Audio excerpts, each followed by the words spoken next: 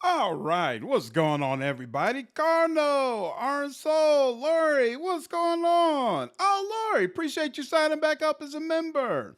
Snarky, what's going on? Bubble, how are you? Chills, what's good? Lennon, how are all of you? Brownie, what's going on? Appreciate you checking me out on Twitch. Really appreciate your perspectives and the content. Thank you so much. I appreciate you joining in. Oh, whoops, hold on. Let me go ahead and get my camera on. And bam! There we go. Pazuko, what's going on? How's everybody doing on launch day? Hope all of you are fantastic. Hope it has been a good day. We're going to do things a little bit differently today. Of course, usually I play games while I'm streaming. This time, since of course I don't have access to Veilguard yet, we're going to go ahead and look at reviews and perspectives from other content creators who were able to play it. See what they have to say and see if we at least think it lines up with what the game is really going to be like. Now, keep in mind, of course, again, neither I nor anybody else in the chat has actually played Veilguard. So none of us know for sure whether or not the game is good or bad. So if you see anybody saying that, just know they're full of nonsense. It just is what it is. Nordic, what's up, dude? Cosmic, how are you, man? What's going on, Nostalgic? Watching your video you uploaded earlier today. And this live as well. Yep. Unfortunately, I had to upload that video late, but I already had it in the tank. So I was like, you know what? I'm just going to go ahead and release it because I'm sure people want to talk about it anyway.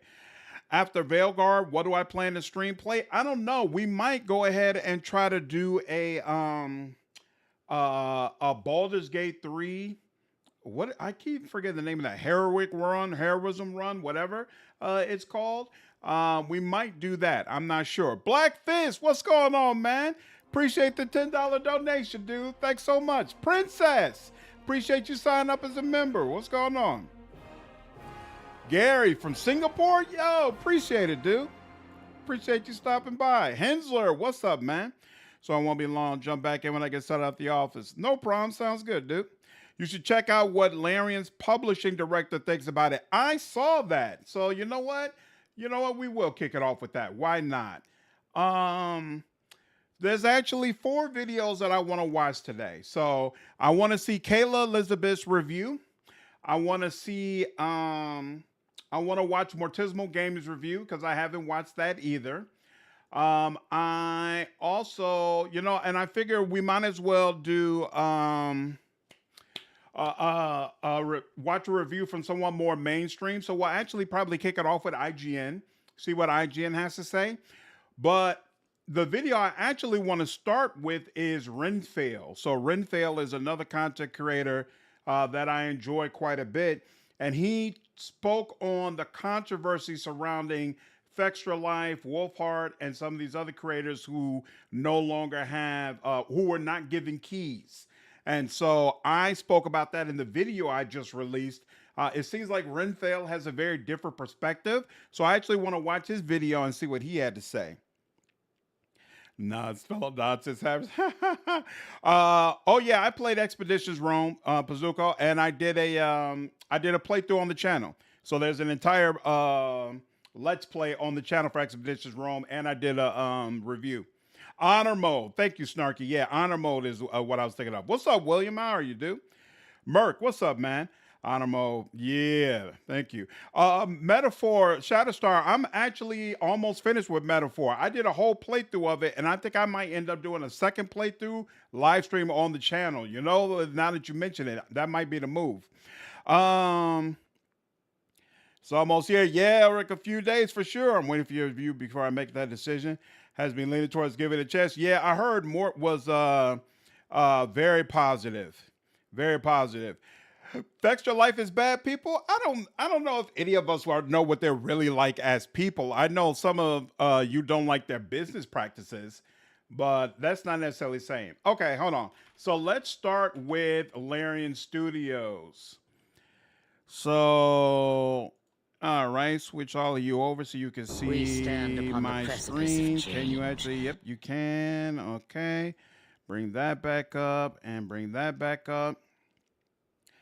Someone just Zara Mount. Appreciate you following me over on Twitch, dude.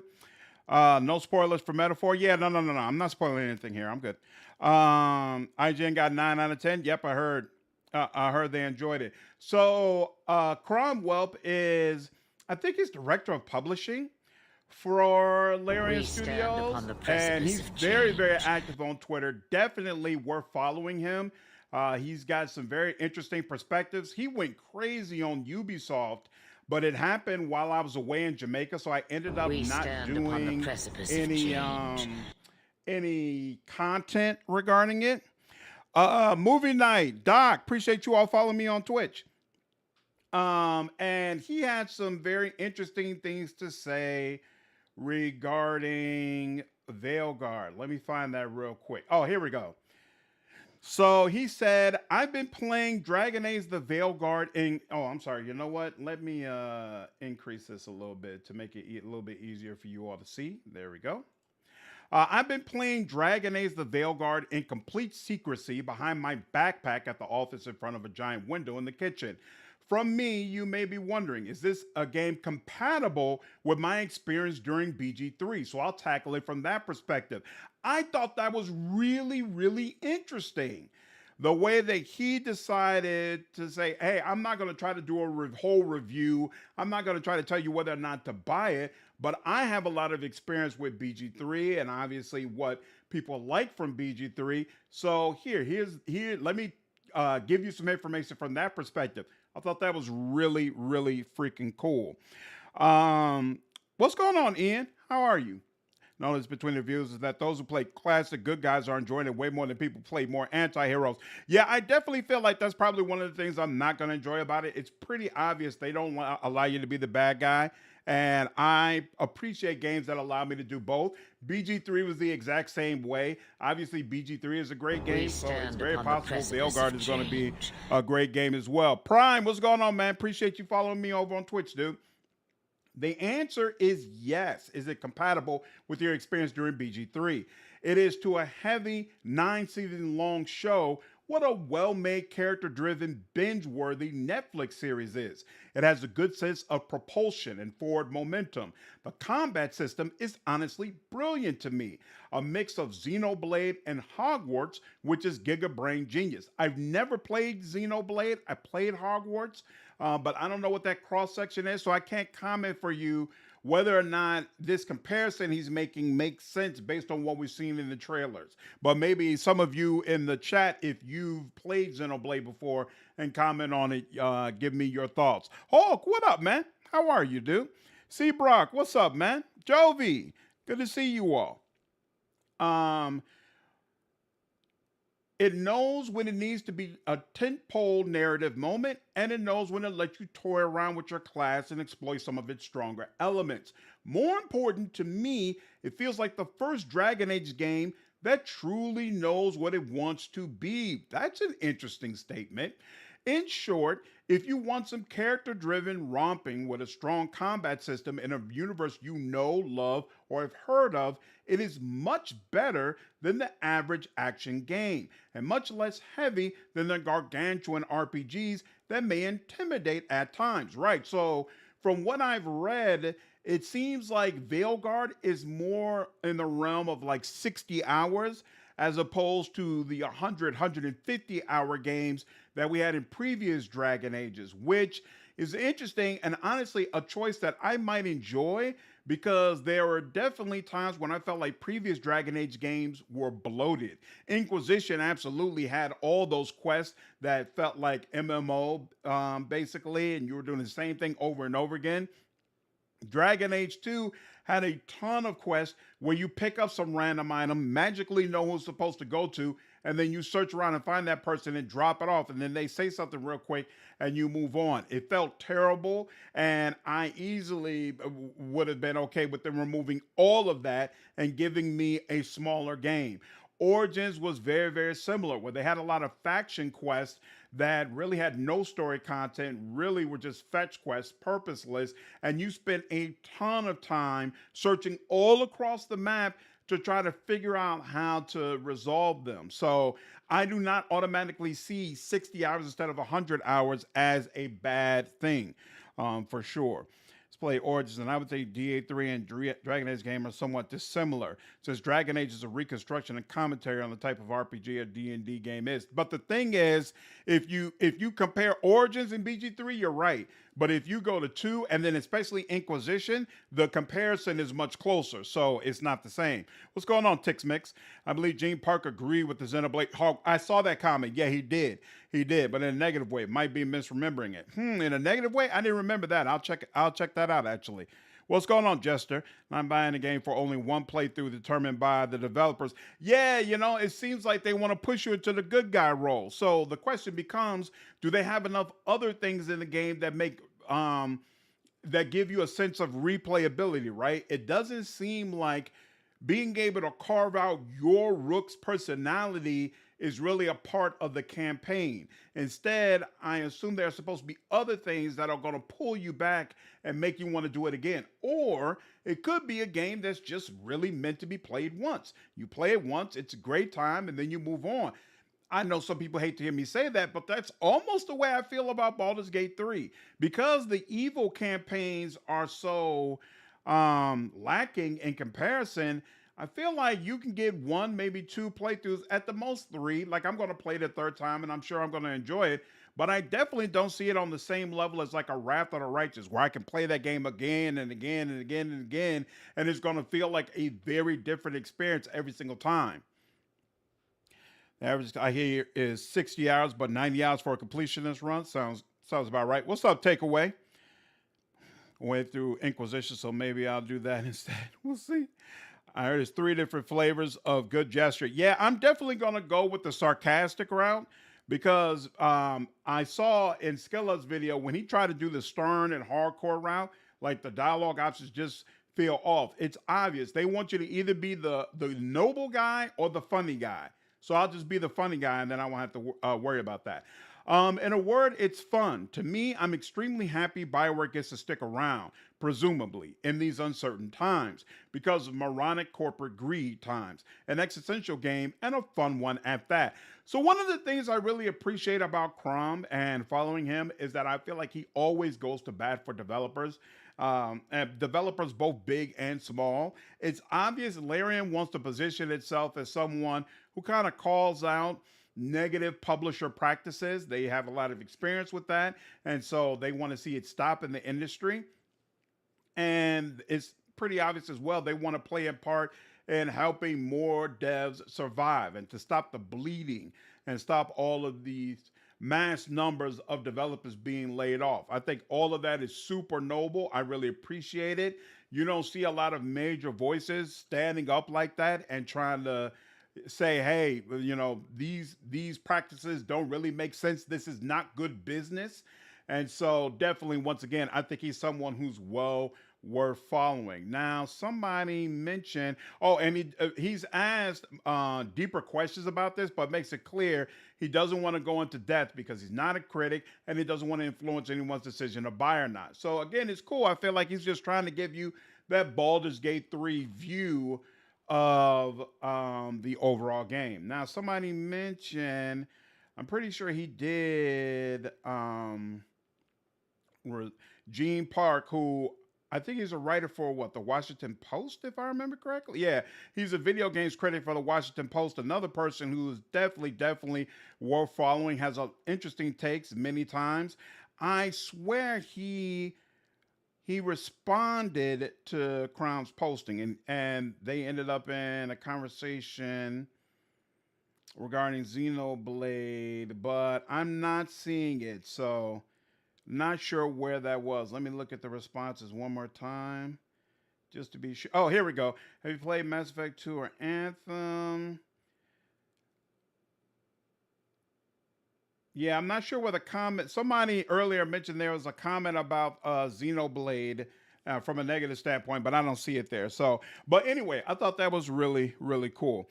Is 3 days enough to finish Inquisition? What's going on, Ann? How are you? Deacon, what's up? No, to be honest with you, I'm still very excited about playing Veilguard. I absolutely plan to play it, but looking at some of the stuff that has come out about it, just hammers home for me the previous games don't matter.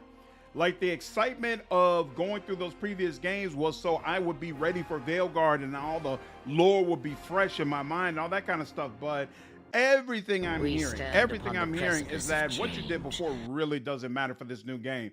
And so it's really sapped all my motivation to continue with the Inquisition playthrough. I'm giving strong consideration to just playing Disco Elysium for the next 3 days until we get to Veilguard. We'll see though. Rob, what's up, man? I was really hoping you could have had an evil path, truly evil. Yeah, exactly. You know, what I'm hearing is not only can you not be truly evil, but I'm hearing that you can't really side with Solus. That's the sense that I'm getting from looking at some of these reviews. Again, I'm not going to say anything official yet until I played it for myself. But yeah, what I've been hearing, man, it's rough. It's rough. Thunder, what's going on, dude? Appreciate you following me over on Twitch. We have not watched Kayla's videos or anybody else's videos yet. We're just getting to the videos portion because we were looking at some tweets first. Okay.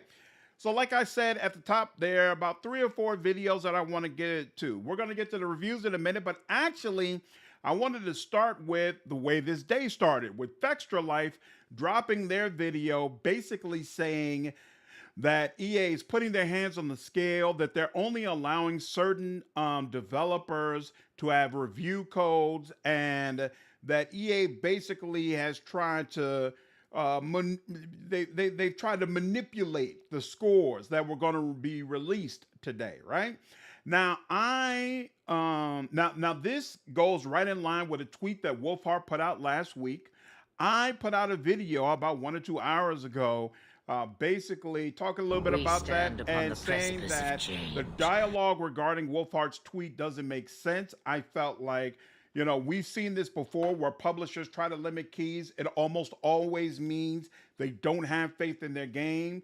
And I pretty much agreed with Wolfhard putting out that tweet. And I certainly agree with Fextra Life's video as well, especially since they provided a lot more supplementary information. Terry, what's going on? Appreciate you following me over on Twitch. Now, I will say that in Fextra Life's video, they source a couple of people who are considered to be very toxic and cancerous in the industry.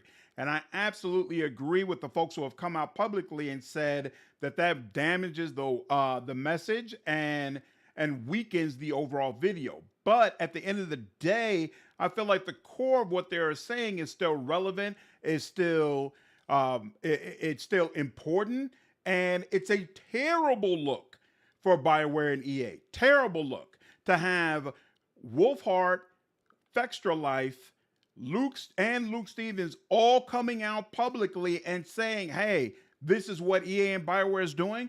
Not good. Now, Renfail is a person who there were already some comments on my video that he feels very differently about it. And so I'm curious about it.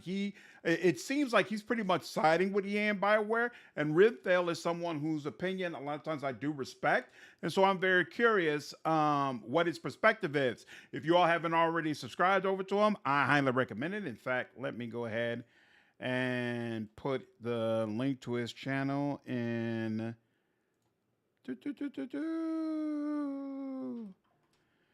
There we go.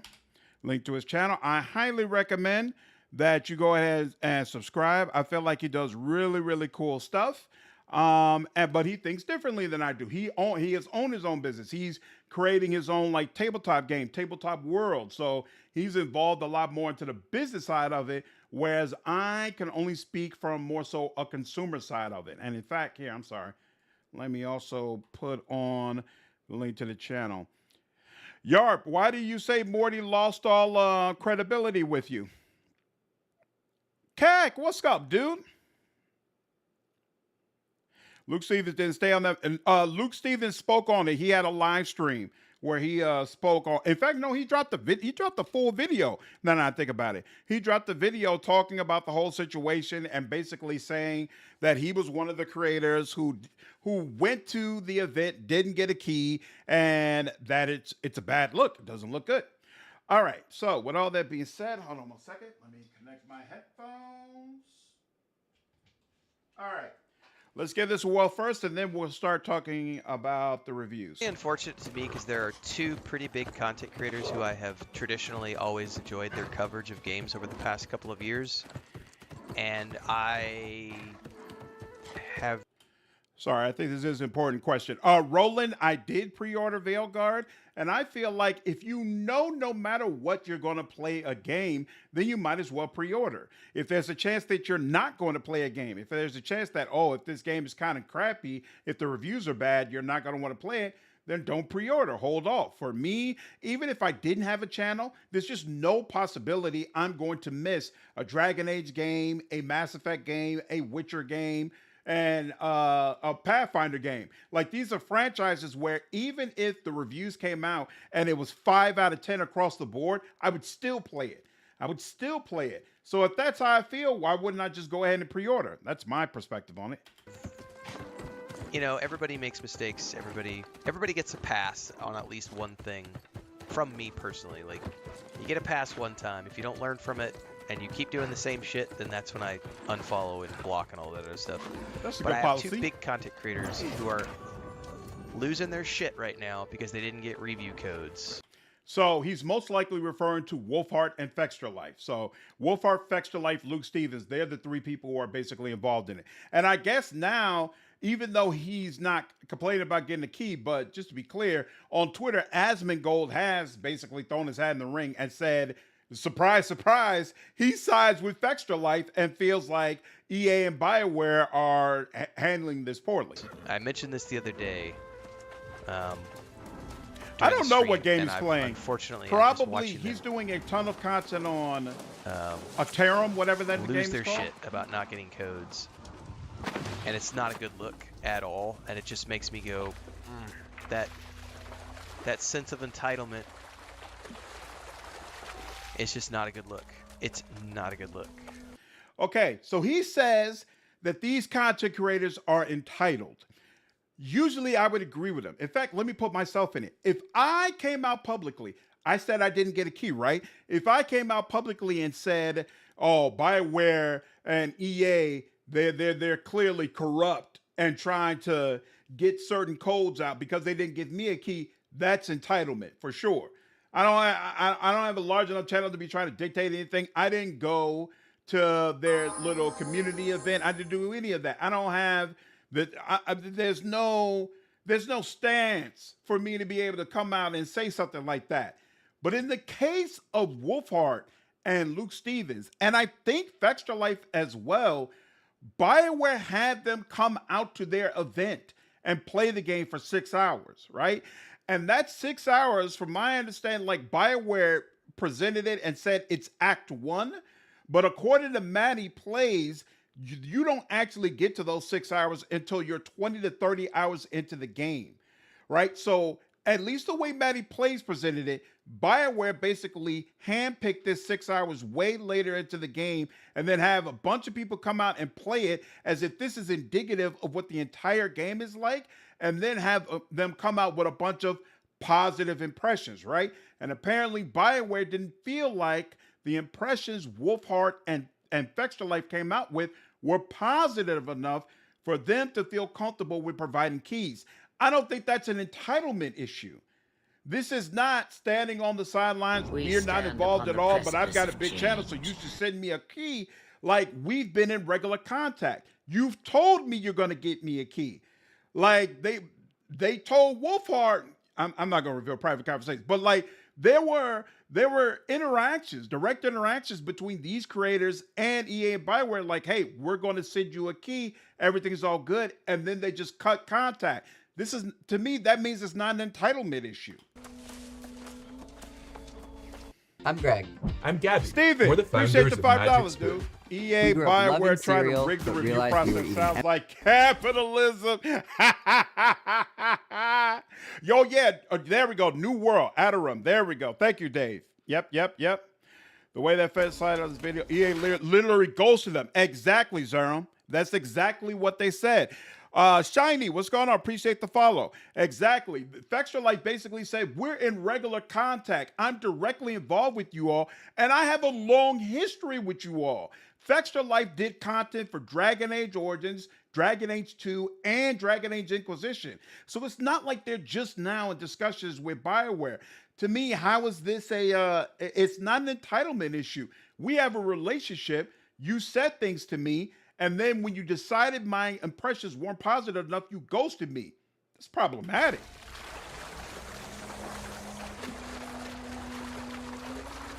Like, I was happy to give them my $80. I think it was $84 with tax for the deluxe edition. Jamaica was I'm amazing, happy to Nick. support the developers. VGS, what's up, dude? And I also know that I will end up driving. I traditionally, depends on the game I play. You know, on a small scale, when I do a small game like Nobody Wants to Die, that's a small game. I might refer, yeah, I don't even know that game. You know, maybe only 10, 15 people will go buy the game. Other games like Lord of the Rings Online, Star Wars: The Republic, I have definitely referred hundreds of sales to those developers over the years. Hundreds of sales. Connor, appreciate so the $10, dude. Send a love and appreciation. Have a great stream. Thanks so much, man. And paying for DLCs and stuff. And with this game in particular, I bet I've driven a couple hundred sales over the past couple of weeks. Based on comments, I bet I've driven a couple hundred sales from people who have said, "Hey, Renfill, I bought this game because of you. Thank you so much." Like, at least a couple hundred people over the last couple of weeks. It's fair. Dragon Age Veilguard, I would anticipate that that'll be another one where I will end up being able to refer a couple hundred sales, if not more. Baldur's Gate 3, I probably referred 350, 500 sales. Sanjo said, Star, you're correct. CDPR supposedly did the same thing with Cyberpunk. By the way, thanks for that, Sanjo. Like, I'm not a big influencer, but I do... Protege, what's up, man? I prefer to think of myself as a content creator first and foremost. There is the influencer tag that's applied to you, but like, I don't recommend games that I am not going to like. And if people like the way I'm playing a game, they're probably going to like playing it as well if they're enjoying the playthrough that I'm doing on stream. So I have no problem paying, my $70, $80 for a game, because I'm going to make that money back through views. But that's not and then the also issue, on though. top of that, I get memberships and subscriptions and other things. And Phantom said, I also purchased the DLC, Rise of the Angry Earth, from watching your streams. This isn't an issue with them paying the $80. This is an issue with corruption. It's a thing. But I think that ranting about review codes is... We talked about this the other day on the stream, too, about the people that Chris and I used to work with in the travel space, and you see these influencers who get really too big for their britches, and they start, expecting everything to be given to them for free, and if they don't get the things that they want, they rant about it, and they make nasty comments. And that's a fact. No question. No question. It's unfortunate. That's problematic. Some of these are content creators that I've followed for years, and I like their stuff, but watching them have a meltdown over review codes, it's just not a good look. And it's not even for the right reasons. I'm going to go read something. I'm going to paraphrase because I don't want to call this person out on Twitter X. And if I say it word for word, people will be able to read it. So I'm going to paraphrase this. Yeah, I don't see it as a money issue. I don't know. So about the review code issue, this happens all of the time where the language is ambiguous enough that it seems like they will give a game code, even though ultimately you never get one. See, I'm small, so I don't have those type of issues. So it hasn't happened all the time to me. But here's my question. Does it happen all the time to people who have 500,000 subs or 1 million subs, right? Like, to play those type of games with Fextra Life seems odd. Seems extremely odd to me, right? Like, maybe Wolfheart 200,000, but when you get to Luke Stingy, this 500,000, Fextra Life 1 million, why would you play with those people? Like, what do you think is going to happen? Because nothing good happens when people like Fextra Life, Skill Up, whoever come out publicly and say this publisher is playing games with the reviews. They're not really confident about their product. That's just not good for you. That's just not good for you. I got to figure out how to paraphrase this. Hang on a second. I don't think reviewers should get review codes. I know they are useful in getting reviews out quicker, but it just feels like a huge ethical concern that that influence bias in the review to be more favorable. I mean, that's true. That's, to be honest, that's why you just have to look at people that you trust. You know, you have to look at people that you trust to have a good perspective. Me personally, I've talked well about games where I got a review code. I've also made it completely clear that I thought a game that I got a review code for had serious issues. It's not an issue for me because at the end of the day, it's just $80. You can't bribe me with $80. You know, and that's the issue that I have with like the take that he's giving. He's basically trying to say like they're coming out publicly and have all these issues because they're entitled and don't want to have to pay their $80. I'm like, it's more than that. It's deeper than that. So-and-so just posted a video talking about the review code situation. Ads are popping up because I don't have YouTube Premium or they're whatever. basically upset that they're not getting a review code because they are a big content creator in the space and they deserve the review code. And they like are just talking out being their ass. ranty. I feel like Fextra Life that gave the receipts they though. didn't get a review code, and they're calling EA corrupt and BioWare corrupt for hiding things from the community, and it's all. Oh, some people are mentioning Maddie Plays. Yeah, I talked about that situation in my last video. So for those who are not aware, and let me be clear, Maddie Plays has not spoken about this yet. So it's not like 100% sure that it's that it actually happened, but I think it did. I'm gonna tell you why. VLX, thank you so much for the $5. Not a new idea, but these companies have financial incentives to inflate their review scores when they can, even through unfair and unethical means, which is basically what Fextra Life is saying. But Maddie Plays came out with his review today. The review was very negative. It was he's actually used the words, "This is not Dragon Age," right? Like he made it clear this was one of the most disappointed he's ever been playing a game. Well, people watched that review and they realized that the Rook who is in his video matches screenshots of leaked content that came out over the weekend. And the leaker specifically said, "I have a friend who's received an early copy of Veilguard and hated it," right? And they've also connected this to an account that has put out some very racist content. And even though the account names are the same, they both came out with the same leaked video. So people are basically saying it's the same person. It's Maddie's friend. He's got this racist friend who took whatever video, whatever he gave him and leaked it. And Maddie Plays basically broke NDA. That's what a lot of people feel like. He is getting absolutely torched on Twitter. Usually, I would say, sit back, wait. We don't have all the details. Maddie hasn't spoken, et cetera, et cetera. The reason why I kind of lean towards, yeah, he did that shit, is because he's deleting comments on YouTube. He's going in and deleting comments from people who are talking about the situation. It's one thing if you come out publicly and say, "No, I didn't do it. I have no idea why we have similar rooks, whatever," and then you start deleting comments. But to delete comments from your YouTube and you don't make any sort of public statement about what's going on, says to me that you know you don't have anything good to say, so you just got to try to sweep it all under the rug. Rough. Rough. It's a wrap for Maddie. You can't put out false, misleading content like that. It's bad to be taken. I mean, it's looking bad. It's looking bad. This thing to hide the faults in the game. I could tell you as a person who has published games and who has published What's up, Davey? other What's up, things, books mister? as well. I don't give review codes out to anybody unless I personally know them and or can vouch for them. Sorry, hold on. Oh, having talked to PR people, there's one allocation for traditional press and then content creators. It's a 3-1 split and is under a lot more scrutiny. It's marketing.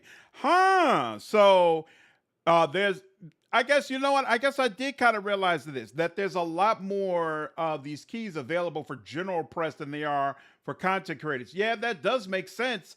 But again, we're talking about content creators with 1 million subs. Like, these are not just okie doke people. Again, if it was like me complaining, absolutely people would be jumping out saying, entitlement. Who you think you are asking for a key? Extra Life for RPG, the 4th game in a series where they've heavily covered the first 3? Nah. Or have. Nah. Dave, what's going on? Appreciate the $5, dude. Thanks for the videos. I found you recently and love your conversations. Thanks, man. Glad you're enjoying the content, dude. A personal someone I know that can vouch for them. When you we talked about this yesterday, guys. My wife worked alongside me in the travel space, and she has said the same thing. She disappeared, otherwise I'd have her talk about this, because she was just in here cutting the wig. Yeah, traditional like IGN, Polygon, etc. Yep. In the game industry, and you want to work with other companies, and maybe you want to get a job with these companies. Sorry, Alrith actually makes a great point. He said marketing is using an outdated template. This is something Crom talks about a lot. Crom from Larian Studios, he absolutely feels like publishers are using a marketing template for games that doesn't work in today's time. And that part of the reason you see so many of these games fail is that they are not being marketed properly. That's a huge thing that he loves to talk about all the time. One day, you don't make ranty videos about how you didn't get a review code and how this company is trying to hide things and all this other stuff. You didn't get a review code? I don't blame big you, Jeff. Fucking deal.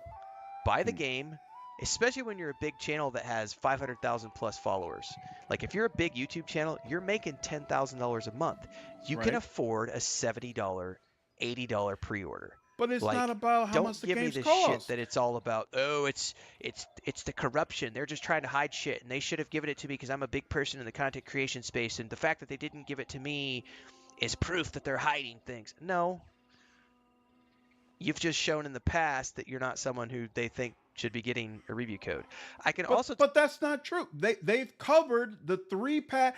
Extra Life has covered all 3 past Dragon Age games, and I'm pretty sure all of the past Mass Effect games. And again, they have never, ever, as far as I know, had any major beef with a publisher before. Like, can someone tell me a time when, like, Extra Life went to war against, like, Ubisoft or somebody like that? Like, I don't feel like that makes sense. I'll tell you, I can't say what game this is for. I am in it's a game that's coming out next year. I am in a group of people who are testing a product. Let's just put it that way. I can't say what it is. That's all I can say. Look at you, Mr. And Big I can Time. tell you that I am in the first round of creators who got invited to the program. Yeah, man, I'm definitely looking forward to seeing you make Riley happy. Mortismal's Sadness game. makes her sad. Fear protects her from the scary stuff she can see. A first round of outsider content creators. Okay. There are content creators that were in the program before me. If I get who the have been in game the early, program then I for can like a create couple of content for the years. embargo and then the Those index. content creators were Yep, I known agree, and VGS. trusted It is by a big the company difference. for having created content around other games that the company has done over the years.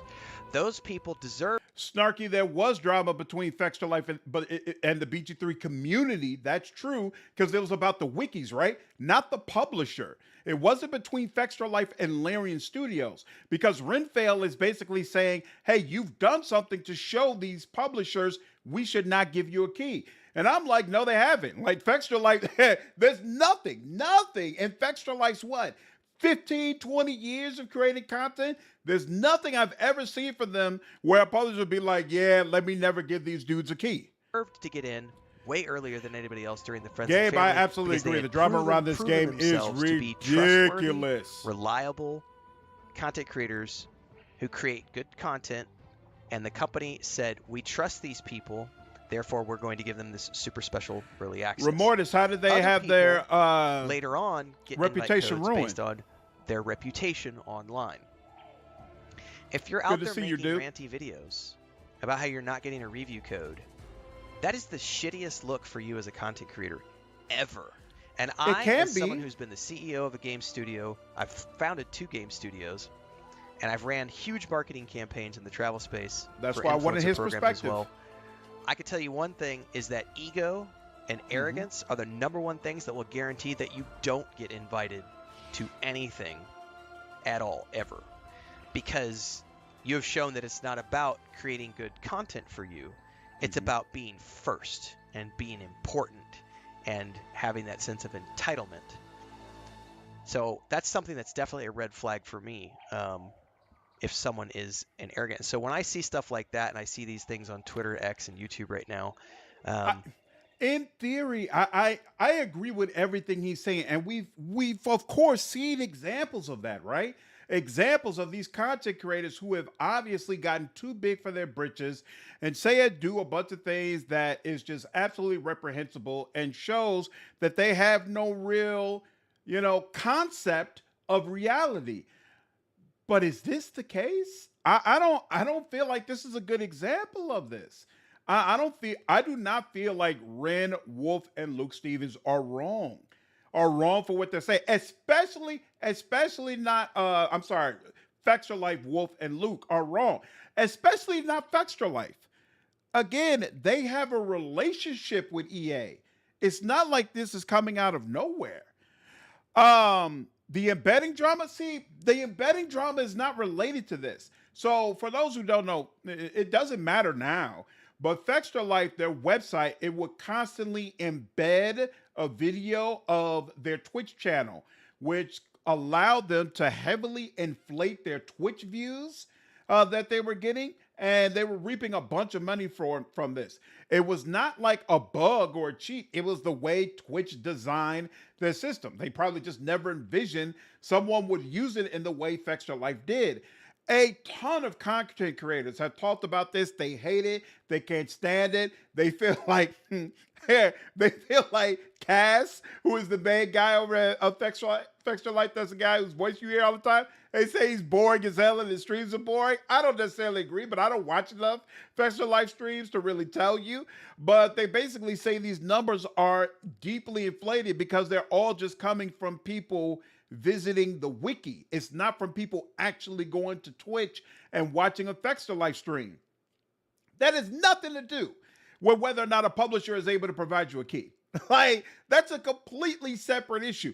It may destroy their reputation with other streamers, and other people in the community, but EA is not saying, well, you're embedding your stream, so I don't want to do business with you. No. And the fact that Fextra Life has continued to get keys and have positive relationships with publishers and developers for years. I mean, come on, it's been 5-10 years that it's been public knowledge they're doing this. It hasn't stopped their grind or stopped their business at all. That's not the issue here. That's not the issue at all. those are people that get checked off. Steven, thanks for the $5, dude. For the content creator, I assume getting your impressions or review out first or at least early is crucial. Here's the thing. It kind of depends. It's definitely important and it's definitely nice, but it's not the end all be all, to be honest with you, if you're set out properly, right? Like look at my channel. I made videos about Pathfinder for years, right? There are people who came out with a video about such and such a subject on Pathfinder day 1. I didn't get my video out until maybe month 4, month 5, and my video still did more views, right? So it's about the quality of your content, the title you use, the thumbnails, and what sort of audience do you have. Like Wolfheart, of course, he was blessed to have a key for Baldur's Gate 3. He was able to get his content out day 1. If he wasn't able to get his content out until like week 2 or something like that, it might not have done the crazy views that it did, but they would have all been bangers, right? Because he has an audience built to accept BG3 content. Like, that's how he's set up. You know, so it's not all being day one is nice, especially if you don't have an audience ready made and set up to take advantage of the game. Like it would have been nice for me because I haven't done a whole lot of Dragon Age content. So I'm basically pulling in new people. So it would have been nice for me to be part of the day one crew because I would have been able to attract a lot of those folks into my channel. Now I'm in a situation where the content I do is going to be after the game is already out. It's going to be a lot harder for me to get noticed. So it's nice, but again, it's not be all end all. And these guys know that. Wolfhard knows that. Luke knows that. Fexter Life knows that. Right? So that's why I also feel like it to just say it's entitlement and people being arrogant, I don't feel like it's realistic. Off the list, and you don't ever get a review code or anything ever from us ever again, period. And other companies take note of that kind of stuff. Thanks, BGS. I appreciate it, man. I'm just saying, guys, if you want to be a content creator and you do want to get, invites and get cool stuff and swag and invites to events and all this other stuff, you have to actually be a nice person to work with, be a respectful person to work with. Constructive criticism is Marzak, we care because what Fexter Life is basically trying to say, this is about corruption. It's not about a couple of content creators not getting keys. It's about EA wants to make sure that only people who are going to talk about the game got keys today. That's basically what's being pushed. Is key. There's nothing wrong with I agree with Criticizing. Riot the Righteous was awesome. And as long as it's constructive criticism. This drama's actually stupid. People try to put some sides in this war. And that's basically the way it always works, right? I'll tell you what's not a good look. The content creator bitching about not getting a review code. That's the bad look, not the company not sending out the review codes to you specific individuals. Because they did send out plenty of review codes. They sent them out to the people that they thought that they could trust. And the criticism to that is like, Gas Mask, appreciate you following me on Twitch. We're going to give them good reviews. That is not true. The reviews that are dropping today for Dragon Age Veilguard, it's a mixed bag. There's good reviews, there's bad reviews. So BioWare did not just send review codes to the people that were going to give them glowing reviews. They sent review codes out to places that they felt were going to give the coverage that they felt was fair. And not all of it has been positive. I agree. And so obviously the reviews have been mixed. The question, what Fextra Life said though, is that EA was specifically choosing people that they believed would give positive reviews. Mr. Matty Plays gave an extremely negative review on Veilguard. Who expected that? I didn't. I fully, most of the time when I see people talking about Mr. Matty Plays and BioWare related stuff, at least, I won't say most of the time, half the time, they're calling him a BioWare shill. They say that, oh man, Matty Plays is positive about everything BioWare does. I did not expect him to have a negative Veilguard review. So I don't feel like you can look at Mr. Matty Plays and say, well, he was negative. See, it's fair. I don't think that holds up. Scale Up is a little bit different. Scale Up will absolutely throw out that I do not recommend, for sure. So at the end of the day, I 100% agree that the way this day worked out doesn't really line up with what Fextra Life said it would be, right? Like, because you got some major people who came out and said, I don't think this game is all that great. So that is Renfel's perspective. We disagree, but again, I think it's fantastic. I put a link to his channel in the chat. I absolutely recommend that you join Renfel, subscribe to Renfel's channel. If you look at the video, leave a little note, let him know Slandered sent you. Renfel drops like 3-4 videos a day. He does a lot more content than I do, and he covers a lot of different things. He has a wider variety of things he covers than I do. So I think he's really interesting to follow. Okay, now let's go ahead and get into the actual Veilguard reviews, starting with IGN. Yeah, I agree, Sailor. I feel like EA misjudged Matty. But to be honest with you, him breaking the NDA harms his message. If that's true, if he actually broke NDA, I think it kind of just wipes out his entire video, because it's hard to say that you're not that you just don't have a grudge or some sort of issue with Veilguard? How can you take it seriously when you're leaking the content to this other guy who's putting it up and trashing the game and literally telling people you shouldn't buy this or pre-order this? Like, that's not good. That's not good. Matty Plays usually super gung-ho for Bioware and Bethesda. Exactly, Remortis. Exactly. There was no reason for EA to believe he would come out with that type of video. When Matty could be mad about the game, I watched his videos about Veilguard, and Matty really was last effort optimism in his coverage. That's interesting. It's interesting. A few disgruntled content creators are ones crying about it. You know what? You might be right, Ethereal. Maybe I haven't looked at enough of these reviews. We'll see. Yeah, Princess, I didn't want it to be all, independent content creators. I feel like we should watch one company review, right? So this is the company review. I'm pretty sure IGN gave it a 9 out of 10, which reveals been deleted content. Matty Plays, supposedly he's been deleting comments on the YouTube channel with people saying that he broke NDA. As I excitedly slashed, blasted, wooed, looted, and delved my way through the stunning and enthralling world of Dragon Age the Veilguard. Oh, let me say up front, because I've seen people try to trash the IGN writer who did this video. He has done multiple reviews for major RPGs for IGN. He's not some new guy off the block. He's not the guy who did the write-up, he's not the person, rather, who did the write-up for IGN when the Impresses came out off those 6 hours, but he's definitely someone who's well-established in the game. So, it just is what it is. It's the guy that they got. I kept having one thought. Wait, BioWare made this? Yeah, I heard that this is really a positive about it as well. You're really selling it. With this game coming in the wake of the debacle that was Anthem, I see IGN figured out how to use the character creator this time. Mass Effect Andromeda, which were both merely alright in hindsight. I wasn't sure these former masters of the role-playing game craft could make a game like this anymore. But putting together my team of interesting and endearing Not sure, companions to be honest with you, I don't know this guy. Felt like getting the old band back together. In more ways than He's not one. weird with his stuff? Awesome. Okay. Thanks, Rick.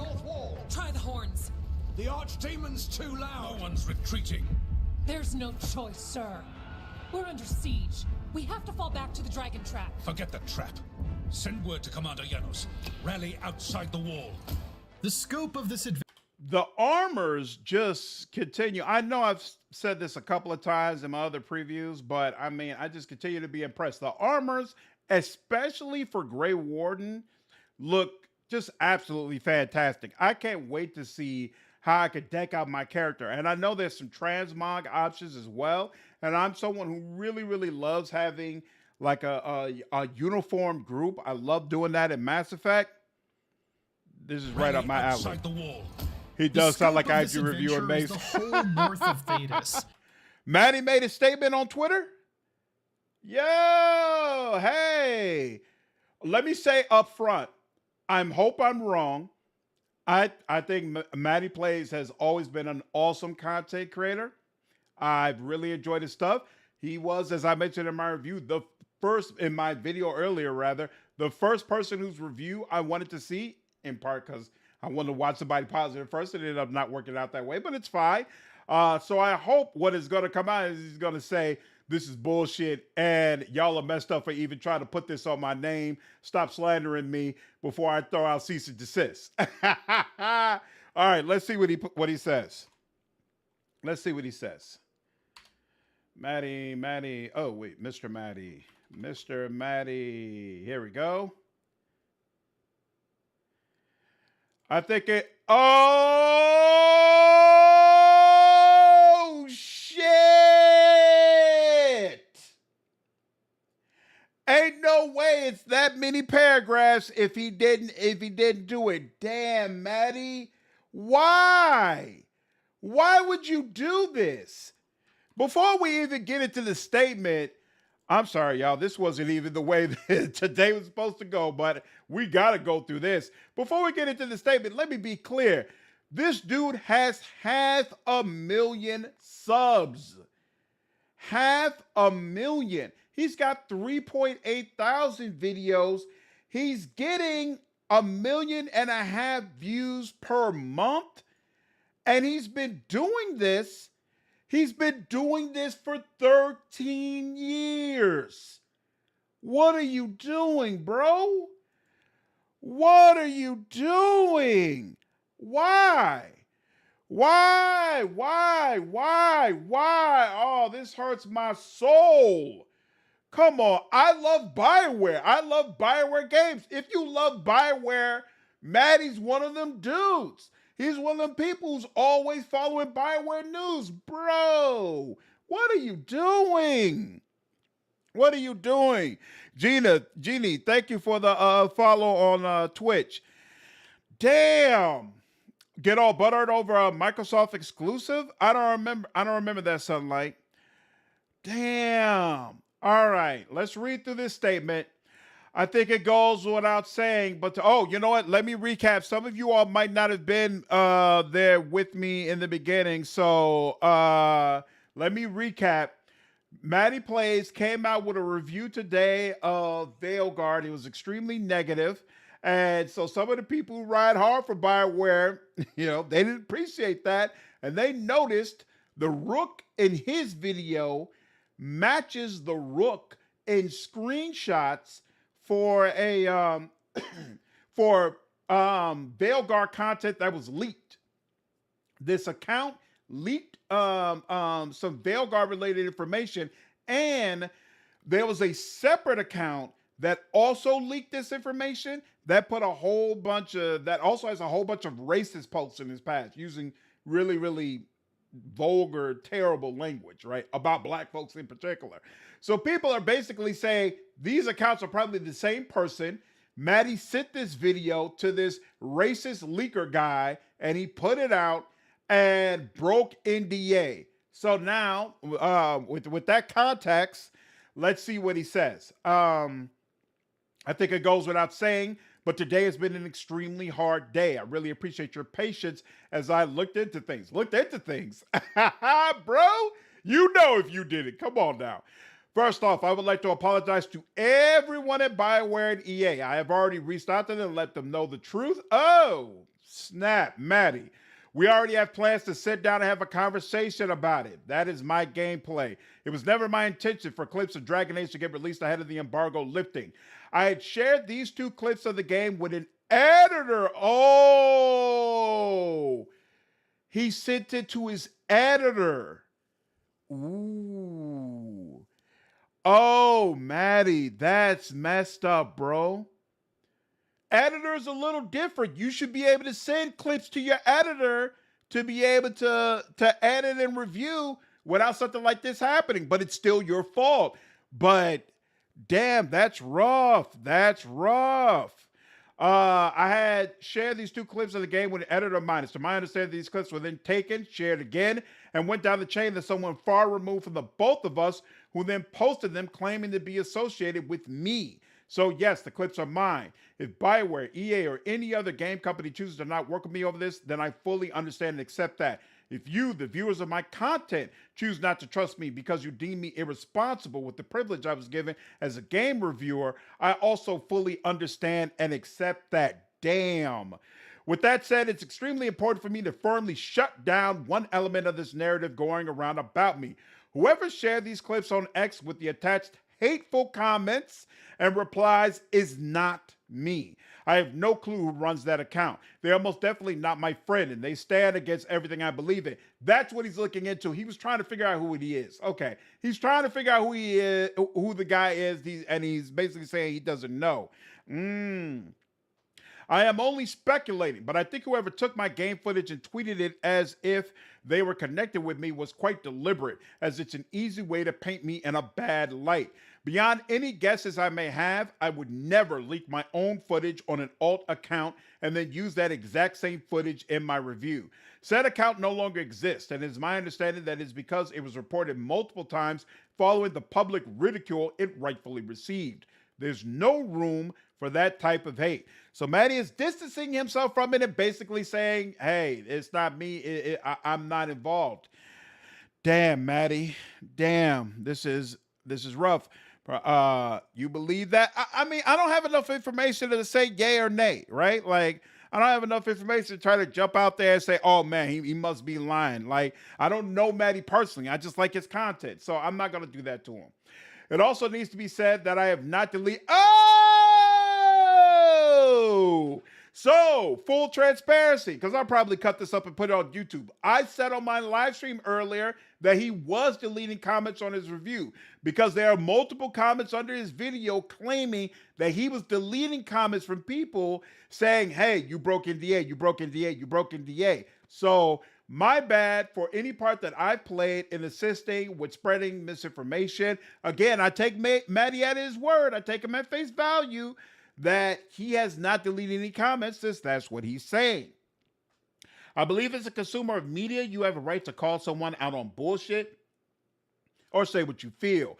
I do have preset words for my channel filters that fall under racist, homophobic, etc. terms that automatically get caught by YouTube's moderation system, but that's it. I know I can't convince each and every one of you, but I do think you all deserve an explanation. At the end of the day, my circle of trust was breached, and it was my fault for sending a clip in the first place. I'm deeply disheartened by the amount of people who believe that this Twitter account was me. I don't expect blind loyalty, yet it hurts to see just how quickly I was thrown under the bus. The sad reality of it all is the damage is done, and many people have made up their minds about me today. Damn, Maddie. I'm sorry, bro. I'm sorry. That's deeply unfortunate. Yeah, right. He totally deleted that shit. I'm not going to do that to the man. I don't know him personally. I'm not. He could be lying, yes, but I'm going to say no. I take him at face value. It's certainly something that could plausibly happen. Exactly. He's not, this situation he's bringing up, it's not like some crazy, oh man, that could never happen. It's clearly all cap. Like it could be cap. It could be that he just linked it. But part of the reason I give him so much grace is because it's so dumb. Why would you leak footage that you're using in your review? That's like crazy, wild, dumb. And it's hard for me to believe that somebody who's been doing this for over a decade would be that dumb. And that's part of the reason why I give Maddie some grace on this. I personally don't think he meant to do this, that he did this purposefully, that he just leaked some stuff and then got caught with it. I don't know. I watch his content. I watch him regularly. I'm definitely a fan. Tiago, you agree? Exactly. Thank you. Thank you. Since I have started covering this game, many angry opinions have fallen in my lap. When I played the preview, I thoroughly enjoyed it and had a chance to interview the game's director, Corin Bush. On that video, people were sending hate my way because they wanted their opinions heard. Now, I have put out my honest and objective review, and people are still unhappy with my personal opinion. It has always been my goal to deliver fair, honest coverage of video games and elevate the conversation, not fan the flames. I'm deeply sad that my clips have played into the detraction of a game that, as stated in my review, others may enjoy more than me. Looking at the Open Critic score, I'm glad to see that it is that way. And he mentioned that in his review. He mentioned that he hoped other people would enjoy it more than him. It's been a tough cycle for the folks at BioWare. To know I played a part in the pain of the developer who made my favorite games ever is a regret that I don't think I will ever live down, even if people choose to forgive me. I want to thank, damn, he's going this far? I want to thank my wife? Come on, Manny, it ain't that damn bad. He acted like he got caught stealing something, killing somebody, assaulting somebody. It's okay, bro. It's okay. I want to thank my wife, my best friends, and my LSM family. I don't know what LSM is, but okay. LSM family hung with me and didn't lose faith in me. The statements made about my character today have broken my heart into a million pieces. I don't know. I don't say that so you feel bad for me. I just feel it's important to give my love to those who willingly stood by me in the face of all this. I know it wasn't easy having your ethics in question just by being in my vicinity. Lastly, I'm not going anywhere. I will continue to make content about games across Mr. Matty Plays, Retro Rebound, and Defining Duke. I will also continue to pretend I know what I'm talking about when it comes to Retro Rewind. Hopefully I will see you there. If not, thanks for taking the time to read this, and I hope you have a good rest of your day. Stay sexy, stay active. Maddie. Huh. Interesting. It sounds like you got cheated. Yeah. Like, come on, bro. It's not that bad. It's not that bad. You know it's apology when I have to thank the wife. All right. Woo. I cannot imagine how difficult this letter was to put out. Sorry this happened to you, dude.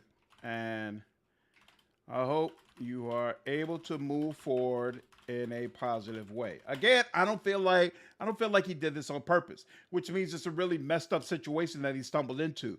And unfortunately, it's happening for a game where he gave a very negative review. So it compounds the whole situation. This might straight up destroy his relationship with BioWare. I feel bad for him. I might be trusting something that shouldn't be trusted, but I take Matty at his word. I take Matty at his word that he didn't mean to do this.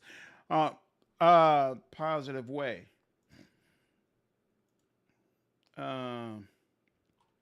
Matty confirmed today the footage belongs to him. Seems like a really messed up situation where he trusted someone in his circle that betrayed him. Deeply unfortunate and undoubtedly has damaged his relationship with BioWare. Hope he's able to move forward from this. All right. Woo! That is rough. All right. In real time. Damn, bro. Steven, thanks for the $5.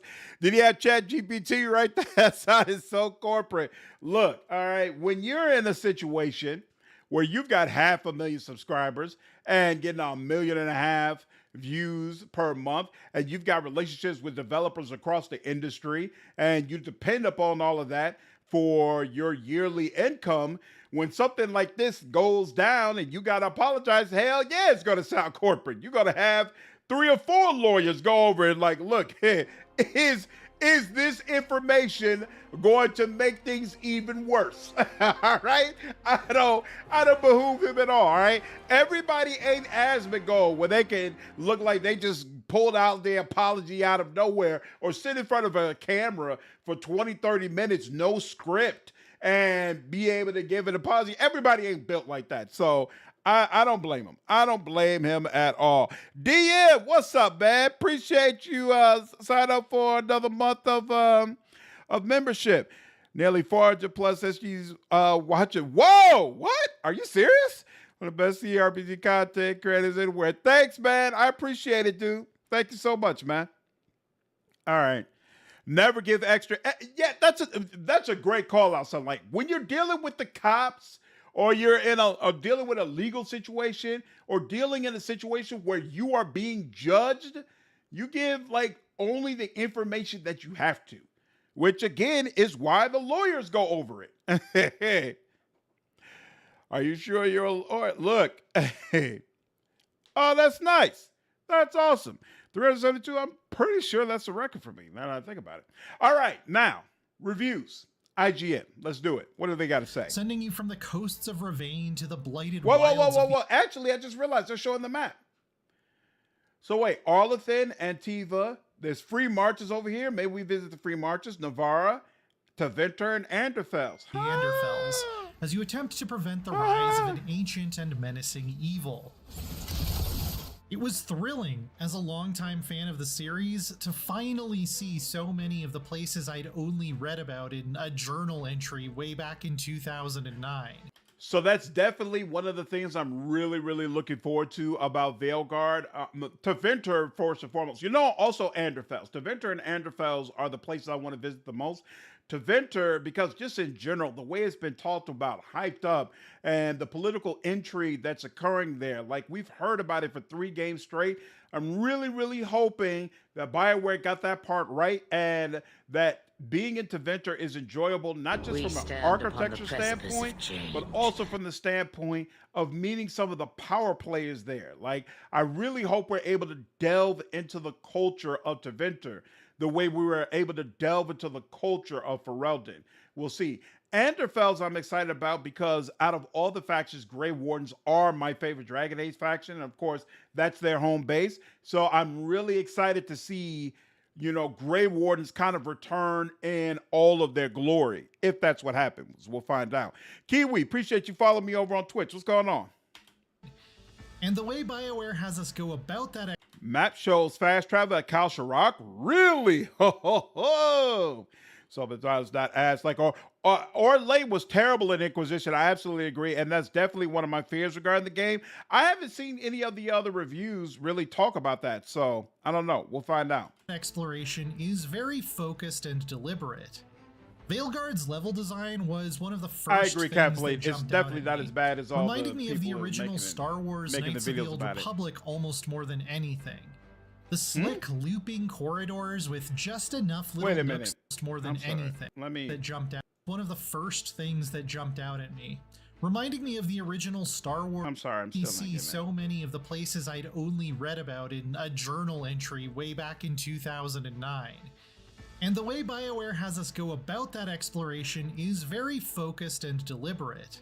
Right. Veilguard's level design was one of the first things that jumped out at me, reminding me of the original Star Wars Knights of the Old Republic almost We more than stand anything. upon the precipice The of slick change. looping corridors with just enough little nooks to discover are cleverly interconnected in a way that proves how a BioWare-style RPG gains a lot and loses almost nothing by ditching the idea of a fully open world.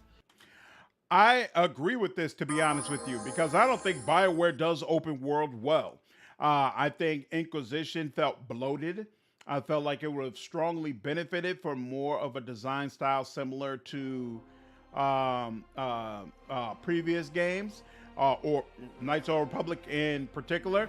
So frankly, hearing that Veilguard's level design is more constrained and more contained and similar to Knights of the Republic, actually, as far as I'm concerned, it's probably a good thing. It's probably a good thing. I'm 100% on board with it because, again, I don't trust BioWare to do We like stand a upon the precipice of Skyrim type change. game, a Witcher 3 full open world type game. I don't think they can. They know what to do with it. Bubbles, appreciate the Prime membership, man. What's going on? Glad you enjoyed. Whoa, Remortis, thank you so much for the 10 gifted, man. Yes, appreciate that, man. Thank you so much. Steven, thanks for the $5 super chat. I watched Morty's and Maddie's and Mort's review. It confirmed for me I'm not getting the game. More like Inquisition and Origins. When are you streaming it? It depends on when I get the game. If I get the game on Thursday, I'll stream it Thursday. If I don't get it till Friday, I'll stream it Friday. They said they're going to give me a key on Thursday, but I don't know if I piss people off. I don't make no assumptions. I don't want to be what's the word Raphael used? I don't want to be damn. He was saying like the word escaped me. I don't want to entitled. There we go. I don't want to be entitled. So I'm just saying, if I get it on Thursday, you know, I'd We love to stream stand it. upon the But if I can't do it on precipice of Friday change. till Friday, then that just is what it is. It just is what it is. Figured I helped shift some presents over to Twitch. Thanks, dude. I appreciate you, man. Really, really appreciate you. I keep hearing about Monster Hunter Wilds, but I know nothing about it, to be honest with you. Nothing about it. Yeah, entitled. Thanks, Guardian and Deacon. Is it Thursday the 31st? You get it. Oh, on the 30th. Yeah, so Wednesday, hopefully. We'll see. Hopefully.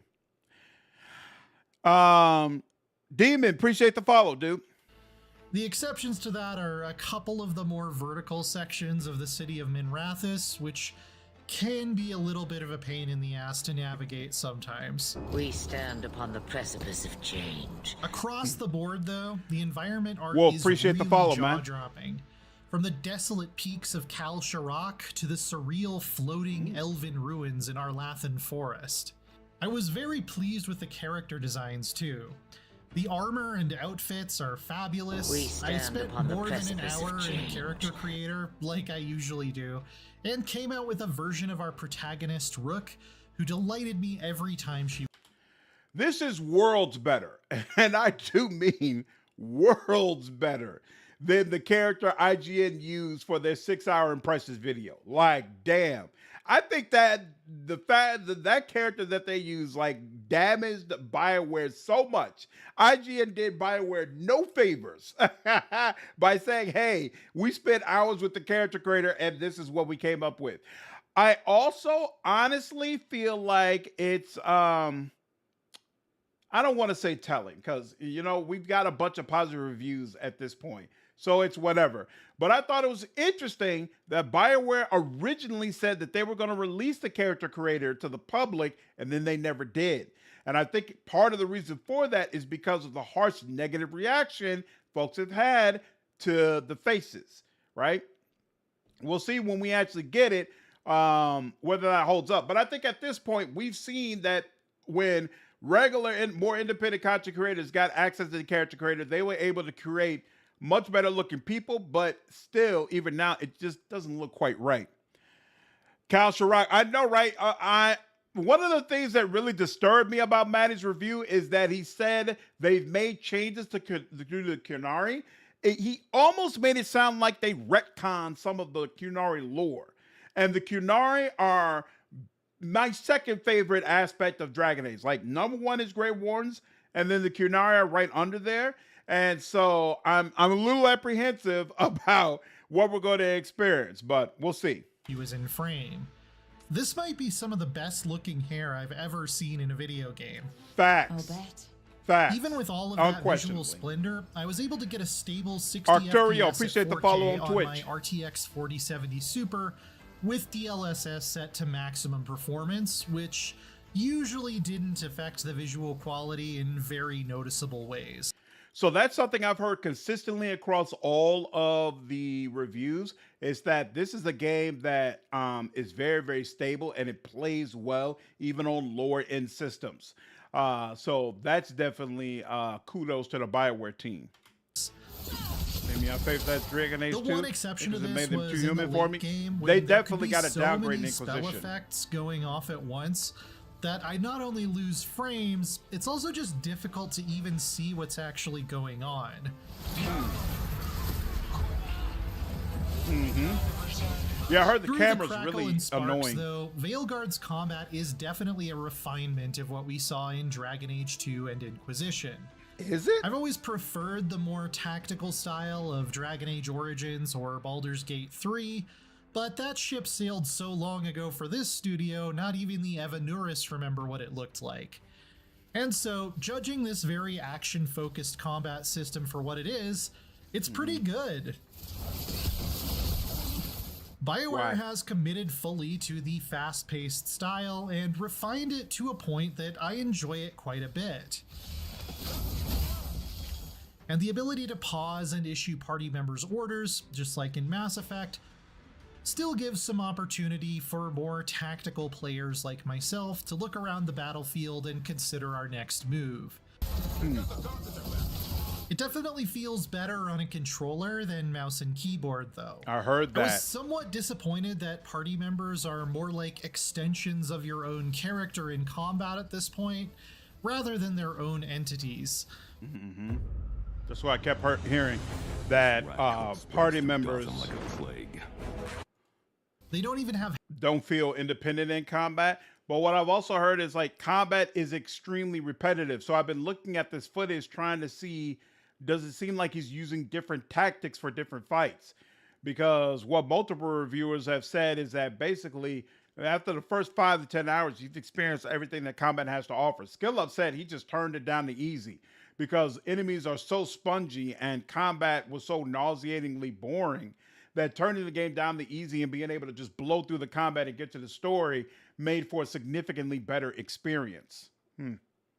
Really looks like a Mass Effect kind of combat system. Yeah, you know, I agree, and I agree. It feels like it took inspiration from the newer God of War games. That too, Ty Artist. I agree with both points. And I'll be honest with you, Nightcack, I'll be honest with you, I don't like it.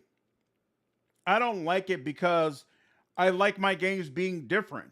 I go to Mass Effect for Mass Effect. I go to Dragon Age for Dragon Age.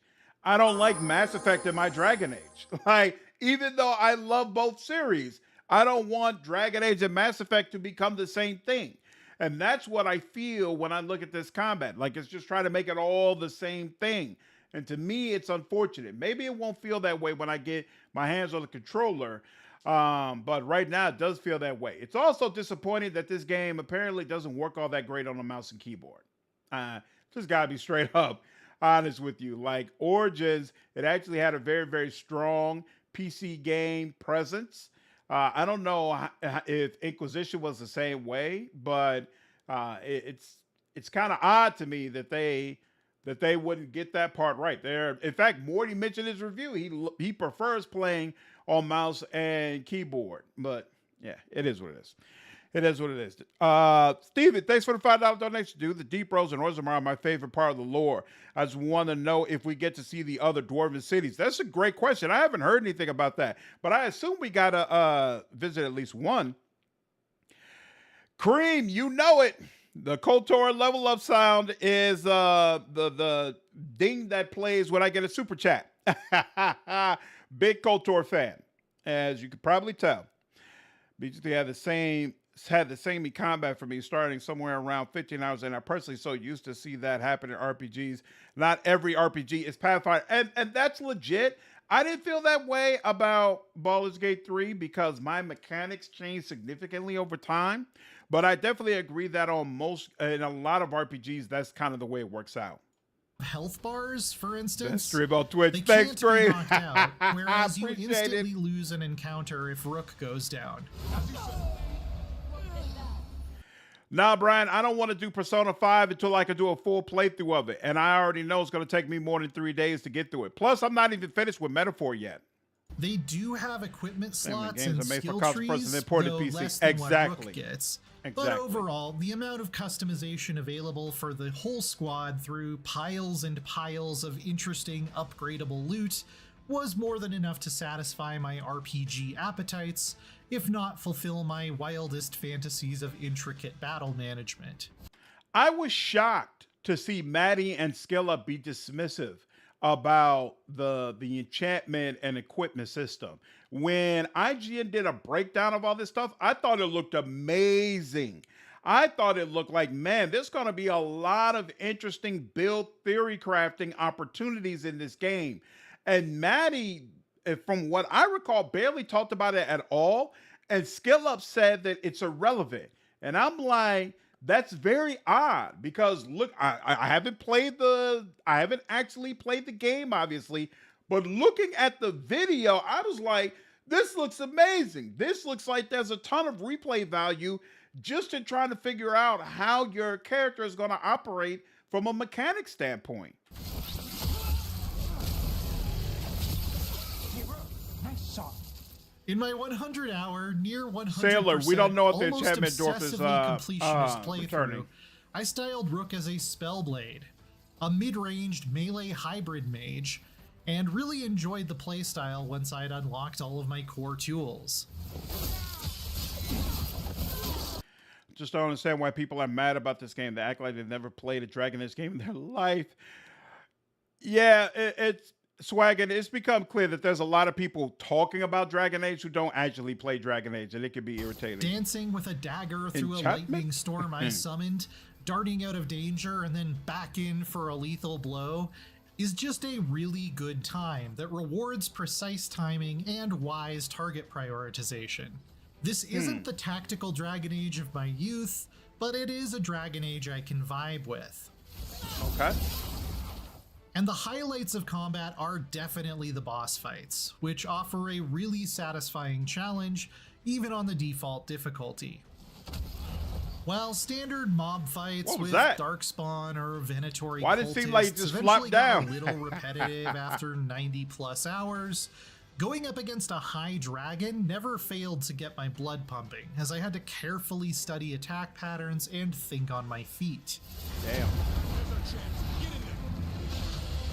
Oh, she did something. Oh, snap. In the same Wow. It's got a ton of health left, and she was still able to bring it down. I wonder what ability allowed her to do that. That's interesting. Yeah, I've seen repeatedly reviews that combat gets very, very repetitive in the first 5 to 10 hours. It's interesting to see this reviewer say it was after 90 hours and they finally got to that point. We'll see. sense that a BioWare Darmo, what up? RPG is really about your companions, also known as the friends we made along the way, this might be the most BioWare game of all time. Not only is the whole squad made up of complex, memorable, likable, distinct personalities from across Thetis, but they're all treated as the stars of their own story. Really? Veilguard is light on that classic kind of side quest that's like, help Bingo Bongo find some nug grease. And I don't miss those much, because they've been replaced by full-length heroic arcs for each companion, with twists, turns, a personal nemesis, major character developments, and a moment of triumph fit for a protagonist rather than a sidekick. Our rogue necromancer has hidden something terrible behind this door. It's like That all sounds fantastic. I've mentioned it in my reviews before. I feel like the previous Dragon Age games from a side quest standpoint were weaker, and that the while the main quest oftentimes was fantastic, the side quest felt so grindy that the game would have benefited by having them all taken out. So it seems like this reviewer is saying that's exactly what they did. They took out all of that crap and then replaced it with more epic arcs for your party members. Now, what I've heard in some of the other reviews is that you don't get party member quests until about 20 to 30 hours in. And then the game basically dumps them on you all at the same time. So across all your party members, they'll each have like 10 quests for your arc. And you've got to basically just do all of that content at one time, as opposed to other BioWare games that kind of spread out the progression of your relationship with a party member along the same amount of time as the overall main story. So basically that there's a pacing issue with how this content is doled out. Also, and again, we're going to look at Kayla Elizabeth, who's much more positive on this game. So my perspective is a lot more based on Skill Up and Maddie Plays reviews. They both said that the party members don't develop at all, that there is no character arc really. It's just a bunch of boring quests that you go through. So we'll see. Sounds like expanded in Mass Effect 2. It sounds very similar to Mass Effect 2 for sure. The writers took the loyalty missions from Mass Effect 2 and blew them up into Take quests all at once. Yep, miniature that's what they games said, of their Princess. own. Almost every side mission ties into one of these, which obliterates the That would be sense amazing, that you're just doing Zerma. busy work. Nothing I'm seeing makes me want to look away. Picking a favorite of the 7 Veilguard members to talk about genuinely feels like an impossible task. I really want to just say all of them are my favorite, but I had a rewarding romance with the stoic Grey Warden Davrin and became mother to his fledgling Griffin pal Asan, so he's got to be my pick for this playthrough. Asan, that is. Seriously, if anything ever happens to this little guy, I will wash Thetis away in a tide of fire. The Vincent Price-inspired gentleman necromancer Emmerich is also a delightful twist on the usual edgy goth death mage tropes. We'll be fighting weirder stuff than necromancy. And while we've been asked by the devs not to spoil specifically who I'm talking about here, as a non-binary person myself, Veilguard includes some of the most authentic representation of coming to terms with general gender stuff, and having to navigate your family's reaction to it I've yet to see in a game. It doesn't feel like an after-school special or like I'm being pandered to. It's quite well handled, and finding out that the writer for this character is non-binary themselves did not surprise me at all. So, I cannot remember a game that allowed you to specifically say, hey, I'm transgender, which is pretty freaking incredible. I got to be honest with you And damn that good. BioWare has included this. So my understanding is if you accept that option and say, hey, I'm a transgender person, it's going to unlock certain dialogue options for you in the game. How much of that content is in the game? I have no clue, but I think it's a fascinating way to handle representation, right? Like they didn't just make it, you know, a little checkbox you could put in character creation. It seems like there are additional things sprinkled in the game to make people who come from that background feel represented and feel like, hey, I'm playing as my character.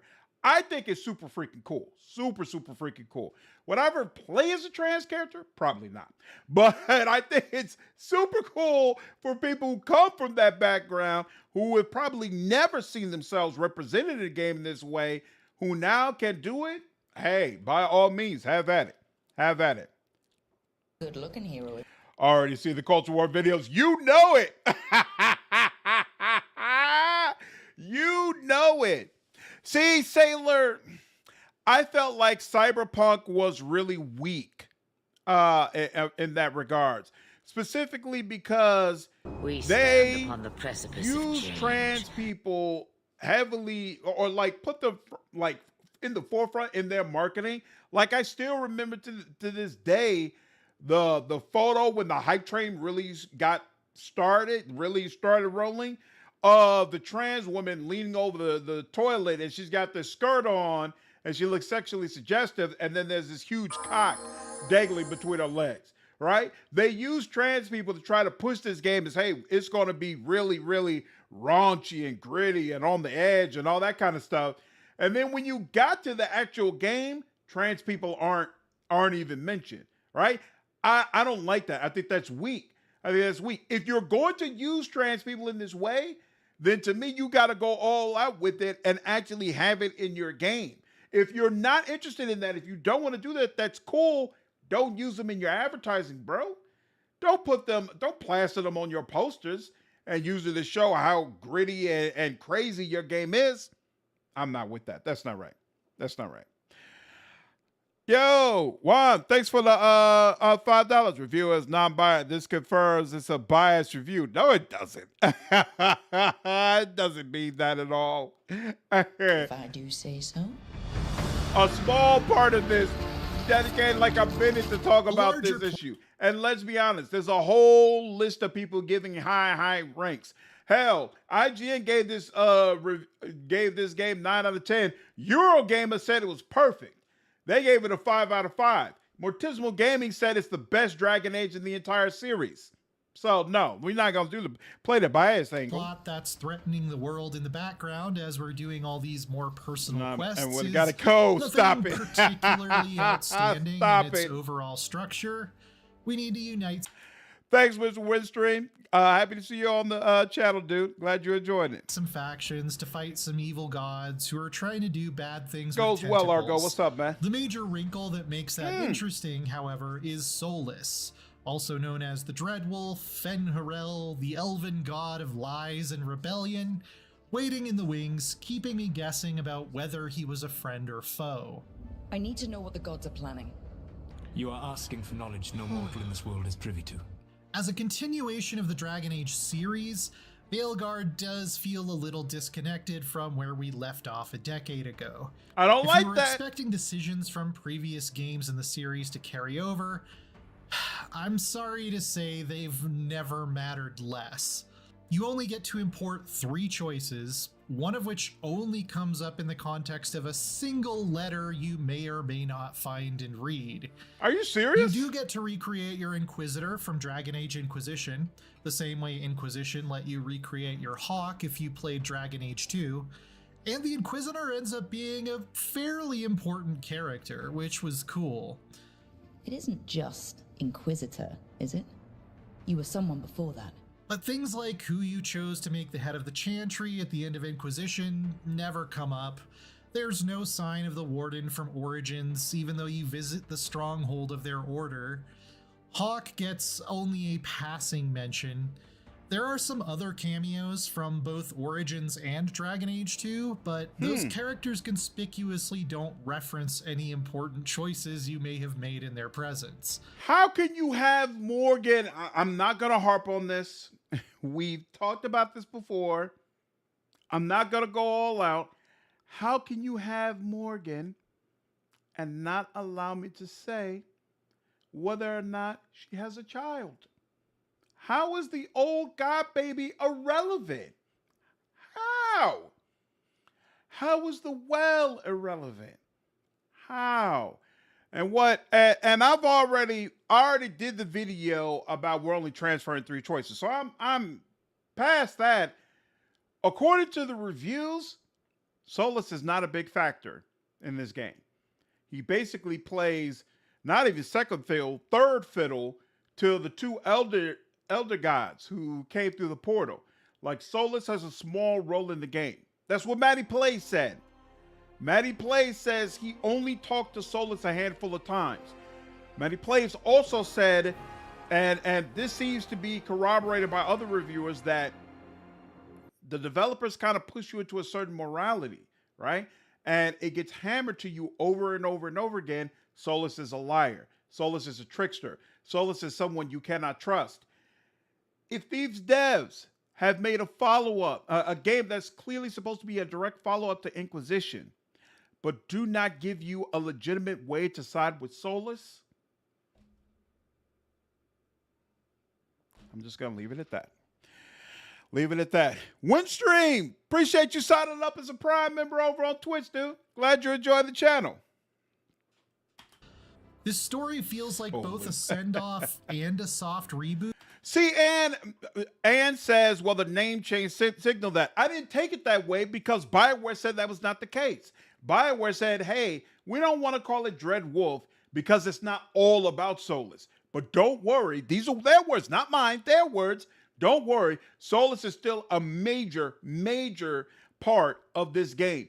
That's what they said. So the name change didn't bother me because I'm like, oh, you want a name that's more true to your overall vision, but at the same time, you are going to give us the true closure for Solus' story that we're looking for. Cool. I'm all good. In a way, which was a bit paradoxically refreshing and disappointing at the same time. Agreed. The pacing early on is kind of weird too, and I felt like I could practically smell the rewrites. For example, it's hilarious that no one ever says the word Veilguard out loud across the 100 hours I played of this dialogue-packed campaign. Can we just say, I understand you don't want to have Dread Wolf, right? Veilguard is a terrible name. It really is. And if it's not even used in the game, I just assume Veilguard went along with something is what they called each other. And it's supposed to be in line with, what's in the game. Veilguard is a terrible name. The Veilguard, DATV, doesn't roll off the tongue. Doesn't roll off the tongue. None of the Dread Wolf is an amazing name. If you were going to change Dread Wolf, you should have changed it to something that was equally amazing, equally marketable. Why would you change Dread Wolf to the Veilguard if the Veilguard isn't even really mentioned in your own freaking game? It's not, it doesn't directly relate to it. Like, the Inquisition was fantastic marketing. Like, I still remember the ending for that trailer when they were like, we are now the Inquisition, and they're all walking forward together. You pull out your sword, and then you have your hand with the glowing thing. Like, the Inquisition was great marketing. The eye and the dragon figure that was in everything that they did, just everything flowed, and it was amazing. The Veilguard? What do you do with the Veilguard?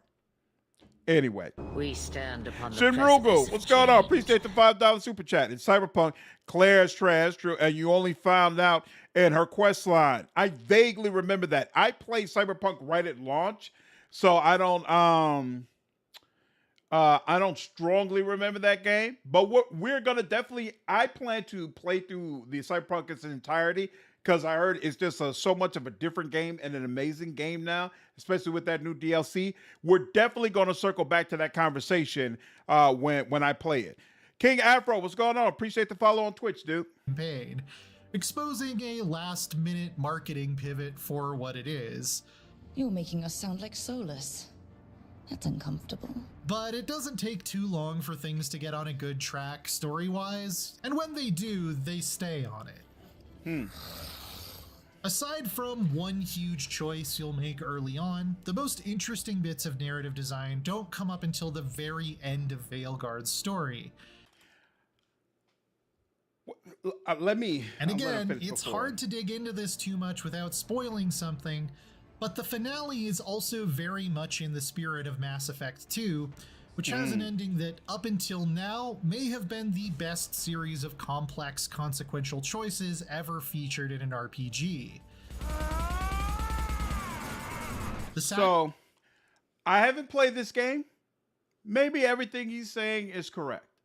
But for me, if I'm playing a cinematic RPG with multiple party members and politics and intrigue and all this stuff going on, the fact that I can make a meaningful decision in the beginning and then I don't make another meaningful decision until 2 hours before the end in a game that is supposed to be at least 50 hours, could be up to 90 hours, how do you give this a 9 out of 10? How? Like, how, Sway? This actually lines up exactly what Maddie said. Maddie said nothing you do actually matters until right up in the end. He said there was one time I made a meaningful decision for my 50 hours. And then he also agreed the last 2 hours were amazing. Everybody seems to be saying that this game ends in just an incredible fashion.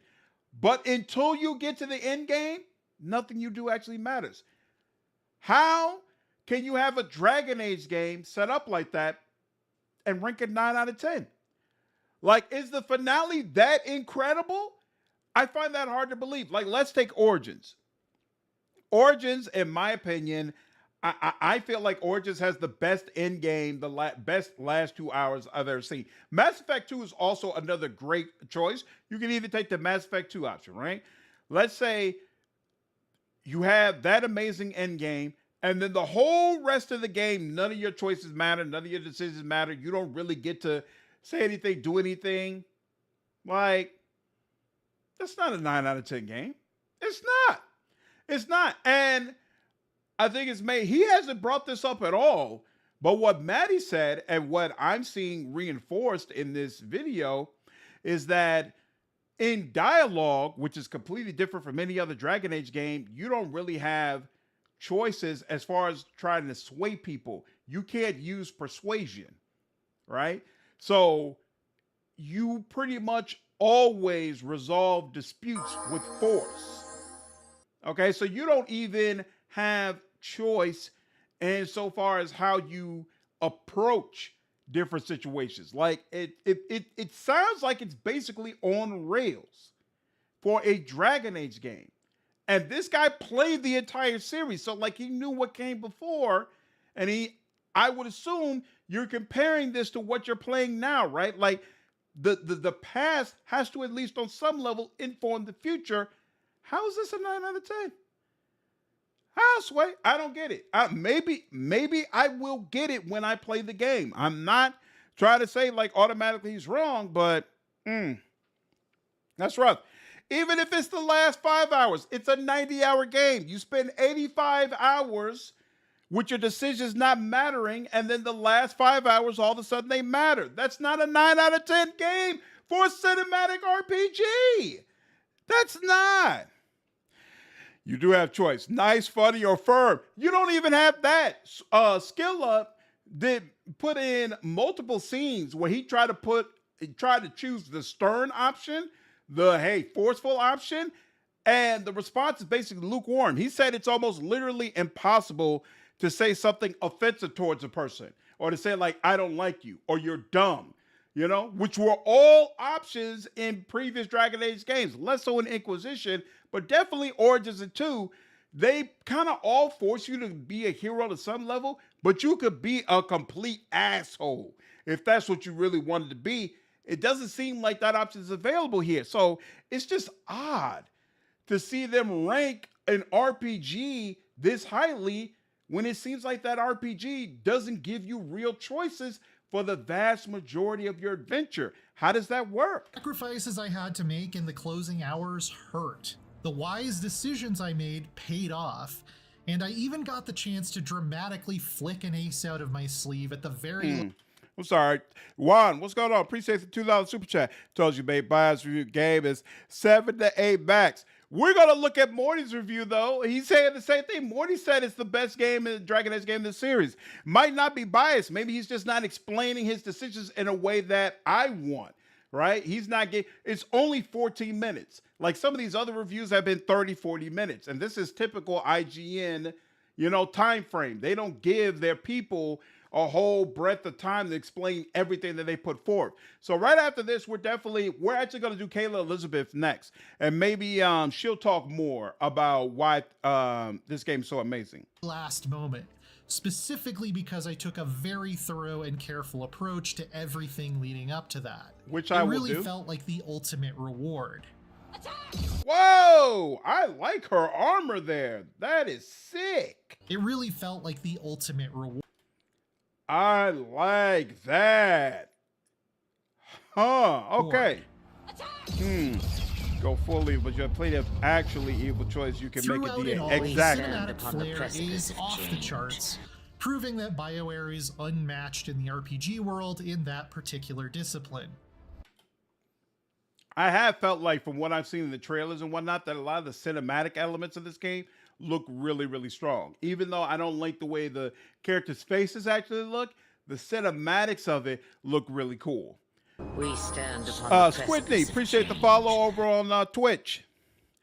VLX, appreciate the $2 super chat. Real reason you can't be evil saves time on development. I agree. Like, I feel like that's definitely what happened with BG3. They didn't want to have to put in the time and development effort necessary to give you two well-constructed paths, especially when they know the vast majority of the players are going to play as good guys. So, like, I don't really hold it against the dev when their game doesn't have a fully fleshed out evil path. I'll talk about it, I'll mention it, but I get it. Like, it can feel like it's a ton of resources put into something that players are not actually going to use. But I personally feel like it does so much more for a game when you have real choice. Like, being Paragon is so satisfying in Mass Effect, in part because I played through it as Renegade, so I understand the difference. I know this could be a completely different way. If you give me a false choice where really no matter what you do, things are going to work out one way, it cheapens the experience for me personally. Everybody doesn't feel that way, especially those people who aren't going to play these type of games more than once. Like an 100-hour game, for a lot of people, that's a huge, massive time investment. They're only going to play that game once. They're only going to be the good guy. So what happens when you try to play it a different way is irrelevant to them. All they care about is this one time I'm going to play the game, is it actually good? And if it is, great. If it's not, then that's the problem. But they don't care about what happens on the evil side. So I get it. I understand why developers don't put in that time. Patch 7 added endings, but it didn't actually shore up the overall So much of the best evil stuff experience. I can't even show you here. The evil But parts of experience it is felt much- like watching a big the issues with budget it are much fantasy bigger than movie that. in the best ways. A triumphant and effective, if not quite iconic score elevates these moments further. I mentioned before that I feel like the main theme that they release is not all that great. But again, I haven't heard the theme while playing the game, so maybe once I'm playing the game, it'll make more sense. Me personally, I feel like the origin score is iconic, and that the Dragon Age 2 score is also very, very strong. Inquisition had higher highs than the first two, but overall, I feel like the first two games had stronger scores. But regardless, Dragon Age is known for having very, very good music. So I have high hopes that this is going to continue that track, especially considering all the money that I assume they paid to get what's-his-name on board. Dragon Age the Veilguard refreshes and reinvigorates a storied series that stumbled Wait. Don't manage. Don't you know? If you take evil out, that means you're evil in real life. through its middle years, and leaves no doubt in my mind that it deserves its place in the RPG pantheon. The next Mass Effect is going to have a very tough act to follow, which is not something I ever imagined I'd be saying before I got swept away on this adventure. It's good to have goals in life. Enjoyable action combat, a fantastic cast of allies with sweeping story arcs all their own, top-notch cinematics, and moving, nuanced character writing are the wings on which this triumphant dragon soars. Pulling out all the stops in a whirlwind tour of Northern Thedas, and capping it with a terrific finale that's built on memorably tough choices and consequences. If we never get another Dragon Age, at least it got to go out on a high note. Even if that means our world has to burn. For more amazing RPGs from this year, check out our reviews of Metaphor ReFantazio. Or that's IGN. I found a couple of things in there confusing. I don't understand how you could be so high on this game while at the same time there is all the real decision making is at the end. But again, it could be that the end game decisions are just so amazing that explains it. I do feel like the armors and webs you can get, they look incredible. It seems like you have a very diverse set of characters, like all from diverse backgrounds and different parts of the Dragon Age lore. And so I'm looking forward to hearing their perspectives on what things are like in Navarre, Tevinter, things of that nature. So it definitely reinforces some of the things that I was hoping to enjoy about this game, but some questions remain unanswered. Next up on the list, Kayla Elizabeth. For me, Kayla is the BioWare Dragon Age content creator. Like, I enjoy her stuff probably the most. I'll leave a link down below where you can subscribe to her channel. I highly recommend it. And I'll also leave a link to her actual review. And I'm very curious. I have not seen this at all. So I'm very curious to find out what is her perspectives on the game. We'll see. What's going on, Salt? Yeah, that's kind of the feeling that I get, that there's a beginning where you meet Solus and a bunch of things happen that set up, and then it's a long act 2 where you don't actually make any decisions, and then there's an act 3 where the game really, really gets going, but it's only 5 hours. That's very odd to me. That's very, very odd, but we'll see. I have played Dragon Age Veilguard. Oh, yeah, Deacon. I remember that. PC Gamer did Rogue Trader so bogus. They gave Rogue Trader like a 60, and it was wholly undeserved. Wholly undeserved. It was absolutely terrible. And the guy who did it, it's not like he was a new guy. It's a guy who's been around for a while. I actually, I think I did a video about that. I think about it. Yeah, it was not cool. It was not cool at all. Snarky, yeah, the IGN reviews, they're always going to feel a little bit light because they're always only like 15 minutes. From start to finish. So here is my full review. This will be spoiler. Snarky, I love Gil's content for information about mods and things of that nature. I've never looked at one of her reviews before. Free, and I have marked different sections in the description if you want to know about a certain topic. I'm going to talk about the things that I loved, that I didn't love, and also some of my controversial opinions. Those will be at the end if you don't want to listen to them. So here we go. So first, all the important details. Hold on. The reviewers got... I like the controversy. Let's start where the controversy at. Art style, combat, lighthouse, rook, inquisitor, soulless, story. Is it the... Where's the controversial part? Kayla, you don't have any of this marked as controversy. Is the summary supposed to be controversial? All right, we'll just watch it. Got the review code about 2 weeks ago, and Gil is it awesome, took me for sure. about 6 days to finish the game. and I played about 60 hours to finish my first playthrough. I spent about 3 hours in Character Creator, and I did spend some time making other choices, but I didn't 100% the game in my playthrough. I have spoken to other people who have taken about 70 to 80 hours, and they have been more completionist than I was. I had planned to do 100%, but then I got halfway through the game, and I needed to know how it ended, so I kind of rushed through and changed my plans. But I do think that looking at achievements and things that people have done, I would expect a 100% playthrough to be closer to 80 to 90 hours, and if you just want to do the main story, probably 20, 25. If you just want to do the main story with the companion quest, then I would probably say closer to 50 is going to be about how long that's going to take. I will say, though, that all of the side quests do feel like they were relevant to the areas that they were from. They seem more connected to side companions, side stories, and learning about the different areas that you're going to explore in Northern Thedas.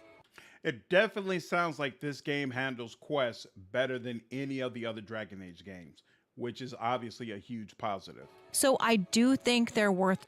Suzanne, what's going on? Yeah, the game isn't out till Halloween, but the review embargo lifted today, so a bunch of reviews are out now. Doing, and some of them seem kind of relevant to the story of the main plot anyways. And there's some stuff that you can discover that unlocks things later. And that's all I'm going to say about that. I don't want to give any spoilers about that or any hints, but I definitely recommend exploring, looking around, checking every crevice, every chest, every street. There's a lot to find. They definitely. Yeah, we're gonna watch Mortismal's review later on. Actually, after this, Saboa. Definitely put a lot in there. As far as bugs, no problem, Suzanne. I did experience 4 bugs. One was the face of the Inquisitor changing in a specific scene, so that was frustrating, but I reloaded and it fixed it. Another bug had to do with my setup.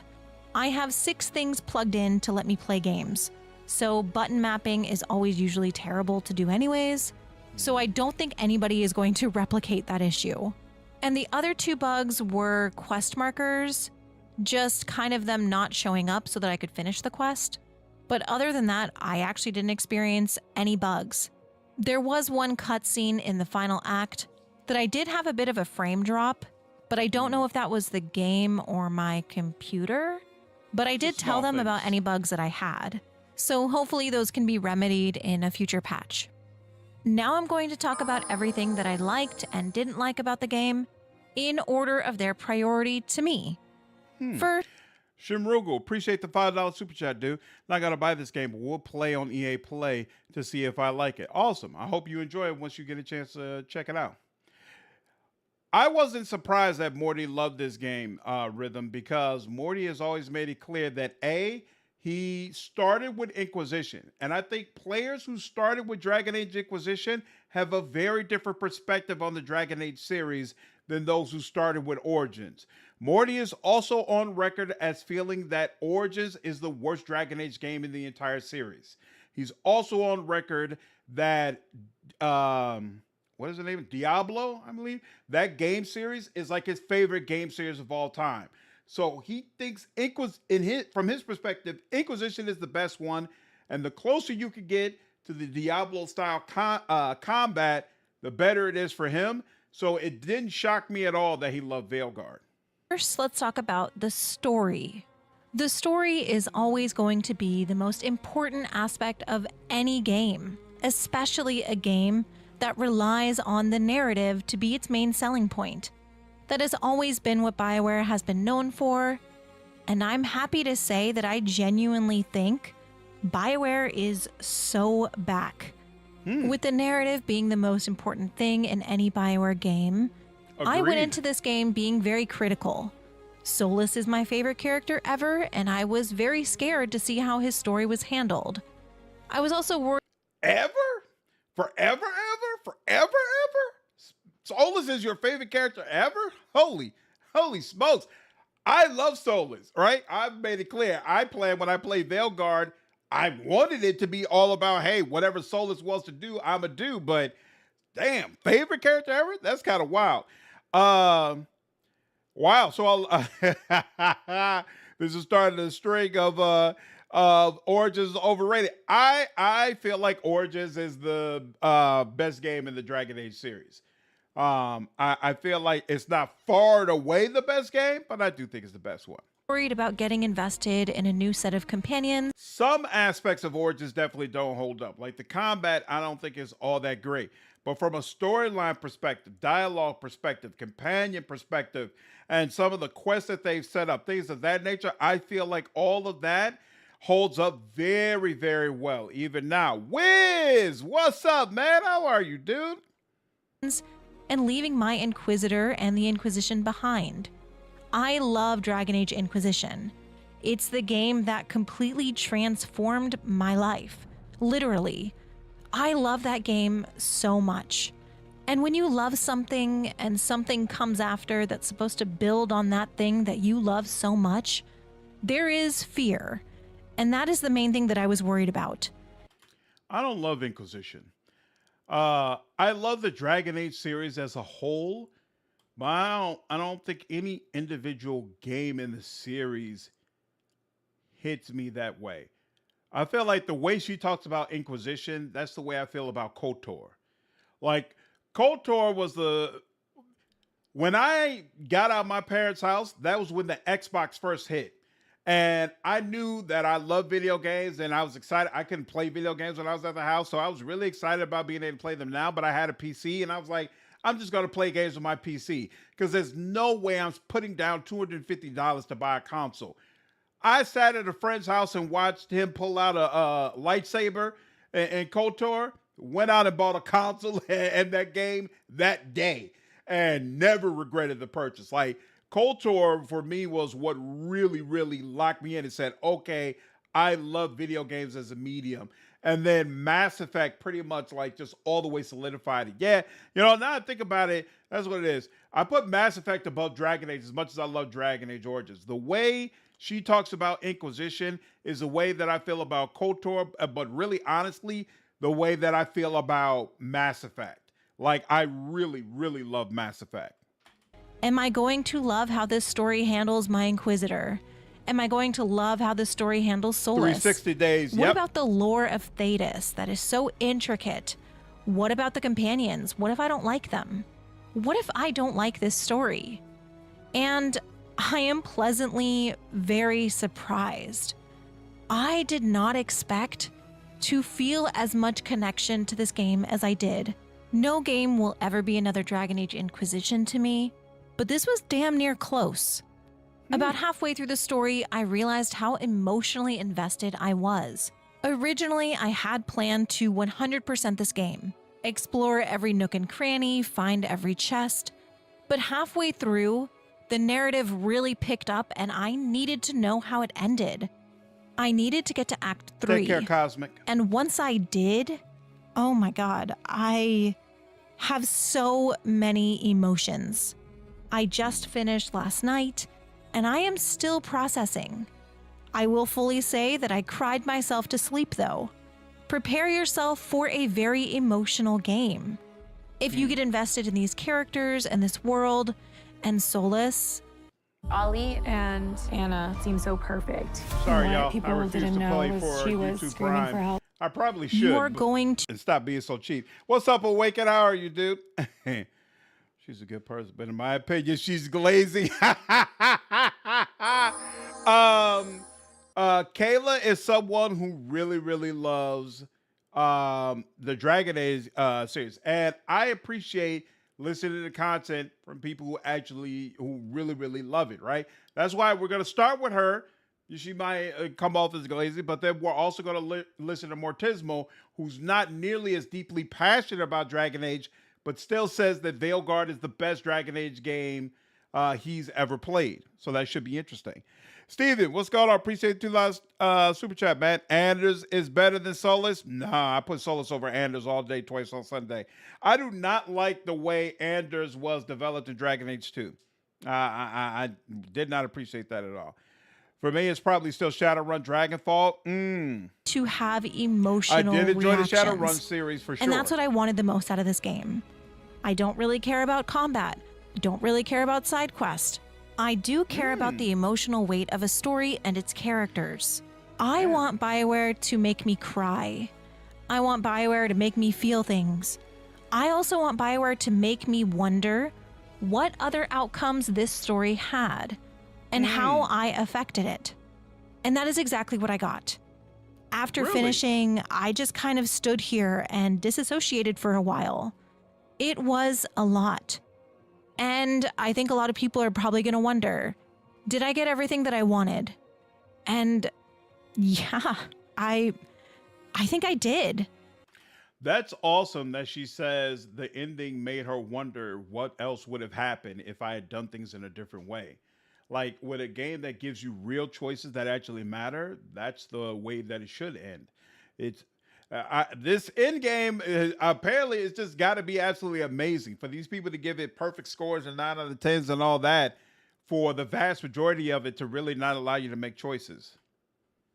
Obviously, I'm not going to get into spoilers, but I left this game feeling feelings. I was so emotionally distraught. It really, really, really impacted me. And I genuinely think this is one of BioWare's strongest narratives. Act 3 is absolutely insane. I think people are going to go crazy when they finally get to Act 3.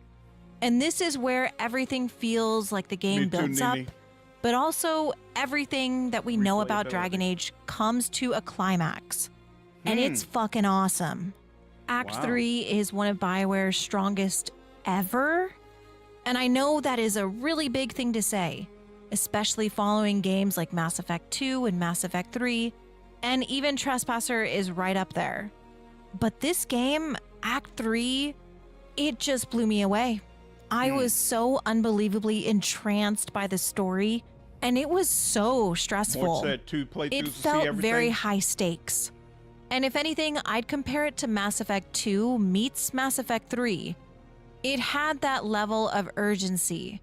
It had that level of impact. And I think they did a really, really, really good job. The rest of the game is very good, but I will absolutely say the second half of the game, and especially Act 3, is where the game shines. And that's where I really felt the emotional weight and the payoff of everything that I have experienced. Gene Park, the guy whose Twitter account we were looking at earlier, video game critic for the Washington Post, he mentioned that he's gotten through like the first 5 to 10 hours of Veilguard and it's not clicking for him.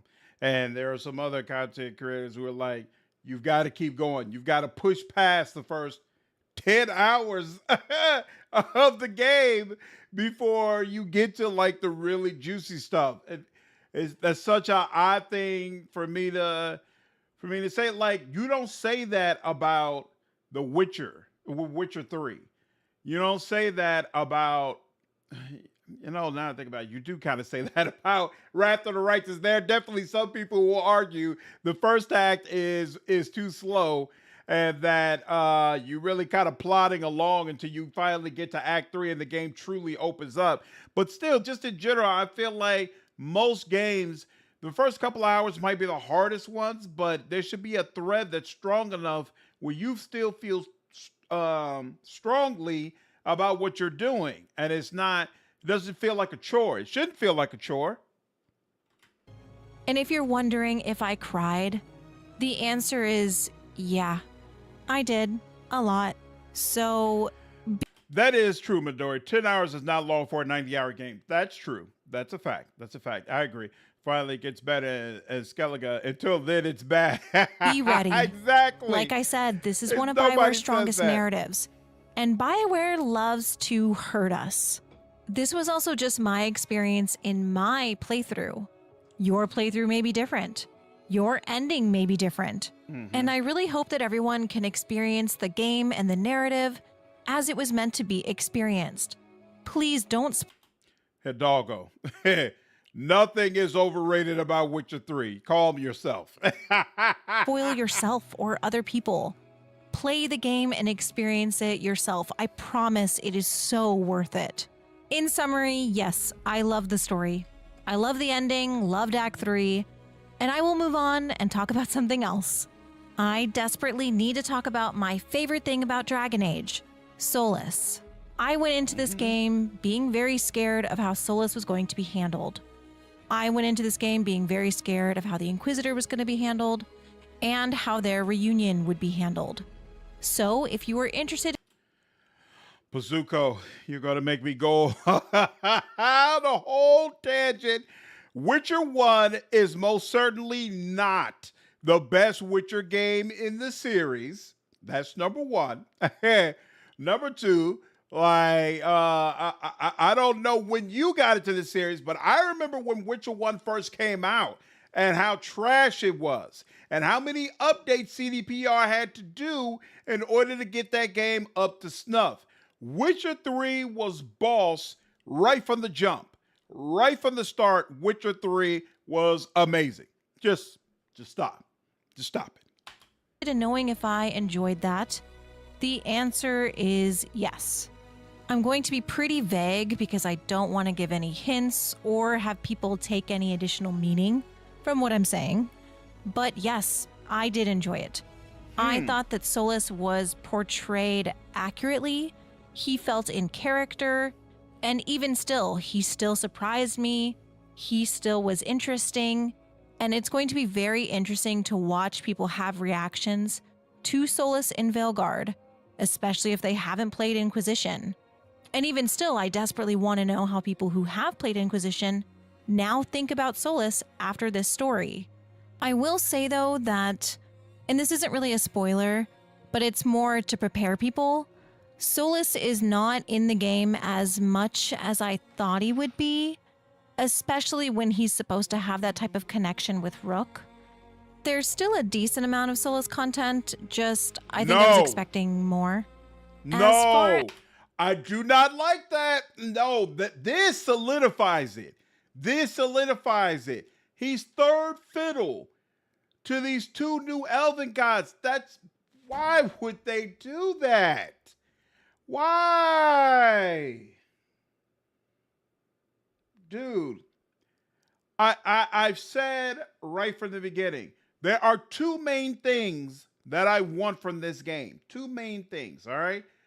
A true conclusion and arc for Solas' story, and a true resolution to what the elves have been experiencing. Like at the end of the Trespasser DLC,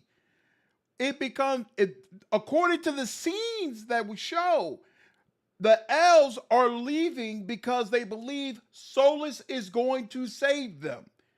That's what Inquisition appears to be setting up, that, hey, the elves are finally going to be freed, and Solas is going to lead them to salvation by tearing down the veil.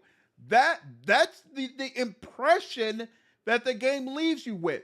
And what I feel like I've seen in all the reviews talking about it is that Solas is third fiddle. He's not really prevalent in this game. And I haven't heard anybody talk about the elves. It does not appear that the elves and their conflict is a major part of the game. That's going to be so disappointing for me. If that's the case, that's going to be so disappointing. Oh, Solas haters rise up. Just stop it. I don't know why they would leave Solas out the game, so I don't know. That's crazy to me. That's crazy to me. As the Inquisitor, I did feel like there was a decent amount of Inquisitor content, though there could have been more. I will say that my biggest frustration with the Inquisitor is that I could not recreate her in Character Creator. That is one of my biggest complaints about the actual game, is that I feel like there is so many things pulled from Inquisition especially, that just didn't feel like they could be replicated in Veilguard accurately. And with my Inquisitor, I could not get her to look like an elf that I created in Inquisition. It was so frustrating, and I can see that. It's a similar issue to what they had in the Mass Effect games, Honestly, gave where you import a character and then it doesn't look quite right. I get up it. about an hour in. Something about the face shape and the nose tip, I just could not recreate. Maybe it's a skill issue and other people won't have this issue, but I did. I also didn't like what the Inquisitor was wearing.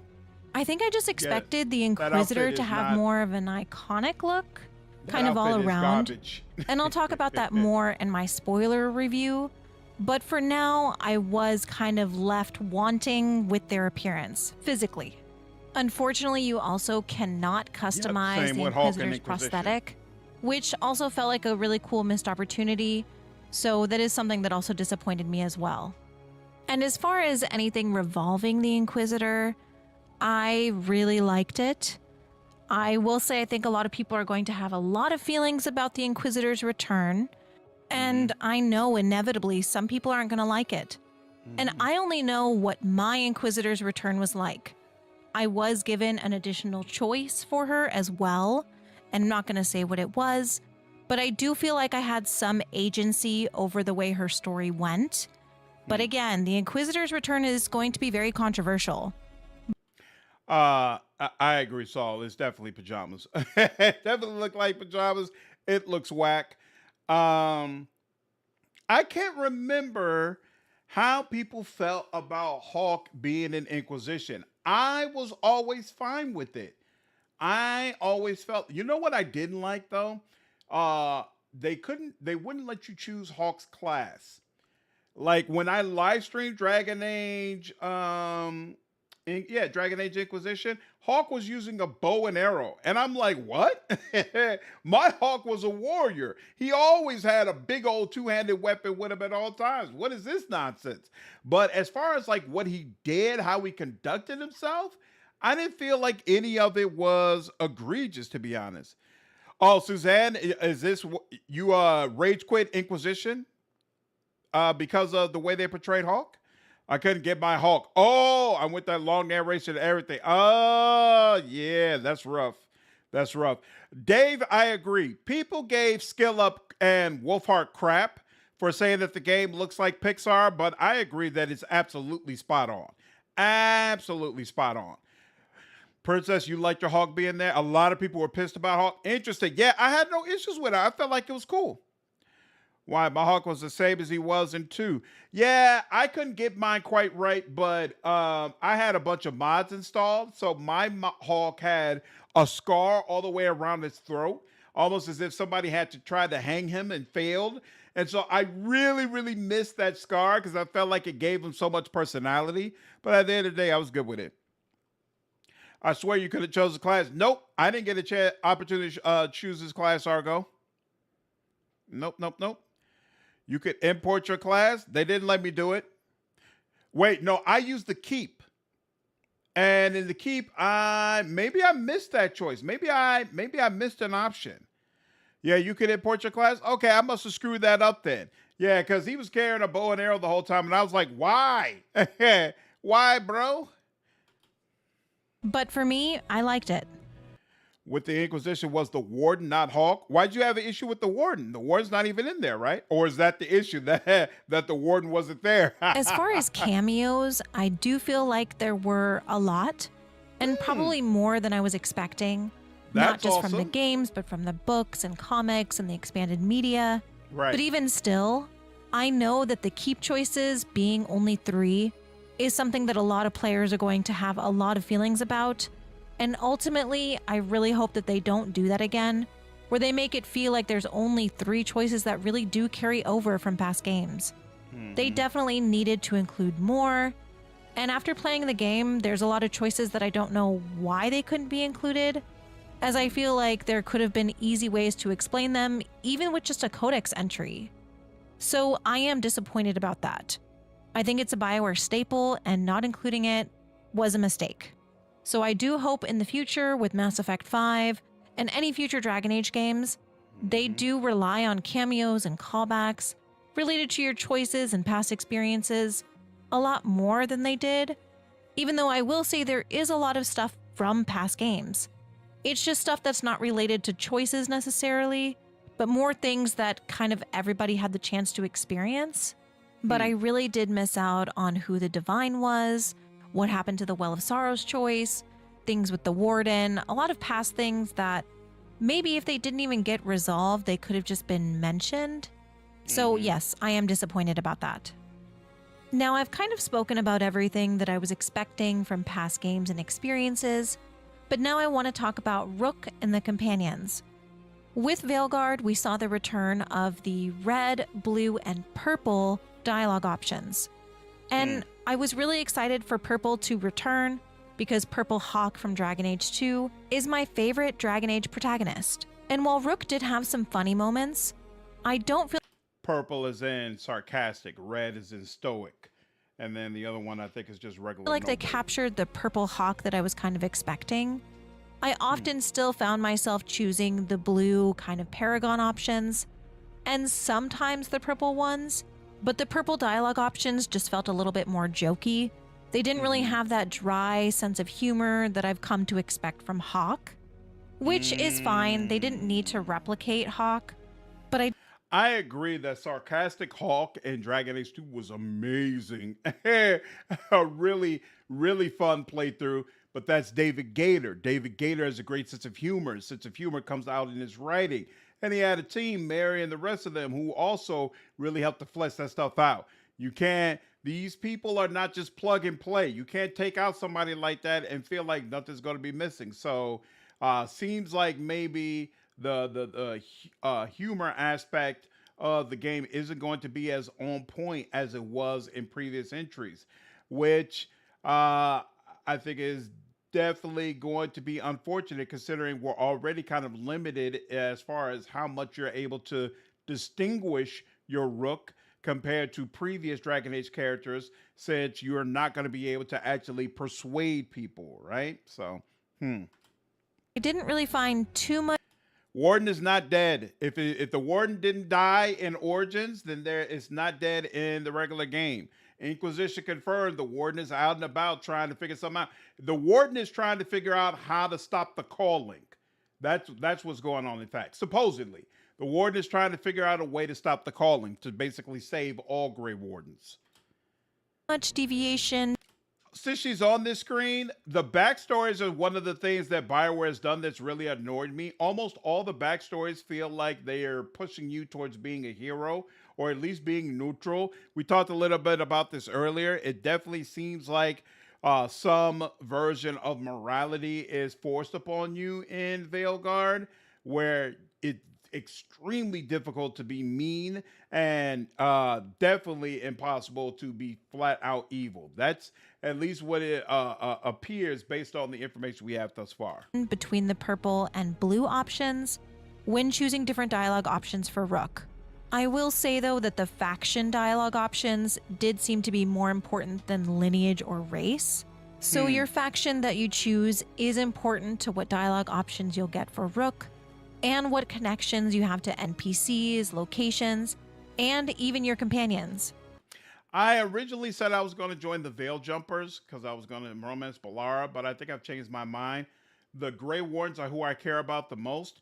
Depending on how I feel about this game, I might only play it once. So if I'm only going to play it once, then I might as well go with the faction I care the most about. So we're going to play as Grey Wardens.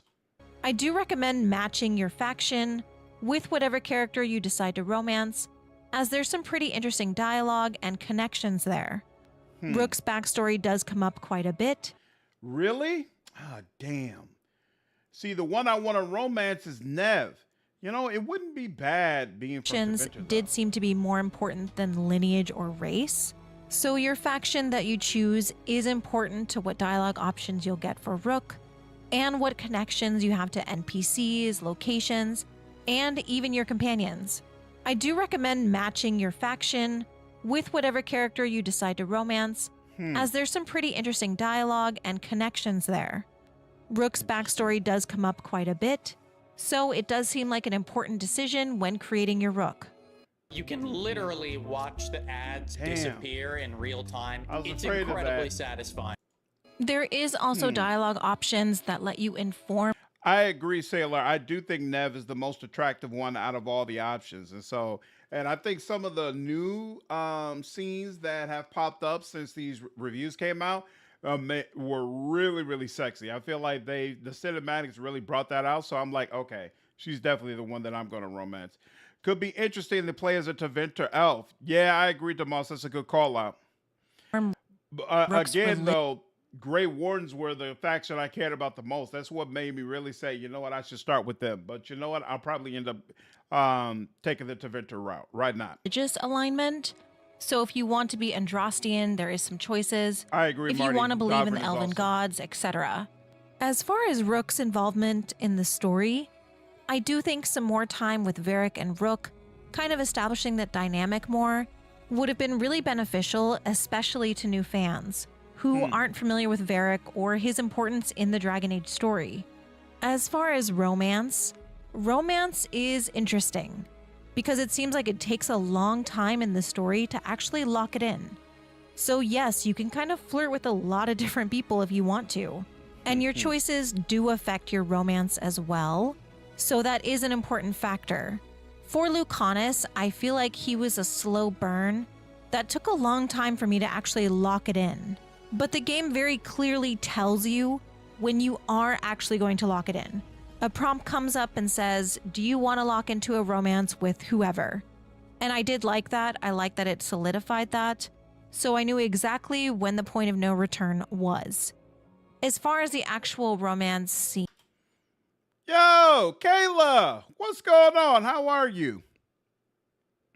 I've been looking at reviews. So we started with IGN, and then I wanted to watch someone who was really, really positive, but had a greater understanding of the overall series. So then we got to you. So I put your channel name and the link to your video in the stream as well to make sure that people went and checked it out. But so far, I feel like you're doing a great job. I don't agree with some of the points, but I haven't played the game, so that doesn't mean anything. And thus far, I feel like you provide a very interesting perspective. Good to see you as always. It wasn't super spicy. It seemed to kind of focus on the after. And though I really liked the scene, it was pretty short. And I think it could have benefited from maybe like one more scene. And I'll talk about. You kind of ran for the second half of the video. That's awesome. Looking forward to it. It seems like thus far, though, you had a really good time. I keep hearing that the end game is amazing. So I'm looking forward to finally getting into that. Lucanus's romance more when I do a video on it later this week. I've heard that Davrid and Tosh's romances are spicier, and that Balara takes a little bit longer, and that Harding's is very cute. So it does seem like the romances really do vary a lot depending. Have you heard anything about Nev? I really want I want to romance Nev first. I'm hoping that's good. I saw your note about you really want to play as the faction that your character is from. So originally I was going to be a Grey Warden, but I might have to go ahead and jump over to Taventer so I get whatever special dialogue I can get with her. Whoa, whoops. Your companions can get together, though it is dependent on you taking them out. So anytime you go somewhere, you have to switch it up. Take whoever, they start flirting. You have to continue taking them out more to build that relationship. It's kind of just like it was in Inquisition as far as that aspect. Yeah. And I do feel like there is good reason to continue kind of rotating your companions. There's a lot of missions that kind of relate to their factions. So there is benefits, especially with like banter and just commentary that they'll have. So it does make it worthwhile to kind of bring your companions associated with whatever faction they're in. Though I will say one major criticism that I have about that is that there's really good banter, but the banter is only between your companions. Rook doesn't participate, which I thought was extremely weird. So a lot of the times your companions are actually talking about you, and you're just kind of staring there, unable to engage. So I thought that was just a really weird choice. That's interesting because I feel like that's very similar to how it worked in Origins. Like your party members would have conversations, be like, "Hey, so did you hear he's dating Morgan?" You know, and all that kind of stuff. But you wouldn't be able to directly participate in the conversation. You would just hear it. Whereas I think they definitely went away from that in Dragon Age 2 and Inquisition. So it's interesting to see them circle back. Not sure about Nev. I don't know anyone who romanced her yet. Got you. Okay. And did you like the Lucanus romance then? That's interesting. It's also kind of cool that the game kind of pushes you to cycle through all of the different party members and pick them up based on what you're doing. I'm definitely the type of person who I pick my party member group and then I stick with those folks. And I only bring in the other people when I'm specifically doing their party member quest. And there are times, I mean, it's not, I don't even have to wonder. I know I miss out on some content by playing the game that way. But for me, it just feels natural. Like, if you're my romantic partner, I want you by my side at all times. You know? So usually I pick who is my romantic partner, who's my best friend, you know, and a couple of other people that I might just plug in because their mechanics fit. And then that's my group. And it seems like Veilguard forces you to kind of play in a different way. That could be cool if the party members are good. It seems like Kayla's saying that the banter is really nice. So that could make it entertaining to kind of cycle through them all the time. The companion banter is also very good. And it would have been great to have been able to have Rook actually participate in it, because a lot of the times it was really funny. Grumpy, thanks for the follow on Twitch. I really like bringing Tosh and Lucanus. They have my favorite banter in the game so far. Really? The banter also seems to happen kind of all around the lighthouse. It reminded me of the Normandy, where your companions could be found in different locations, having different conversations with different companions. I thought that was pretty great. It was going to work that way, that basically they would be set up like in the kitchen and things of that nature doing different things. I actually love that. It makes the world feel more alive. I love it when a game goes out of its way to make it seem like the party members have lives that are outside of just running around with you. And so stuff like that, walking around the Normandy, I have a lot of fond memories of just walking into the kitchen and getting exposed to different conversations. So I hope it's an equally cool aspect in the lighthouse. That's awesome. Great. And there's also some additional cutscenes the with same them. Princess, nice. So sometimes you can walk into a location in the lighthouse and there will be an actual cutscene. And with that, the companions will be talking and you can actually engage with those. There is also the return of gift giving, like there is from full cutscenes. I remember the stuff you could encounter in the Normandy, especially Mass Effect 3. It wasn't cutscenes. Like, you would just hear them talk back and forth, and it would trigger when you walked up. You could hear them talk back and forth, and then you moved on. It wasn't actual cutscenes, and most of the time you couldn't actually interact with them. So I think it's kind of cool that they went a more fully fleshed out, fully cinematic route. From Dragon Age Origins. I also like this style of review. I've never thought about doing this before, but watching Kayla do this has me honestly thinking about some of my previous reviews where it would have potentially made sense. The way she has her character standing and then looking at the environment, because it helps to reinforce how fantastic some of these environments are. Like, I've never thought about letting something like this sit while I talk over the screen. But I actually think it's really effective. It really, really works. I'm probably going to do this the next time I review a fully cinematic game. Or hell, when I put in my Though I Veilguard will review. say it is a little bit different. There is a very small cutscene with it, and the companion will just kind of display whatever you've given them, and they'll have a tiny little commentary. Honestly, I thought these were okay. I wish they would have been longer, if anything. I feel like there should have been a little bit of conversation, but your companion basically says something and then Rook just kind of looks at them. So I wish there was more engagement with that. I don't think I remember any of the gifts being brought up later, but your companion will display them in their room in the lighthouse. And the lighthouse is really, really, really cool. I love the lighthouse. You can decorate it. You can decorate individual items in Rook's kind of like room. And you can also decorate the decor of the main hall, which is based on different themes found in Northern Thetis. And I'll do a whole video on the glamour system and some armor sets. But essentially the way the glamour system works is you have a dresser at the lighthouse, and from there you can pick any armor set. So it doesn't matter the faction, it doesn't matter if it was a heavy, light, or medium armor set. You can pick whatever armor and you can glamour that by just turning the eye icon on or off. And this I love, I'm one of those weird guys that actually loves this kind of stuff. Like I loved in Inquisition Skyhold where you could dress up in different ways and put up different flags and stuff of that nature. I thought all of that was super, super cool. So I didn't realize you were going to be able to go that far with it in the lighthouse. This should be something interesting to play with. This works for both the regular armor sets, but also the casual wear that you'll wear around the lighthouse. Unfortunately, there's no actual crafting like we had in Inquisition, and there's no dyeing your armor sets either. The different armor sets do have variants that have different colors, but you can't actually change the colors yourself. And for the crafting system, there is not a crafting system. You go around and you find different materials around Northern Thetis, and you bring those back to the lighthouse, and those upgrade your items. The stats change, but the appearance, none of that does. And you don't actually create anything new.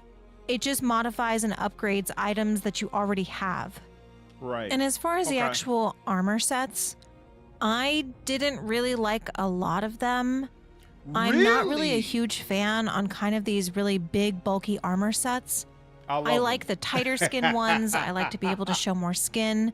And that was something that I felt was really missing with these armor sets. I didn't even think about that, but she's right. She's right. The vast majority of armor sets that I've seen really appeal to the type of armor sets that I like.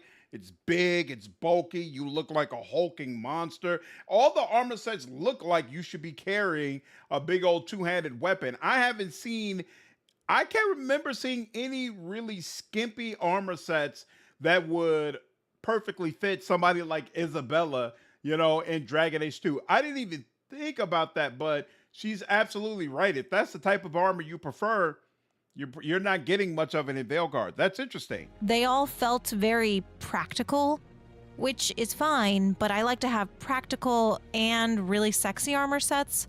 And I only found a few that I would consider sexy, like a few that you can actually show skin. And most of those were the Lords of Fortune sets. So I don't feel like there was a ton of variety in that. And I mostly stuck with a few different armor sets because of this. There was also not a lot of black armor sets, which I thought was odd. Even all of the Crow armor sets were mostly blues, kind of purples. And I really wanted some black armors, and I just didn't really find that. I think there was like one armor set that I absolutely loved, and it was extremely hard to get, and you can only get it in endgame. Overall, there were good armors, just not what I was wanting. Now I want to talk about combat. And there are better creators to listen about combat from. I actually played God mode for majority of the game because I just wanted to get through the story. So I don't really... God mode? She said God mode for the majority of the game. That's hilarious. Like, I don't care about this. I just want to get to the dialogue. That's awesome. Lady of Pain. That's from Planescape Torment, right? I've still never played that game before. What you saw Tosh wear before. Yeah, she had the bulkier version, but she's always showing stomach, so it makes sense to me. Makes sense to me. You were busy, Kayla. That's awesome. I didn't even know this game was going to have a God mode. That's hilarious. Have a ton of feedback on combat. I do think that it was fun. I didn't really find myself using runes a lot just because I didn't really have to. Right, I will say that I did enjoy the animations, though, of the finishers and the ultimates. And I did swap out through the different abilities on the skill tree just to kind of try different things out. And I did play a mage and I did specialize in Spellblade. I thought it was pretty fun, but I just wanted to get through the story. I didn't want to waste time in combat. And I did feel like the fights were actually pretty hard. Originally, I wasn't planning on playing on God mode, but I died a few times and I just got tired of wasting time. And with God I mode, get you it. can essentially play through the game very, very, very quickly. I did some fights earlier in the game that I probably should have done later, but because of God mode, they took a while, but I didn't die, so I was able to just do them and continue. Nice. Overall, Yeah, I can't remember if it was Maddie or Skill Up who mentioned like you can run into enemies that are way, way higher level than you. Like he showed footage of being, I think, level 10 and fighting a level 25 enemy, which is kind of wild. But he also used it as a way to basically say that he feels like combat is terrible because he basically showed like it's like this enemy is clearly way, way higher level than me. I should be getting absolutely demolished, but its move set is so limited that it's easy for me to figure out when I need to dodge, what I need to do. And so I just tear it apart regardless. And the game really shouldn't work that way. So I don't know. We'll see when it comes out. There is no new game plus. That's interesting. Yeah, the way she talked about it, talked about the end game, and the way I've seen a couple of other people talk about it, it almost feels like this could be the end of the Dragon Age series overall. And like the way that people speak about it, they could basically end it here, which is fascinating because I haven't felt that way about any of the other games. Like certainly not Inquisition, but even Dragon Age 2 and Origins, it never felt like, all right, we're wrapping things up. I guess, no, you know what? Originally, I was going to say the original main game ending of Origins, you could say that kind of basically completely closed things off. But when you get to Witch Hunt definitely feels like it's left on a cliffhanger. It definitely feels like, hey, these threads should get picked up in Dragon Age 2, even though, honestly, that didn't really happen. overall, I do think this is a decently sized Dragon Age game. But I will say that I feel like there were a few things that needed to be Thanks, Suzanne. Yeah, if you're enjoying the stream, I would definitely appreciate you all hitting the like button. Really helps out the channel. fleshed out more. There's one area that you unlock that feels like it should have been one of the main hubs, and it feels like there should have been more to do there, especially for its size. So that was something that I really wanted more of, especially related to the story there. And there's a lot of things that are explained in codexes that are kind of easy to miss if you're not paying attention. And there's a lot in the codex, period. There's a ton of entries for you to find all around Thetis, and some of them have some really juicy bits. They're just things that I wish would have been fleshed out more with the actual story versus just being mentioned in the codexes. It'll be interesting to see whether or not I agree with her, because I feel like it was the same in all the other Dragon Age games, and it was always a strength. Like, you got a ton of information from the story, but if you were willing to take the time and actually look through the codexes would provide you with a ton of extra information as well. I actually always liked that. I thought it was really, really cool that the codexes mattered, and you could pick up new lore and tidbits and information about what was happening if you were diligent about reading those. So I'm actually glad to hear that it appears that's going to be in Veilguard as well. I am happy with the overall story that we got, but again, I just wish that it had been more fleshed out. I wish there had been more to it. There were a lot of things that I felt like were mentioned, and some additional context, especially for new players, probably would have been more helpful. I'm Greg. I'm Gabby, and we're the founders of Magic Spoon. We grew up loving cereal, but realized one of these days I'm gonna shell out the But money even for YouTube still, Premium. the story is the strongest part of this game. I like the story more than any other aspect of the Why do you say it sounds rushed based on how she's explaining it, Kentro? game. More than the visuals, more than the companion. Actually, Marzek, BioWare already confirmed they have zero plans for DLC for this game. That basically they feel like they came out with a complete game. Now, of course, money talks, right? If this game turns out it's a smash hit, I'm sure they'll figure it out and do some more content for it. But there are no plans currently. Companions, more than Rook. The story, the main story, is what sells this game for me. I'm not going to put a number on the game, but I do want to say that there's a few things about the game that I would have liked a lot more had there been different decisions behind them. And that specifically relates to the visuals of the game. which is my main issue with it.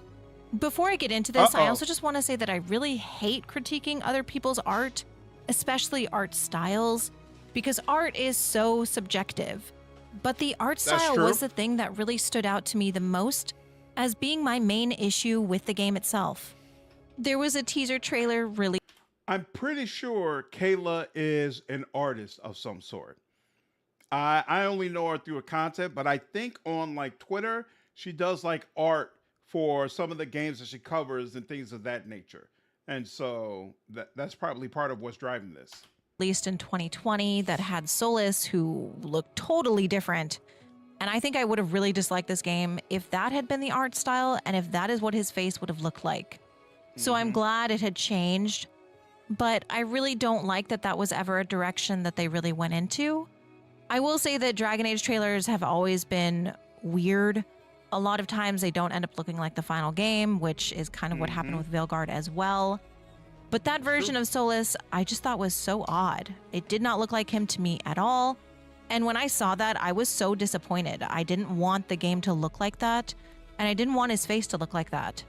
And something that's also interesting about that same year is they did a behind the scenes with the devs and did show another version of Solus. And this was definitely more realistic than we got. This looked probably like the most realistic game BioWare was ever going to make, actually. And I have no idea where that head went. I don't know where that Solus ended up. It needed some tweaks because a lot of the proportions weren't accurate, but the actual textures and the detailing, I was really hoping that's what the game was going to look like. It definitely looks better than what we got. So I was disappointed when we did see the game and everything was a lot smoother. So here is why I don't like Dragon Age Veilguard's art style and maybe a hot take. I don't like the way Dragon Age feels the need to reinvent itself every game. I don't like that every game we can expect a new art style, new music, a new approach to the companions and romance. There's something frustrating about that, and I really felt that with Veilguard. I went in fully... She's not the only one. That's honestly not a hot take. That's not a hot take. There are a lot of people who feel that way. They're like, man, why do you feel the need to reinvent the wheel every single time? I gotta be honest, I'm kind of split on this.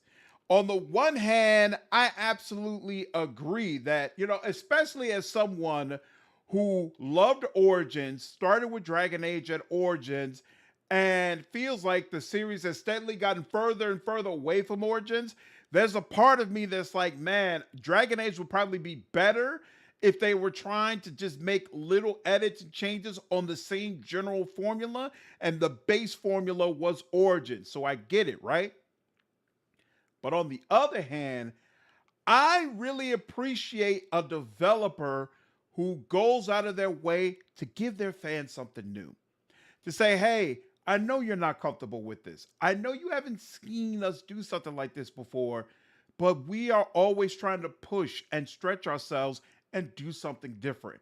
And so we're not going to sit and relax in the safe and comfortable space. We're going to stretch out and go in a direction that's completely different, that's unexpected, and yet at the same time, we are going to try to provide you with something that you are really going to enjoy. I respect the way that BioWare challenges themselves, right? So I got to be honest with you, I'm split on this. But Kayla definitely brings up a really, really great point. Does this actually serve the series? Because I'll be honest with you, I would argue it doesn't. That this aspect of Dragon Age really doesn't work and hasn't worked out well for them, because they keep making these changes, and oftentimes it's not only is it poorly received, but it forces the developers to try to learn and develop completely new systems, and it's implemented poorly. And Marzek, you're making a good point as well. Are they chasing trends? I don't feel like necessarily they're chasing trends in the game, but in the marketing for these games, absolutely. It felt like trend chasing, which impacted how the games were received. Like, I still remember Mark Dara talking about Dragon Age 2 and saying, well, you know, the combat in Origins was terrible, so now we've given players an I win button. And you just hit the I win button and then everything will be awesome. And people who loved the original Dragon Age are like, what? What are you talking about? What are you talking about? But I feel like each Dragon Age entry has been so different. And it's something I appreciate about the series. But I feel like it's a situation of your biggest strength is also your biggest weakness. I feel like what makes Dragon Age so much different from all the other cinematic RPGs that you play is that each game is different, but you're able to transfer in your choices for, regarding the actual world. So even though each game is different, all of the games feel connected, as opposed to Final Fantasy, where each game is different, but also each game is almost wholly separate, other than having the creatures that you can summon every single time. Dragon Age felt like its own completely wholly unique thing, but that has caused a lot of growing pains for BioWare that they haven't always dealt with in a good manner. Expecting it, because the change is kind of part of Dragon Age's identity now. We know that every game is different than what came before. Wolfheart, what's up, man? How are you, dude? Oh, it's good to see you, man. I think you found your calling. I know, right? The one time I decided not play a game and just sit and talk with folks and look at videos, that's the time when folks want to join in. Before. But I guess I ask myself, why? When you have something that works so well, when you have something that fans love so much, she's making a lot of sense right now. Big changes. She's making a lot of sense. And there were some things with Veilguard that I just really didn't like the way that they were changed from the past. Specifically the art style and the music. First, with the art style, I fully understand that Veilguard... I made a video about that main theme that they came out with, and I was like, this don't seem like it's it. This don't hit. All the other Dragon Ages have amazing main themes. Like, when you hear that theme, you're like, all right, I see what they're going for. This is awesome. They're all very different, but I feel like they all hit in a good way. When I listen to that Veilguard theme, and I put that theme on the backdrop of every one of my Veilguard videos now, and every time I'm like, how is this going to work in the main game? Seemed like Kayla was not a fan. Veilguard is a game that doesn't require the best graphics card. Yeah, we've been watching Kayla's review, Wolfheart. She did an amazing job. Amazing job. And is more consumer friendly. And I'm assuming it's the art style that allowed that to kind of be the case. The game is gorgeous. It's a beautiful game. But the character designs, the character bodies, the proportions, the faces, the heads, it is very different from Inquisition. And I understand that things need to change. It's fine if things change. It's a brand new character creator. I understand that those things are inevitable. But when you have things that become so visually iconic, and then you change them, it does get frustrating. And I want to use Morrigan as my example. And before I get into this... snap!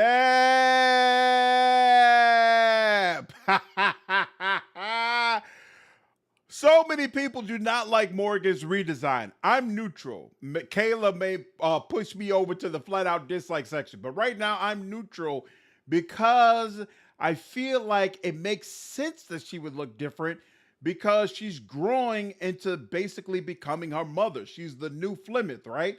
So I wouldn't expect that we'd get, you know, a similar look to certainly not Origins, but even Inquisition, right? Like, she's on a totally different level now, in part because she's drunk from the well, but they don't even let us. That's a whole nother subject. It's whatever. But that's why I'm okay with the new look. But many, many people are like, no, this is trash. is trash. We are not a fan. Music fine is just generic. It doesn't feel like Dragon Age. That's basically what I said. I didn't trash the theme. I didn't say like, oh, this is garbage. Why they choose that? I was just like, it's mediocre. It's mid. It's straight mid. And Dragon Age is known for excellent music. Excellent music. Very, very memorable tracks. So, and you got and I made it clear, I don't feel like it's a BioWare problem. You got Hans freaking Zimmer. Hans Zimmer should have made sure the music is on point. So my concern was that Hans Zimmer basically just cashed a check and then let one of his little underlings put some music together for BioWare, handed it off to them. It was like, all right, y'all, you all paid for the name. You all didn't actually pay for good music. You know? We'll see. I know people are going to disagree. That's totally fine. I said this was my controversial take. But with Morrigan, I look at her and I think to myself, in Inquisition, she is fucking gorgeous. She is perfect. I think the way her face looks, her body, her outfit, she looks really, really good. Kayla likes the sexy outfit. Love her new outfit. I don't mind that she got a new one. I don't particularly love this outfit. Is not sexy. This one specifically, like the waist strap. I think it looks like another bra. But her face is very different. And I don't think it's a case of aging. I just think it's the way that her face is shaped now. It's very different. Her hair is different. I just don't particularly love it. And I think for me, Morrigan is a perfect example of something that was perfect that didn't need to be changed being changed. For me, when I saw Morrigan in Veilguard, it's her voice that really carries the nostalgia for me. But when I look at her, I don't really see the Morrigan that I know. I don't see the Morrigan that is so ingrained into my mind, that has been there for several years now. I see someone else. The weight of her return was heavily reliant on her voice to me. That nostalgia was from Claudia Black's voice, not really necessarily how Morrigan looked. And I think that if Morrigan had looked like what she looked like in Inquisition, closer to what I was expecting, that appearance, that return. Wolfhard, you said this Morrigan you're speaking about, you love her in all your voice. She can show up in Anthem. That's hilarious. Big Morrigan fan, huh? You know, and now I think about it, out of all the romances, I do like Morrigan the most, but Isabella's a close second for me. So Morrigan's not like far and away my favorite one, the way she seems to be for you. Like Morrigan and Isabella, they're right there neck and neck. I heard rumors, I don't know if it's true, I heard rumors Isabella might pop up in Veilguard. That would make complete sense. I would look forward to seeing that for sure. Oh yeah, they can't have Morrigan without Claudia Black LT for sure. Probably would have had more weight for me. I love seeing her back. Very glad she's back. But I remember thinking as soon as I saw her, oh, she looks different. And I wish I didn't have to have that thought. And I had that feeling almost every time there was a cameo, a returning character, a surprise reference to the past. I felt that almost every single time that I experienced that. Damn. And I definitely felt that when I saw my Inquisitor again, because I struggled so much recreating her in Character Creator. So I just feel like that change kind of dampened that experience a little bit. Inquisition, to me, had the perfect blend of realism and stylization, and I just feel like in Veilguard, they moved more towards stylization than realism, and I fully support games not focusing on realism. I think when you have games that spend so much time making sure everything looks super realistic, you get games that look very visually good, but took too long, cost too much to make sure your PC is updated, and ultimately you can tell that a lot of the time was spent on the graphics versus everything else. I agree with this, but I'll be honest with you. I feel like there's way too many games right now that are going for a more cartoony look. And we could really benefit for some games that focused a little bit more on providing a look that was more realistic. I think Avowed is a perfect example. They released that first trailer. It looked dark. It looked gritty. It looked realistic. It had a very, very distinctive color palette that really distinguished Avowed from most especially like Skyrim, but just other games in general where people are like, whoa, I can't wait to play in an environment that looks like this. And then we finally got a trailer that showed what the actual gameplay was like, and it's completely different. It's very, very cartoony. I feel like it's just not nearly as good, and I would really appreciate a few more games that go for that gritty, realistic look, just to distinguish them from more of the games on the current market. Like, Mass Effect 5 is going to be photorealism. Really? So I'm happy about that and hope that game happens. Really? I didn't know that. That would be incredible to see. I didn't know they were going for that. I've heard almost nothing about Mass Effect 5 after they dropped that little trailer. In fact, I just realized N7 is going to be coming up soon. I wonder if that's too close to Veilguard's release date for them to give us some Mass Effect tidbits. But I really hope they do. What will you if Veilguard doesn't have the razor wrinkle? Jeff, in fact, no, Kayla's here. Kayla. And Veilguard, can I make my character like significantly old? Like, I don't know if you remember the way my character looks in Inquisition, but she's like a very, very old woman with like deep, deep wrinkles in her face. Am I able to do the same thing in Veilguard? I expect something small for sure. Got you. Yeah, I want to know if I can do the same thing as Veilguard, except it'll probably be male, not female. But I'm going to try to create myself like a gnarly old man. They gave me 5s on the Unreal Engine, so I'm not surprised to be more realistic. Nice. That's awesome. Brad, thanks for the follow over on Twitch. I don't want to see every pore, every hair on the skin of a character. I don't need to see all of that. That's not what I want in a game.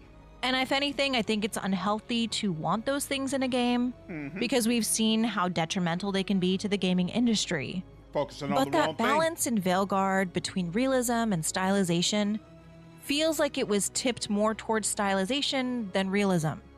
And that balance that Inquisition had isn't really there for me anymore. So characters look, I don't want to say cartoonish, because that's not the correct term. Yeah, but they look simpler. Kayla, don't try to dumb it down. It's absolutely cartoonish. It's Pixar. Pixar is the term you're looking for. It's the term Wolf was using. Maddie was using. I think Skill Up even used it. I used it, in fact, previously. It's Pixar. Absolutely. And I don't think the game benefits from it. There are complexions, but I don't know if they were that wrinkly. All right, I'll get all the wrinkles I can out of them. We'll see. I just don't know how to describe it. There's something about the art style that...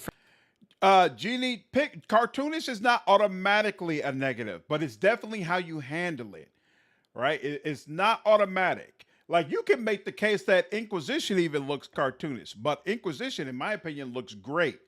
But Veilguard does cartoonish in a way that I don't think is all that good. For me, it's just... And I agree with Sailor. It's inappropriate for Dragon Age. That's the other part of this. It's not. It doesn't look right for the series. Visually not as appealing as it was in Inquisition. I think this becomes more apparent for me when I look at the body proportions in Veilguard. Everybody looks too short. Everybody looks like they have... I haven't thought about this at all, but people have repeatedly said that they feel like the Qunari are not tall enough. At least the Qunari that you're able to create. So let's look at this when she circles back to some Veilguard footage. I'm curious if I'm going to agree, because I haven't felt that way looking at the footage. Larger heads than they should for their body proportions. There is just something off about their body frames, and it like really, really bothers me. It is something that the further that I got into the game that I didn't really focus on as much. But when I was making my Rook and when I was making my Inquisitor, and when my Inquisitor appeared, I thought to myself, wow, she is very short.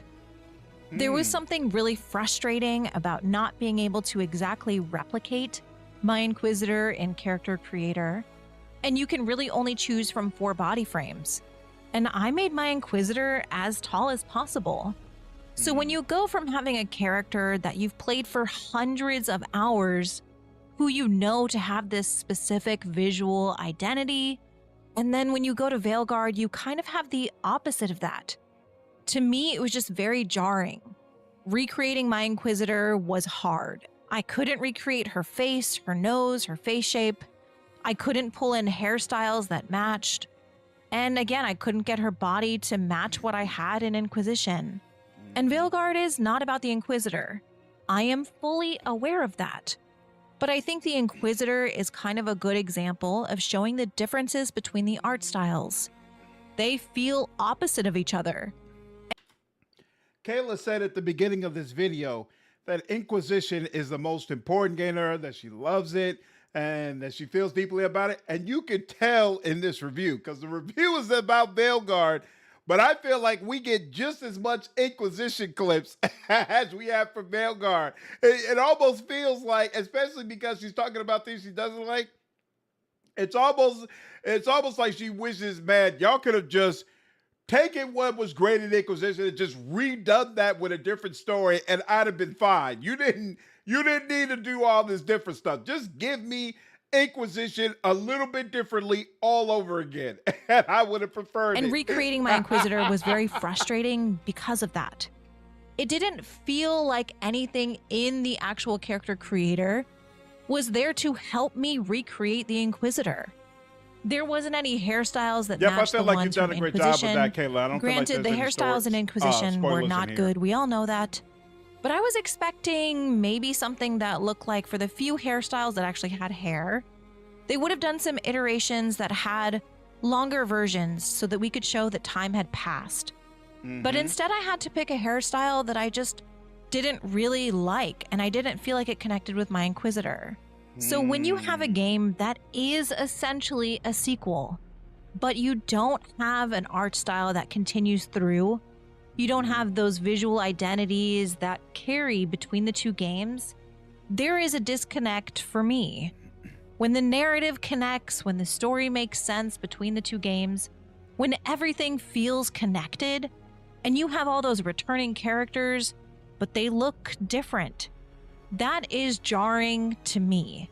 Again, that has kind of become Dragon Age's identity, that everything continues to change.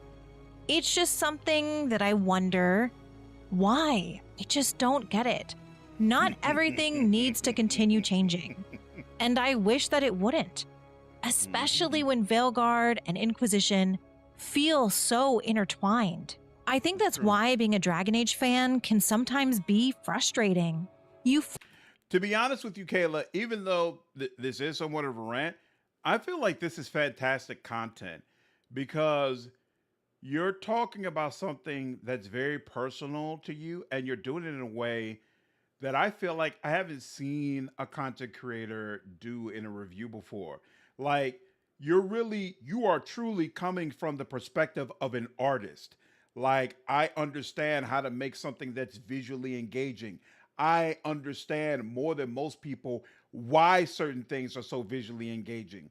And so you're able to talk about in great detail, this is why what we're seeing doesn't really work, and why I wish they would have went back to work so well in the Inquisition. For me, this is actually fascinating to watch because it's a completely different perspective than what I've had. Like I already mentioned, I agree with it. Like I agree the characters are cartoony. I agree that stuff doesn't look right, that visually it's not nearly as appealing to me as what I saw in Inquisition, but I wouldn't have been able to break it down the way that you have. I would have just said, this looks like Pixar, and then moved on and not really provided any additional like context, you know, and information. And so it's really cool to see you kind of be able to dig in and say, this is why this stuff doesn't work. So I think this is great.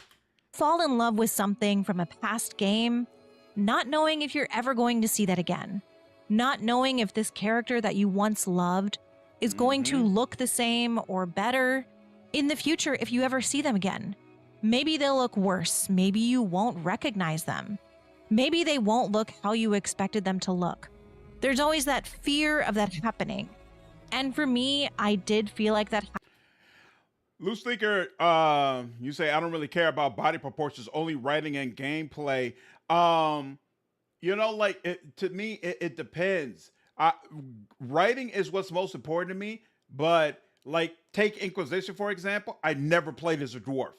Never played as a dwarf, because I always hated feeling so much shorter than everybody around me. That's annoying. In fact, if anything, I want to be a Kunari. I want to lord over and tower over everybody who's around me. And so from that standpoint, making sure, but on the flip side, I should feel shorter as a dwarf, right? Like, that is correct. You're providing a real, representation of someone trying to play that type of character. And so it's important that you get those things right. Some people have said they feel like when they're looking at Kunari footage, the Kunari feels basically the same height as everybody else, or maybe even shorter in some instances. That's not the way it should be, And so I definitely get it. Happened with Veilguard. I just felt like some of the cameos, some of the things that I saw were just a bit disconnected with that nostalgia, with that memory. I read Hobbit Wolfheart. I always wanted to be Gandalf. I enjoyed reading about Frodo. I never wanted to be Frodo. It's like when the Gollum game came out. I never wanted to be Gollum. Who asked for this? Who asked for a Gollum game? If you're going to give me a game, let me play as Gandalf. Let me play as one of the wizards. I don't want to be a Hobbit. I don't want to be Gollum. I don't want to be any of that. Aragorn or Gandalf or bust. Nah. With my own expectations. And maybe that's my own fault. Maybe that's totally on me. But that's just how I felt, and that's how it affected me while playing Veilguard. I feel the exact same way about some of the enemy designs as well, especially anything that had been returning from previous games. Pride demons, spirits, they all looked a certain way in Inquisition, and I think a lot of people were expecting that. And I know there's been this is criticism not a superior about design. What is in Veilguard, and I fully understand the lore reason behind why they look like what they look like now. So, what's his name? Epler, I think his name is. I think it might be Jeff Epler. He said that the creature looks this way because the soul comes out from the Fade, and then it basically pulls together a bunch of different body parts and then starts roaming around and causing chaos. And the theory behind that is fantastic. The visual representation of what it's supposed to look like, it just pales in comparison to the previous designs. And let's not even talk about the Darkspawn. Like, just all the way around, I feel like the creature designs look significantly worse. Now, hopefully, there are a bunch of enemies that are not demons and that are not Darkspawn. And I feel like their designs are going to be much more enthralling because a lot of the armors look great to me. But this stuff, no, I'm not with it. It makes sense. I'm not a fan. But even still, there was something about their designs that just felt... Change the mouse design. I don't know how to word it. Exactly. It felt more round. Whereas designs in Inquisition and past games felt sharper. I think there was less of an edge with these designs, and it made them seem less scary, less intimidating. Yes! And for me, that was kind of a bummer because I really, really, really loved past designs of demons and... Look, I feel like Wolf said it best. They look goofy. And you should not look at a Darkspawn and feel like, oh man, this character is goofy. Like, Darkspawn were flat out terrifying in Origins. That cutscene where he's holding the soldier's head and then he slits his throat and raises his sword in your arm and starts screaming and yelling, and then you got to fight those creatures. They were terrifying in Origins, and it absolutely worked. It fit. Who's terrifying here? It's absolutely a downgrade. Spirits and things that we got to see from the Fade. So for Veilguard, I just think it lost a little bit of that. Ultimately, my main issue with this game is the way that it looks. Jess, appreciate the month of membership. You going to stream this game live on day 104 release? Absolutely. I'm supposed to get a key the day before. BioWare might change their mind. I have no control over that. So either Wednesday or Thursday, I'll be streaming the game all day for sure.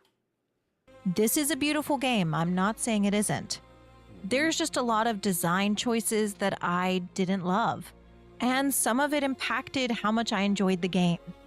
I genuinely think if this game would have looked like Inquisition and would have carried Inquisition style over, it would have been almost perfect for me.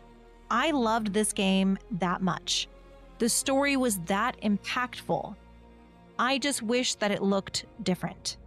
I think in general, the entire art style of Veilguard gives me the impression of something more lighthearted, something less serious, maybe something a little bit less mature, which is really interesting because Veilguard is not those things. The narrative, the story, what you can do, what you experience is a very mature game. It's rated M. So when I look at the art style, I feel like it is in conflict with the game's story, with the game's character. I guess that's just how I feel, and I think that's my biggest issue with the art style. It just feels in conflict with the game. I think it feels in conflict with what I know about Dragon Age as a whole. And maybe that's just because I'm so ingrained with Dragon Age Inquisition being my Dragon Age.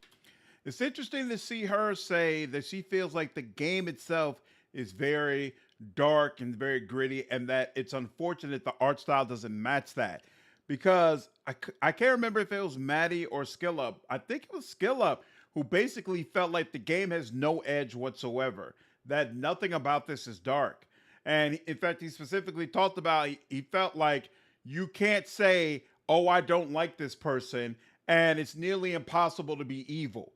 Like everything pushes you to be a good guy, and everything is kept kind of light, you know, and very little of the game is dark from his perspective. So that would definitely align with an art style that's much more light and cartoony and things of that nature. So it'll be interesting to see how I feel when I play through the game, because it seems like Kayla, who also has experienced the overall series, feels like, no, the content in the game is consistent with what you've gotten with other Dragon Ages, but the art doesn't reflect that. So other people will feel different. And I have spoken to other people who have no issue with the art style or even like Munimo, I'll definitely do a review for this game. Just got to give me some time to get through it. This is just my opinion, and I wish that they would have done something a bit different. Why do you feel Overall, like SkillUp's review was terrible, I think I just have Pyro? a general frustration with Dragon Age being different to every game. I don't think that there has to be a new take on every aspect of Dragon Age with each new game that we get. I agree. If we get a Dragon Age 5, which I hope we I agree that it doesn't have to be a new take every time, but I also I don't feel like Veilguard should be the base. So I'm not, I mean, let me take that back. I haven't played the game yet, right? So maybe I'll feel differently when I play it, but right now, based off what I know, I not want Dragon Age Veilguard to be the base for Dragon Age games moving forward. I would be very comfortable with Inquisition being the base for games moving forward. And obviously, my personal preference would be Origins. I would love to see them pull more for Origins, but I understand it's asking a lot. Inquisition is the most popular game in the franchise overall. So if that was the base and they just tried to improve upon that formula every time, I'd actually be okay with that. But Veilguard, I'm not so sure about Veilguard. I just don't want to see another major shift in the visual identity and what I consider Dragon Age. I think Inquisition Oregon would be perfect, personally. Exactly. That's what I would love to see, Kayla, for sure. Next Dragon Age is going to be 2D side scroller. Stop it, Wolf. Stop it. This applies to the music as well. I have to fully admit, I found the music in Veilguard to be okay. I thought it was pretty generic though. Nothing really stood out to me. Unfortunately, I just don't really remember a lot of the music. There isn't specific moments where I really remember the music Like pure adding Renegade? a lot to the moment. There was one or two moments for sure, and I'm not saying I didn't like the music. It's good music. Yeah, I you just are. don't feel like it was very connected to what I was experiencing. Weak. Hans Zimmer threw in a check. Hans Zimmer was like, y'all want me to put my name on this? Y'all got to pay me. And don't ask no questions. Here's your tracks. Have a good day. I'm off to make another movie. And again, maybe that's And to be clear, that's not BioWare's fault, right? Hans Zimmer is legendary for the music he creates. You pay for a Hans Zimmer soundtrack, you should be able to assume relatively that it's going to be great stuff. It's not really BioWare's fault that the music at least appears to not be up to snuff. because I'm just so connected to Inquisition. Maybe that's the core problem. A lot of people miss Trevor Morris, Kayla. There are definitely a lot of people who are like, why wouldn't you just get Trevor to do this next one? And to me, that would have made complete sense. His name is escaping me right now, but the guy who did the story, the soundtrack for Origins, he was able to follow up with Inan Zur. Thank you, Pazuko. Inan Zur was able to do the soundtrack for Origins and 2. I was upset when they replaced him. I was like, man, he did great work. Why are y'all moving away? But Trevor Morris, I felt like did an amazing job with Inquisition. I don't feel like it was as good as what Zur did, but I also feel like Inquisition was such a different game from Origins and 2 that it made sense to go in a completely different direction from a soundtrack standpoint. And so all of it kind of fit together.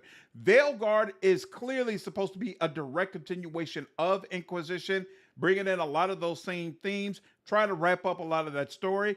To me, it would have made complete sense to have Trevor Morris do the soundtrack for it. So I don't understand why that didn't happen. A lot of people I know really like the music and what they've heard so far. But for me, it just, I don't know, it just didn't feel or sound like Dragon Age. There was even a few moments where I was listening to the music and it sounded almost sci-fi, like something I could have expected in Mass Effect 5. I don't know, it just sounded disconnected. It sounded like fast action music. It doesn't sound like Dragon Age. Whereas Inquisition was very slow. There was something a lot calmer about it, and I really, really like that. All of the soundtracks are slow. All of them. All of them are about slow, deep, pull you in, those kind of tracks. It's not Skyrim. It's not. Maybe it's because in Inquisition there was so much more open world, so there was a lot more ambient music. Whereas in Veilguard, the narrative is really pushing you, so the music is more in your face. I just don't really think I connected with it. With Inquisition, I kept opening this. Deacon, she said at the beginning of the video that the thing that matters the most to her is the writing and the story. And she said that all of that was on point. So that's consistent to me. She's not all that high on the combat. The art, the music isn't all that great either. And the art style irritates her because she wished it was closer to Inquisition. But the storyline is on point, so she loves it. That to me makes sense. I'm honestly the same way. I didn't really enjoy the combat in any of the Dragon Age games, right? And the art style, it was cool. You know, like Inquisition's art, I really enjoyed. But Dragon Age Origins 2, it was all right. It was cool. It was cool. The story is what really pulled me through and why I love those games so much, and being able to transfer my decisions into each game. So everybody has things they do and don't like about a game that really pulled them through. Right. CK, they say story over everything else. Yep. Soundtrack and listening to the ambient songs, but also listening to the main theme and Lost Elf just over and over the years. And I really don't know if I'm going to do that with Veilguard. Again, there's just something about the way Dragon Age tries something new every time. And unfortunately, it just didn't work for me this time. Again, the music is not bad by any means. It's good music. It's just not what I expect for a Dragon Age game. It's important to me too. And sometimes I just felt like it was in conflict with what I was experiencing. Though I will fully say Act 3 has really good music, and there's some stuff that I absolutely loved. It's just for the majority of the game, Man, it just kind of everything fell about flat for Act me. 3 must be fantastic. In short, Act 3 is where the decisions are made, where stuff becomes important. The music is apparently better. Like, everything happens in Act 3 of this game. summary, if you want a game that has a really good story, that has emotional impact and weight, if you want to feel like the story that's been built up since Origins is relevant, then yes, you will enjoy Veilguard and you should play it.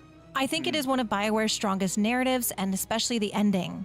And as a BioWare fan who wants story and emotional impact, and was pretty disappointed by Andromeda, That's I awesome, was really Kayla. worried about this game. Endings are really important And to me, I so am it's so great to happy hear that, that it BioWare made stuck me the feel landing. what it made me feel. I hope that people like it, but I also know that it's going to be divisive. With the Inquisitor's return, with Solus, with a brand new cast of companions, with this story, there's a lot that people are going to have a lot of feelings about. People have been waiting 10 years. That's 10 years to build up everything that they want. That's 10 years to Like set the opposite of Mass expectations. Effect 3. That's 10 years to anticipate this game. So I just hope that everybody gets what they want. With that, that is my full review. too. Let me know if there's something that I missed or That's awesome. You did an amazing job, Kayla. Really, really enjoyed this. Let me go ahead and put the link in the chat again so you all can check it out. I highly recommend that you check it out for yourself. Subscribe to Kayla if you haven't already. She does absolutely amazing content on not only BioWare games, but just RPGs in general. I know she's really excited about Exodus as well. So she has some videos about that. And I'm sure there'll be other stuff coming up after Veilguard that she will continue to cover leading We up to Mass stand upon Effect the 5's precipice of release. change. One last video that I want to see, and this is the one I was probably to some degree looking forward to the most, because obviously Kayla really enjoyed this game, but Mortismal Gaming said that it's the best game in the entire franchise. It is the best Dragon Age game he's ever played. I'm really, really curious why that is. So let's go ahead and get into it. Yeah, absolutely. My pleasure, Kayla. I've already said I feel like you do absolutely amazing work. Amazing work.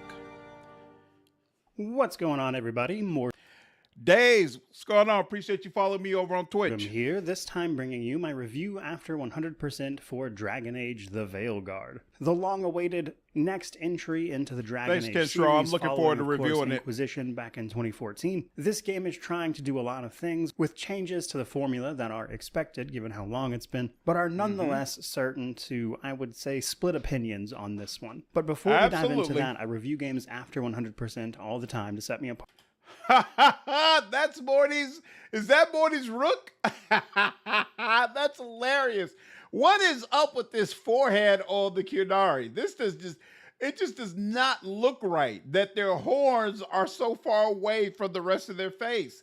Who felt like this was a good idea? I don't remember it being this way in any of the previous Dragon Age games, but I digress. Apart from other reviewers on the platform, and while that does include the achievements, it also includes a lot more than that. There's a link below to a video covering everything I go over. My Steam profile is public and linked below as well, though a couple more notes on this one in particular. We're obviously a few days out from the official launch of the game, which means that A, you won't actually see it on my Steam profile for a little bit, as if you are completely unaware, unreleased games are typically hidden in that way until they officially release. So I can see it, but you won't be able to. What's more, though, on the subject of the achievements, and obviously how I'm bringing you this review, that is because I got an early copy of the game that allowed me to do so. What's more, though, in the case of this game... I mean, I'm sure the vast majority of you are probably already massive Morty fans, already subscribed to him, yada, yada, yada, but just in case anybody is not aware of Lord Morty, there's a link to his channel. I would say while the achievements mostly cover the main stuff, there's actually a lot of stuff they don't cover. So while my initial playthrough was like 55 to 60 hours... Mike, Mortismal, okay, you know what? I think I should preface this a little bit. Morty is basically the premier CRPG guy, right? He covers just about every CRPG that comes out. However, his favorite game series of all time is Diablo. So he's most certainly an action RPG kind of guy. Like that's probably like his favorite genre and types of game, right? I mentioned earlier in the stream, I feel like people who started with Inquisition in the Dragon Age series have a much different perspective on Dragon Age compared to people who started with Origins and then played the whole way through. Morty started with Inquisition, then went back and played Dragon Age 2 and Dragon Age Origins. Morty is on record as feeling that Inquisition is the best Dragon Age game, and this is important, Origins is the worst. All right? So Veilguard, in a lot of ways, I wasn't surprised that he was high on it. I was surprised to hear him say that it's the best Dragon Age game in the series. I'm really interested to see his thoughts on that. But I'm not surprised that he was a fan of it, because this is moving in the direction towards the types of games he really truly loves that are like top tier for him. So to me, it all makes sense. All right, now with that preface, let's go. I didn't check the exact time, but it was in that ballpark. I did have... Oh, Steven, thanks for the $2 donation to Mutifless. I have to play through the game multiple times to see everything, and you'll see some of the footage from all of the different characters I played throughout the course of this review, which brings me to my next point, which is... Origins being the worst Dragon Age game is a hot take. All right? I stand on top of that hill. I'm holding the flag, and I'm not letting any of you all take it. All right? Origins is, in my opinion, the best game in the Dragon Age series. For me, Inquisition is a close second. Now, if you want to switch those two, that's fine. What you're not going to do, what's not happening, is for you to try to convince anyone that's being serious and has a unbiased perspective that Origins is a worse game than Dragon Age 2. There's no way. There's no way. There's just absolutely no way. Shall I say it? Sorry, Origins combat makes me want to gouge my eyeballs out. Look, the Origins combat is not the best. All right, I agree with that. But there are so many other fantastic aspects of the game. Come on now, y'all. Come on. Origins had combo spells, absolutely. Suzanne, you know. Come on now. No, I played BG3. I just had it was an amazing game, but also been played like ass now. So it's not impossible to play, but you do have to put some effort into it. It's true. I agree. The combat at Origins was bad. It was, but the story was so amazing, y'all. Come on now. Origins' best game, in my opinion. No one can change my mind on that. It's the hill I will die on. Thank you, Kiwi. See, we on the same hill. We right here. We get it. We understand. Blue and Black, I agree that Dragon Age 2 got a really, really bad rap, and it was much better to me my second time playing it. But it's still not better than Origins. Absolutely. And Pazuko, no, the story is not awful for Origins. Stop it. Stop. You know what? I'm not going to let you all distract me.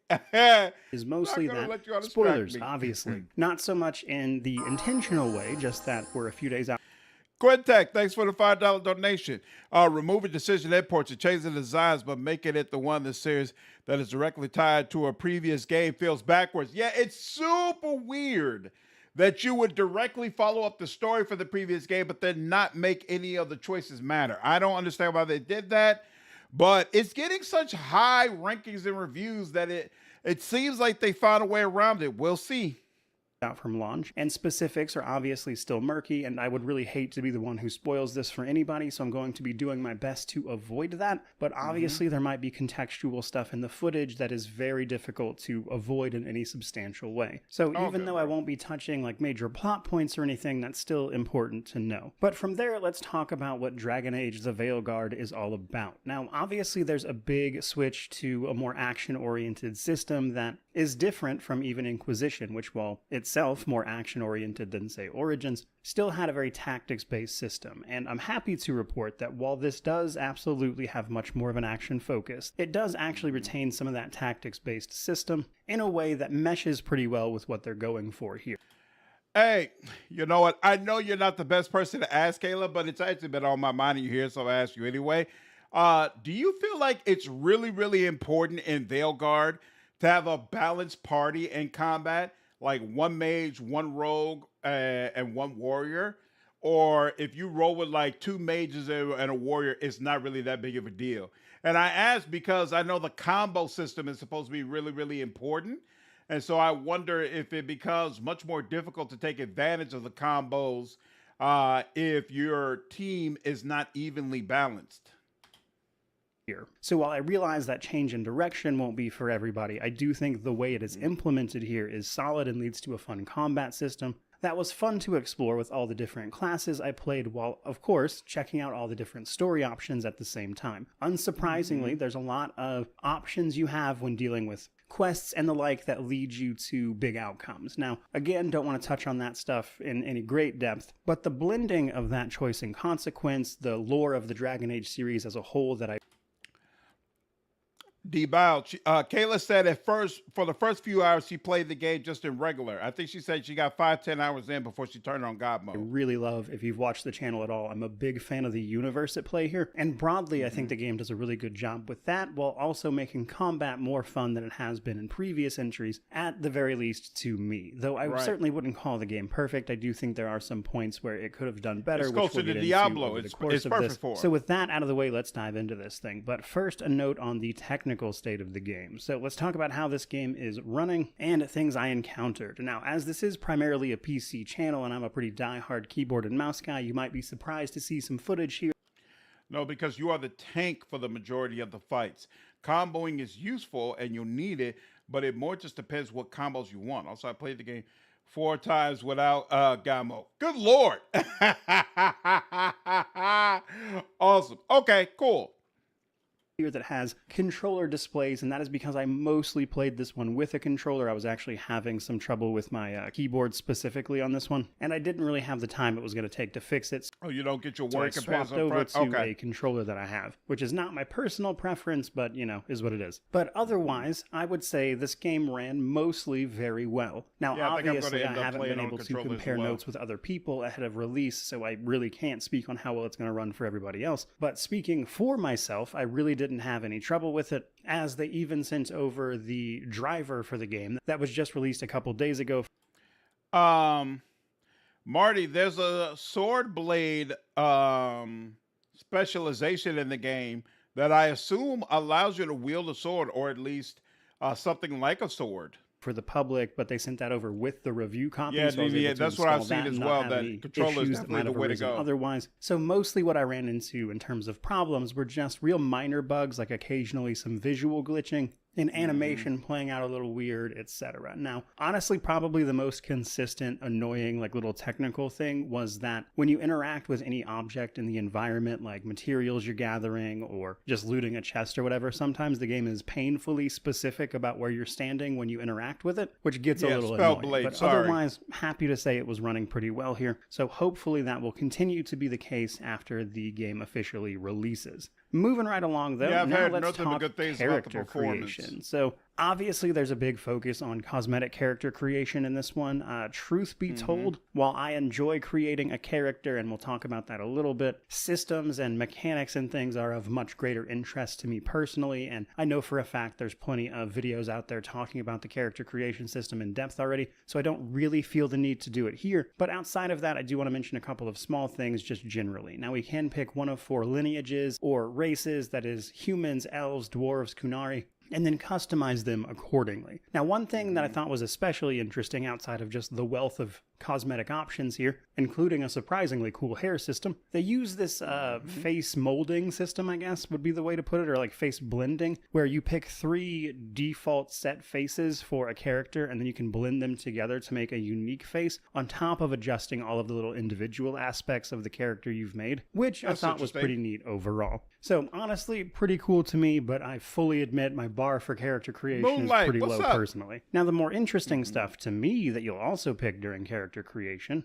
are your class, your faction, as well as the choices that were made in Inquisition. Now, I'll just start with this off the bat. I find what the game carries over from previous games underwhelming. It's probably my biggest negative for this game overall, which is that the stuff it brings forward and chooses to speak about from previous games is lacking, frankly. There's no other way to put it. So ultimately, you'll decide whether or not the Inquisition did or did not disband at the end of the Trespasser DLC, who your Inquisitor romanced, and whether or not they vowed to stop Solus from doing what he is attempting to do. And that's pretty much it. So despite characters we'll meet along the way, such as Morrigan, which has already been announced, they really don't comment much on those past experiences, which was a little disappointing for a game that otherwise I would say knocks the lore out of the park. Now, if I had to guess, probably just development reasoning. It takes a lot of effort to go through those choices and parse them, especially in regards to all of the choices you as a character could have made. But it is the one part of this game that genuinely feels lacking to me. Otherwise, though, in character creation, we also pick our class and our faction. Class is the 3 choices, as always: warrior, mage, or rogue. Each of them has 3 specializations. We'll get into that later. But important to note, they also fundamentally change the way your character plays. Each of these 3 classes has like a core move set as well as resources.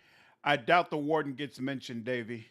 You cannot bring over any choices from the previous Dragon Age games. If Kayla's still around, she could comment on that, but I doubt it. Generation that differs from the other 2, as you might expect. So even just broadly, they all play a little different immediately out of the gate, which helps them differentiate from each other, of course, in a more action-oriented game like this. That's awesome. Honestly, this whole time leading up to Veilguard's release, I told myself I'd play as a rogue, but the more I look at the footage, the more I feel like I'm probably going to end up playing as a warrior, because I love the big, heavy, bulky armor that you have access to. And just like Kayla said, you end up playing almost like a tank every time combat occurs anyway, so might as well be the one who's supposed to take advantage of everybody being right up close. And yeah, I agree, Blizzard. Reaper looks fantastic.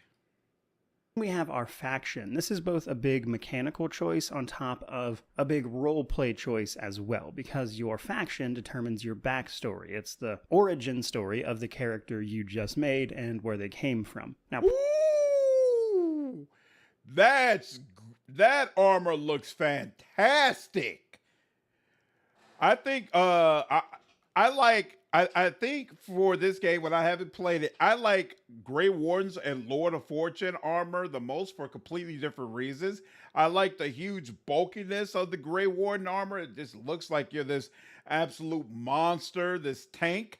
But with the Lords of Fortune, I love the way their armor looks like money. It literally looks like you went in a cave, found some gold, melted it down, and made armor out of it, which is pretty freaking awesome. Pretty much all of these have you, say, temporarily away. Moonlight, you'll want to join Solus when you finally play the game. From your given faction, which is what you're doing with Varric to kick off the story. Now, mechanically, these all... I'm not a fan of the crows. The whole feathers sticking out of you and all that. Also have few benefits to you, primarily a damage boost to a given enemy type. Now, purely...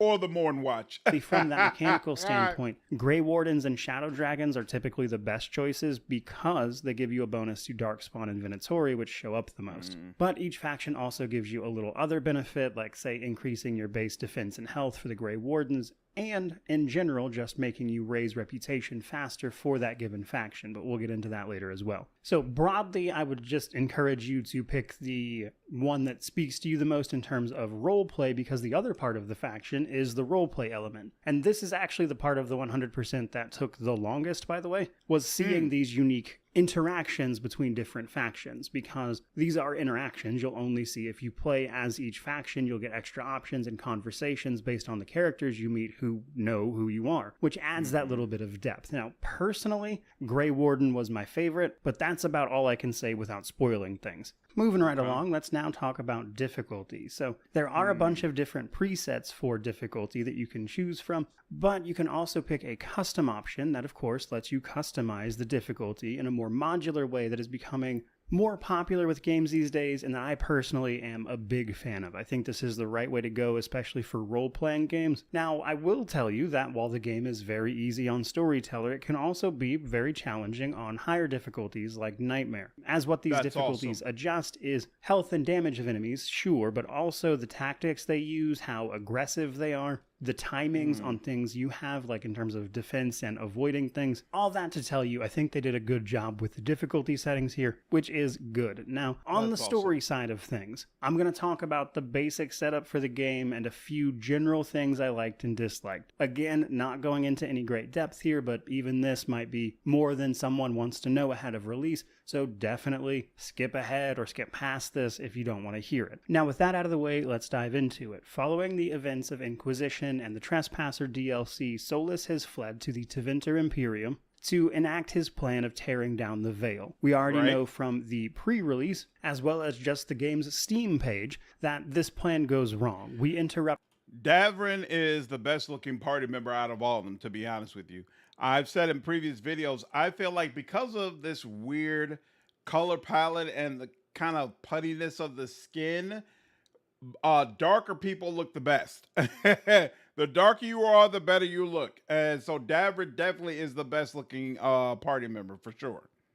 Solus during his ritual, which unintentionally frees a couple of elven gods while trapping Solus. Now, we have to stop these elven gods trying to take over the world in a grand and terrifying crusade. Now, that's about as much as I want to say specifics-wise, outside of one or two things. So, for starters, I've seen some complaints that the Blight looks different or Darkspawn look different. That is directly tied to the story. Now, obviously, yes, the entire art style of this game is a bit different than the previous ones, and while I personally don't mind stylized realism, I do think it hits that uncanny valley for some people, which is why you often see it discussed in pretty, I would say, visceral terms. But the Darkspawn do indeed look different, and there is a story reason for that. And while, yes, sure, they probably just worked the lore around a necessary change, given their art direction, that may well be true, but I do think the lore explanation there holds up and makes sense, so I was fine with it. It makes sense, but it still looks terrible, so it doesn't make it all that much better. But we'll carry on. Now, more broadly speaking, definitely Kings, skip what's going away. on? How are you? Alchemin, what's going on? Appreciate you following me over on Twitch. Not yet, and you don't want any sort of spoiler, because I'm going to talk a little bit about the structure of the game's story, even if I'm not going to talk about specifics. So here we go into that. The story of this game has a few different branching paths. You could see basically everything in 2 playthroughs outside of the faction stuff, if, of course, you're willing to do some save scumming and making some different choices along the way. Realistically, I think 3 playthroughs is more likely for most people, especially in regards to seeing the game's variable and different endings. There are a few different primary endings, as well as a whole host of variations on those endings based on the choices you made as you worked towards that part of the game. I thought all of those were really well done. I enjoyed them. I thought they did a pretty good job of bringing all of their narrative threads to a close in what is clearly the close of this narrative arc in the Dragon Age series. And if you're willing to dig through content and find some secrets, which there is an achievement associated with, you can even find what is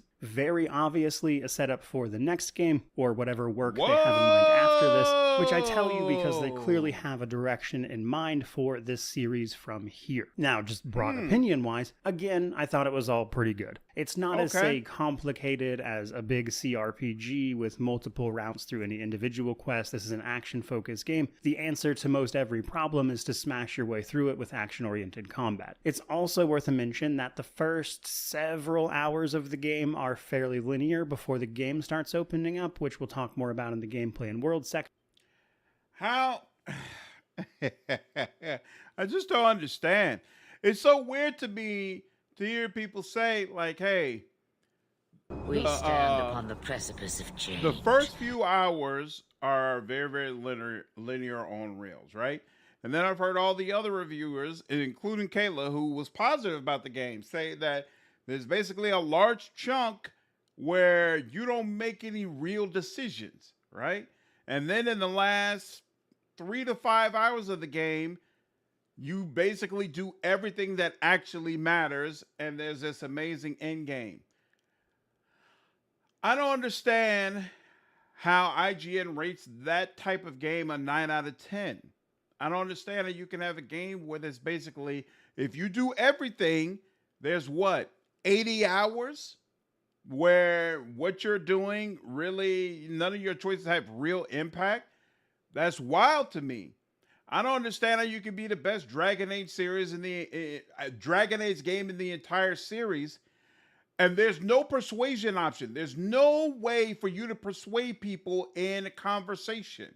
Like, this is a core element that's been in all Dragon Age games, and it feels like it's just kind of dismissed in some of these reviews. I don't understand why. I don't understand why the lack of being able to make meaningful decisions for the vast majority of the game is just swept under the rug in the same way. It's also odd to me. I know I think I've said something similar, but it's coming up again because we're watching these videos. Like, it's very, very odd to me that this stuff isn't being treated as more significant. But carry on. But I just wanted to mention that while the main story is mission-based and somewhat linear, there is a large exploration system outside of the main story where you're going to be doing everything else, and we'll talk about that here in a moment. But cumulatively, all the decisions and everything you can make, I thought they did a really good job with the system and everything they were trying to build. Now, as somebody who loves CRPGs, while I wouldn't consider this one in the vein of a game like Origins, I think this is the closest I've ever seen an action game like this get to being one, which was honestly pretty impressive on its own. Next up, just to throw it in here, because I know people will have questions, let's talk about companions now. So, yeah, Pazuko, I agree with the short attention span comment, but I feel like the issue is usually this isn't tolerated in other RPGs. But for some reason, for Veilguard, it's being just accepted, which is odd to me. Don't sweat the poor dev choice, me. It's hard. Oh man, Act 3 solves everything. That's almost the way it feels. It feels like basically everything is put into Act 3, and people are saying that Act 3 is so amazing that everything else is kind of okay. So I want to start this by being very upfront with people. I am not a romance in video games guy. I don't get it. I know people get really attached to these characters and the romances you can have with them and even just their interaction. Russie, Candier, appreciate you all following me over on Twitch. Actions and stuff, and while I can appreciate them, and I think if Mass Effect was amazing and is my favorite series all time. Mass Effect was incredible. If that's what you get out of video games, fantastic. Between that and the difficulty options, you deserve to enjoy the game you pay for. But if you want commentary on the complex interactions between who these characters are and how the romances feel and stuff, I'm just not your guy for that. And I can acknowledge my own shortcomings on that one. I got you. But I can nonetheless give a bit of general commentary about the ones I liked, etc. So right away, we've got Harding returning from Inquisition. I think they did great with her. All of these characters have a personal story arc, and as was seen in the pre-release material, Harding's is that she gains the ability to cast a bit of magic in relation to stone. If you've played a particular Inquisition DLC, you will almost certainly know where that's going. I thought it was cool. Happy to see Harding again. Then we have probably my favorite companion overall, which was Nev. She gives you a little idea about how mages can operate in Tevinter, and as a private detective, she handles all sorts of cases and stuff, and with this game's lore being what it is, and the magic and everything you can get up to, she has a really cool story involving, of course, everything to do there. And I think her story in particular captures a lot of the ideas and things that were conveyed about Tevinter previously before we had a game set in at least this part of the world. More on that in just a little bit. Then we get our third companion, Balara. She's a member of the Veil Jumpers, people researching and trying to understand artifacts and everything from Elven ruins, and I thought she was okay for the most part. She has a somewhat timid and unsure personality that I think is at contrast with the rest of the game and how serious all the events are. And she has this ability to give off like timid teenager energy, which just feels, again, a little juxtaposed against everything else. But and unattractive. I was originally going to romance Balara when I played this game, but I've definitely decided against that, in part because I keep hearing that commentary that she's a timid teenager type. I am not attracted to that at all. And as I mentioned earlier in this live stream, Nev has looked fantastic in some of the scenes she's been in. So I'm like, you know what? That's my girl. That's my girl. Otherwise, her actual story was pretty solid, and the problems she's facing are probably the most relatable to any given person, which I appreciated. Now then we have Lucanus. Lucanus, the demon of Virantium, the mage killer, is an Antivan crow. We rescue him from prison, actually, in order to recruit him, and he had a really great story. He's a really cool companion, has a thing for cooking and murder, and a couple other things going on that I don't want to spoil. Another Cooking really and great murder? companion. Then we have Davrin, a Grey awesome. Warden who is accompanying the last known Griffin, which were thought extinct up to this point, but we find Davrin in the company I of agree, one, Mike, and I doing wasn't his into best to Meryl protect either. it. I think Davrin was another great character. I love the Grey Wardens. Them bringing the Griffins back into things as well adds some great stuff there, and he has some really great moments. And between him and Lucanus, I would say it's about a tie for best bros of the series, if you want to put it that way. Then we have Emmerich and Tosh last. So Emmerich was surprisingly fun. He's an older gentleman necromancer, which was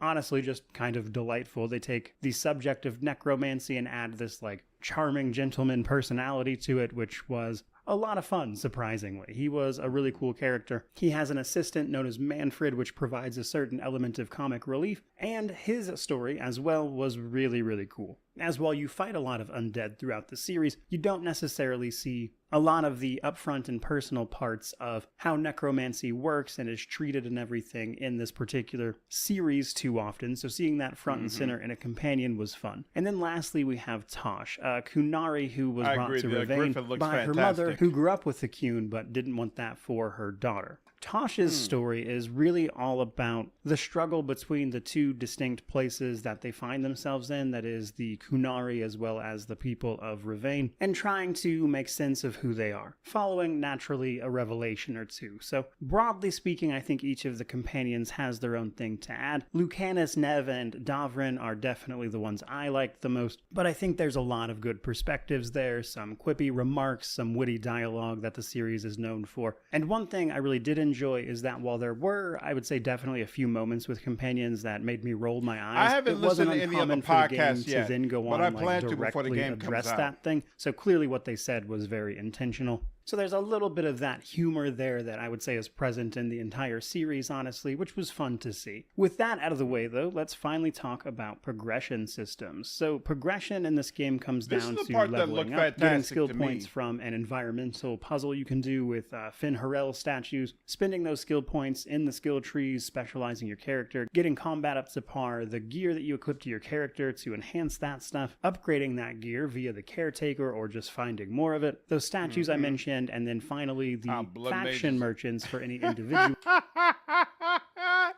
Some of y'all are definitely holding tight on to Blood Mages and want it back so badly. They haven't had Blood Mages at all for the past 2 games. Now, I agree. I definitely feel like it's unfortunate that in the game that's set into Winter, we don't have the ability to use blood magic at all. It seems like this will be the perfect time, especially since we can literally be a part of a faction into Winter. But hey, they didn't go that way. Brian, what's up, man? I didn't even see you join the stream. How are you, dude? You don't understand economic development. You need to sell 10 million units to make it profitable. It's not a small amount at all, which is part of the reason why we keep seeing these dev studios go under. Dual faction, which is going to help you with those previous things. Starting with... It's not going to be the Outlaws of BioWare. It's nowhere close. I think it's like the number 2 highest selling game on Steam right now. Like, I don't know if this is going to be a smash hit, but it's definitely going to sell well. Especially considering how many positive reviews came out today. Though each class has their own unique skill tree with 3 specializations. At level 20, you can just go pick your specialization. You don't. I'm not have a familiar quest with Destiny, with so I can't comment on it whether or the not skill it tree. influences And then this parts of your interface. specialization are locked behind level gates, level 30 and 40 in particular, with level 50 being the max. And while I don't want to get into extreme detail for every single class, I will say that I had a lot of fun with each of these skill trees, finding synergies and fun things to do with each one. For instance, I made a Spellblade Mage as my first character, because that's kind of my preferred playstyle, who wound up stacking like shocking and burning afflictions on enemies and really leaning into both damage over time, but also being able to set up arcane bombs just generally as a mage on enemies by hitting them, only then to detonate those bombs while also applying status effects all the way through. For the warrior, they get a lot of like hefty smash abilities that allow them to leap into the fray, do like big whirlwind AoEs and everything. And while that's the playstyle I enjoyed, you can also take them down the route of like a slight bit of necromancy magic, allowing them to like steal life and things from enemies while dealing necrotic damage, and then combining them with items. You can even cause a warrior to deal like primarily elemental types of damage in various ways, giving you a lot to build off of. And then there's the rogue. The rogue is great at applying things like bleeds or necrosis or like poison basically, and has a bunch of unique mechanics as well. Like they can go fully in on their ranged attack, their bow basically. They can focus on tools, allowing them to set up like a turret with their specialization even. Or my preference, the duelist, which focused on not getting hit at all, so you can build up adrenaline, which increases your damage done and everything until you get hit, as the rogue is very highly mobile in comparison to the other classes. You missed that part of the stream, Brian. I started with the Fexter Life stuff and looking at a video from Renfail, who also spoke about it, but felt like Wolfheart and what's his name, Fexter Life, were basically being unreasonable and entitled about those situations. So we spent about an hour talking about that earlier on the stream. Is just by default. So all of them have. The build making in this game honestly looks fantastic to me. When I look at the skill trees and the diversity of gear that you can get and all the runes that you can put on the gear, the enchantments you can place on them, I feel it at least seems like there's a ton of different options on how you can put your character together. And I think it looks really, really strong. The specializations that your classes can have, I feel like all of this looks great, and it's surprising to me that I didn't see more reviews talking about it. Like, the build theory crafting and the combat is separate. You can have a game where the combat is terrible, but putting your builds together is still a fantastic experience. And so it's odd to see in a couple of these reviews, they don't talk at all about this aspect of the game. And it's definitely what caught my eye when IGN was doing their breakdowns of all the things in Veilguard. Of their own interesting skill trees, and it was fun to mess around with and build these. I had a lot of good times just messing around and trying to build an interesting character mechanically, and that's something I think this game does very well. Now, Brian, did you see Mr. Matty Plays broke his NDA? I do have some more to say there, but I will leave it for the... Munemo, I don't feel like Morty saying Origins is the worst game damages his credibility. Like, you'll see a lot of people already in this chat even who will say like, hey, I don't really care for Origins. Like, the combat doesn't hold up. The combat doesn't hold up well today. I feel like the storylines and the dialogue hold up very well today, but the combat, not so much. Not to mention that it's so difficult to actually even run and put the game together nowadays. It is what it is.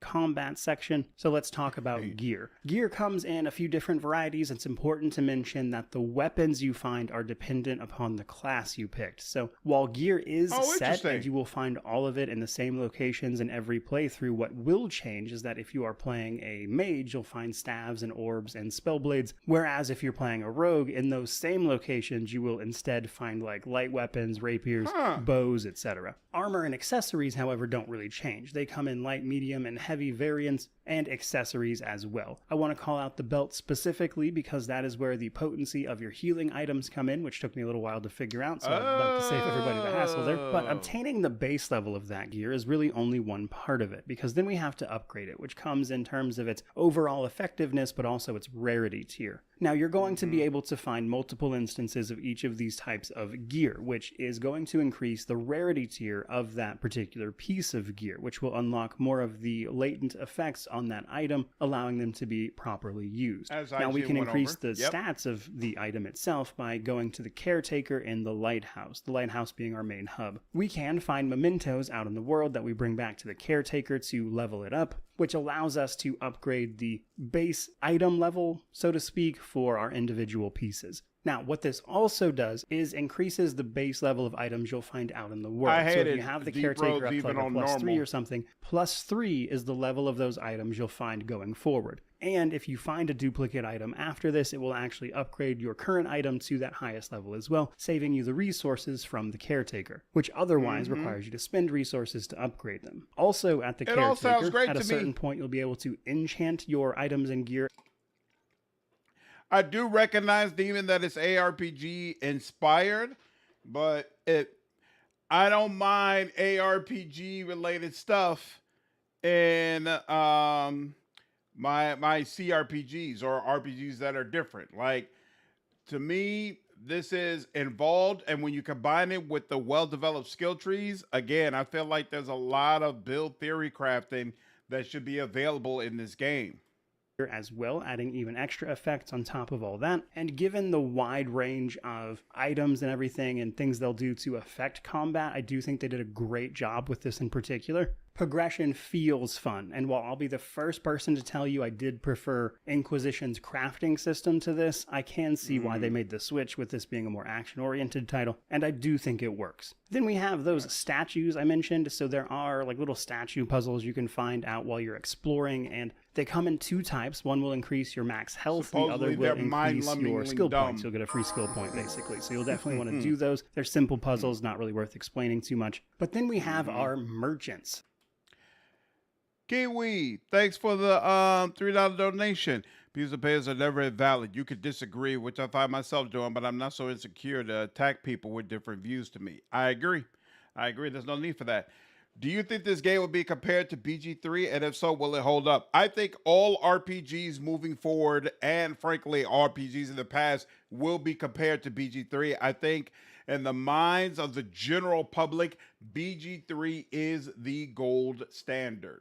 It's hard to say how this game is going to hold up to BG3, but I'm going to go out on a limb and say poorly. I don't think this game is really going to challenge BG3 for its crown based on what we've seen from the reviews thus far, but hard to know until I play for myself.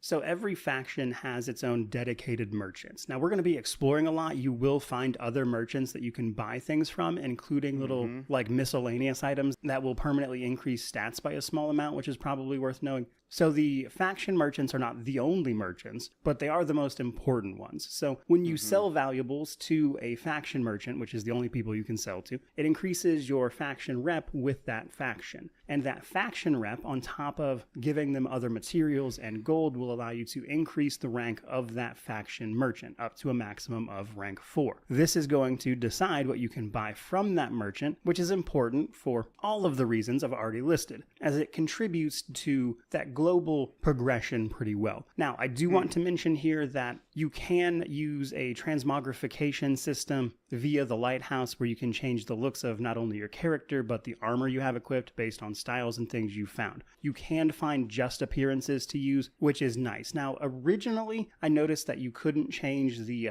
color of any individual piece, but then I found out basically that a lot of these armor sets have different variations of color palettes based on the faction you got it from, so that's probably worth knowing. And just while we're here, you can change some of the lighthouse decor, like our main hub area. We'll find appearances and stuff Kayla for there that as well. Oh, and that's that can pretty also cool. be adjusted, which is definitely worth knowing. But with that out of the way, let's talk about the gameplay and world a bit, starting with the structure of it. So, as I just mentioned, the lighthouse acts as our hub of sorts. This was effectively Solus's hideout while he was working on his dastardly deeds. We're going to be using it throughout the game, and it will adjust and change as we go. There's even a couple secrets in the lighthouse itself to be found, so definitely explore the place a little bit. And it's, of course, where our companions take up residence as well. So between being able to discover some things here, the ability to redecorate the place, the way your companions' rooms and things will change, the lighthouse is a bit variable, and you can change it to your own liking. I haven't forgotten about Andromeda at all, Brian, but that was also years ago, and Legendary Edition was fantastic, so I don't Main necessarily hold story that is against them mission now. based. Outside of that, when you're not on those missions, there's a lot of exploration. There's to no be new had. game plus, So we Steven. have the lighthouse itself, but then we also have a place called the Crossroads. The Crossroads is an exploration hub on its own, but it's going to facilitate our travel via alluvians to other areas. Now, once you unlock these, you can just go straight there from the main map. You don't have to like travel through the Crossroads every single time, which would be annoying. She's But got that's some primarily crazy how you're muscles going to in get to her the other arm. exploration hubs, which includes cities like a part of Minrathous, Treviso, the Hosberg wetlands, the Necropolis, etc. And each of those individual areas is a very, I would say, dense section of things like exploration stuff I mentioned, like finding some of that loot, chests, those statues, and doing side quests. Okay, so Each the of these main areas hub has areas side is where quests you that do the are general available to exploring. you. And all I will say there is, as I mentioned earlier, you cannot do everything in one run. It is possible to lose the ability to do some of these side quests, and some only become available if you make certain choices previously, which is one of the ways you're going to feel a lot of that choice and the consequence that the game is going to revolve around. Now, I was pleasantly surprised by all the exploration and questing available, because between this exploration and the companion stories and everything, there's a lot of game there, while at the same time being much more focused than a lot of the meandering you did in Inquisition that really didn't add anything to the game. So Yeah, it even definitely things like the appears side that quests quest here structure's have gonna very be much specific better in like this stories game they're trying to tell compared to you, and it previous adds Dragon something Ages. to the game rather than just be like, go collect this or kill this thing so many times. Happy to see they did away with that. There's a much higher quality of content to go through here. And doing all that with your companions who will comment on it, you can increase their bond and romance them as you go, while also meeting all these merchants and exploring these cities, which had previously only been talked about in the lore, was really fantastic. Now, your companions do actually play a little more of an active role even here, as you can use powers from a gained companion to unlock a bit of exploration in any given area. For instance, Davrin and his griffin can attack certain hanging platforms to drop them where you can climb things. Balara is great at removing wards on magical things. Lucanus can reveal fade anomalies so you can traverse across them, and other little things like that. So companions do play a role That's cool. even here, outside of combat, I mean, and just exploration generally. Now, broadly, a few things that I liked here. I really enjoyed the exploration. I'm glad those hubs are there. I think the questing adds to the game. It was a very enjoyable experience, and I'm really glad they put those areas in. Now, a couple of notes here. For starters, I do think this game could have done a better job of exploring Tevinter. So we're going all over the northern parts of Thedas, not just Tevinter, and it was cool to see a lot of those places, but the place I wanted to see the most was the Tevinter Imperium. This was one of the main worries I had about Veilguard, in that Origins did an amazing job of making you feel connected to Ferelden. By the time Origins finished, you really felt like a Ferelden citizen. In fact, when I played Dragon Age 2, every single time I ran into somebody from Ferelden, I automatically felt kinship with them. I felt like, man, we stand for Ferelden, and we're not gonna let anything happen to it. Dragon Age 2 didn't do quite as good a job of making you feel connected to the free marches, but you felt connected to Kirkwall, the city, right? So it didn't make you really give you a sense of all of Kirkwall. You never went to Starkhaven. You never went to some of these other free marcher areas, but you did feel close to Kirkwall, the city, at least. I felt like Inquisition did a terrible job of making you feel close to Orlais. I didn't feel connected to that country at all. I didn't really care about it.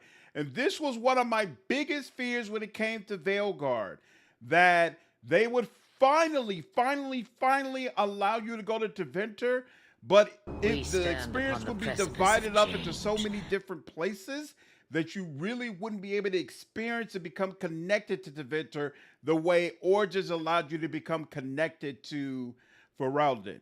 And it seems like Morty is confirming that's exactly the case. That you're bouncing around to so many different places, it doesn't feel like you're centered in a particular area. That's disappointing to me. It's very disappointing to me because we waited so long to finally get to Tevinter, and I feel like I would have preferred a game that really let us spend more time with it. Epidemius, what's going on? Appreciate the follow over on Twitch.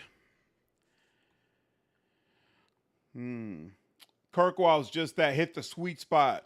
Yeah, it feels like they've set up something with Inquisition with Solus and Tevintra somewhere between Dreadwolf and Veilguard. They completely changed focus. That I would agree. I would agree that's absolutely how it feels, and it's unfortunate. It's unfortunate. A place that treats and deals with mages in a much different way than the rest of the games we are used to, where they are effectively persecuted. And while we certainly see a little bit of that, I am a little disappointed they didn't go full. You were connected to the hinterlands, though. Wow. Wow. Like, into it, and make it a more central pillar of what the game is about. Especially since I think they did really fantastic job showcasing all of these lore elements otherwise. Not least of which because being set in Tevinter, where blood magic is prominent, was definitely an ideal time to lean into that, and explore different elements of it in a much more straightforward way. And that's the one thing I wish the game had expanded upon that they just kind of didn't. And yes, there is a story reason for that. I just find it disappointing personally. Now, all along that exploration, and story missions, etc., we are going to be engaging in a lot of combat because this is an action game. So let's talk about some of that combat. As I mentioned, 3 classes, 3 specializations each, but with the ability to freely respec your skill tree and swap out gear anytime you're not in combat, it can be pretty easy to like fully remake a character and try a different playstyle, so don't be afraid to mix things up no matter the difficulty that you are on, and find out what works best not just generally but also for you specifically. Now right away, what I like about combat is that each of the 3 classes and all of their specializations feel distinct from one another, which I think is great for replayability in a game like this in combination with the factions.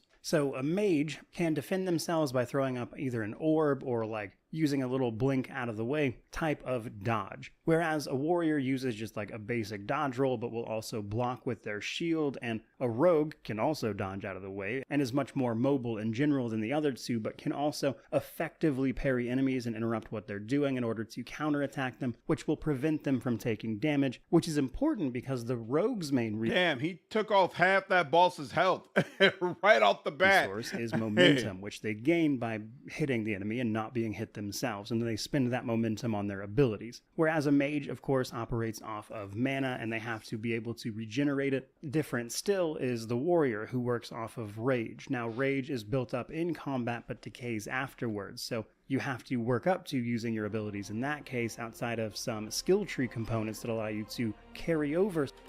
Devilish, appreciate you signing up over on Prime, dude. Thank you. Appreciate the support. Some of the rage you've built up, so it doesn't decay outside of combat, meaning that each of these classes has different resource generation, different abilities, and different movesets that's going to make them all feel and play differently. Yeah, I think I'm definitely going to be trying out Warrior. Was focused on those afflictions. My Warrior character was focused on big charge attacks and then sweeping through with the Warrior's abilities like Whirlwind or their big heroic leap attack before working their way up to the ultimate, whereas my Rogue was all about hitting the enemy but not getting hit themselves in order to maximize damage for adrenaline. But in every one of those cases, you could respec and take it a different direction and focus on something else that class is good at, which is probably a good time to mention traits. So this game does only have the 3 primary abilities, an ultimate ability that you will gain ultimate for before you can actually unleash, runes you can activate from a dagger that you will get a hold of, with all of the runes having different effects for both their passive effect on your character, but when you activate them in combat, they can have extra effects like Ravage was my favorite, which increases damage against health for 20 seconds, which was great for certain bosses. And those are abilities you're going to be like actively utilizing via the tactics I agree, system. Snark. I think Warrior looks cool. Traits are where the other part of this comes in. Traits are effectively button combos that you unlock for that class, typically somewhere around their specialization or just as part of their core kit. So for my mage, this was something like their Spirit Blade ability, which allowed them to toss out a blade that triggered their arcane bomb mechanic on enemies, whereas for the warrior and the slayer specialization I was going for there, this would build up my charge attacks and add extra attacks to those charge attacks and things like that. So a lot of little abilities from other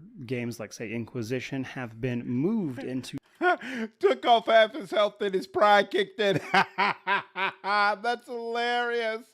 just either button presses or button combos, which makes up the difference. And being I agree, Kairos. This is maybe the 5th review I've seen on Veilguard, and Morty is absolutely diving more into the mechanics and the gameplay aspects of it than any of the other ones that I've seen.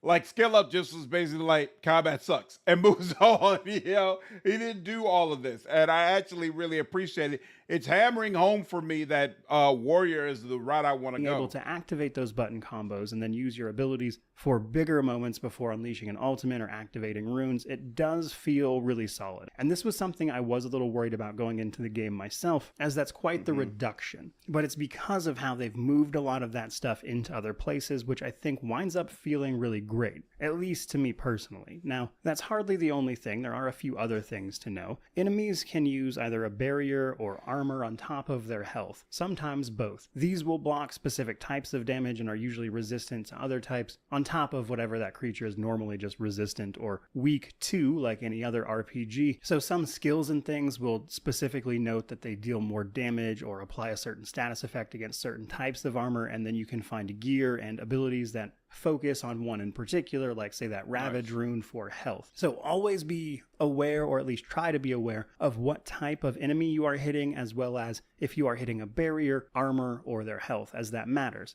Because understanding that and knowing how to maximize damage against each one is going to contribute pretty heavily, especially if you're trying to play on a higher difficulty. Now, while the game is certainly action-oriented, and you've probably seen this on screen already, it does feature a real-time with pause system. That is to say, we can sort of pause the game and bring up a tactics menu at any time. You can also simply use these abilities via shortcuts and go full action if you want, but it's not necessary. You can pause and take stock of everything happening in combat in the moment and then pick these abilities. This is where your companions come in. Why shouldn't enemies have barriers? Control over them, you can, of course, direct them to use their abilities at a given time. This is important because both you and your companions can apply primers and use detonators. Some abilities will apply things like Overwhelmed or Weakened or Sundered, which are all primers. And while they do things on their own, what they also do is set you up for an ability combo where either you or your companions use a detonation ability. Detonation abilities usually specifically detonate one of those previous primers. This will cause that enemy to slow down and deal both damage to it once it explodes, but also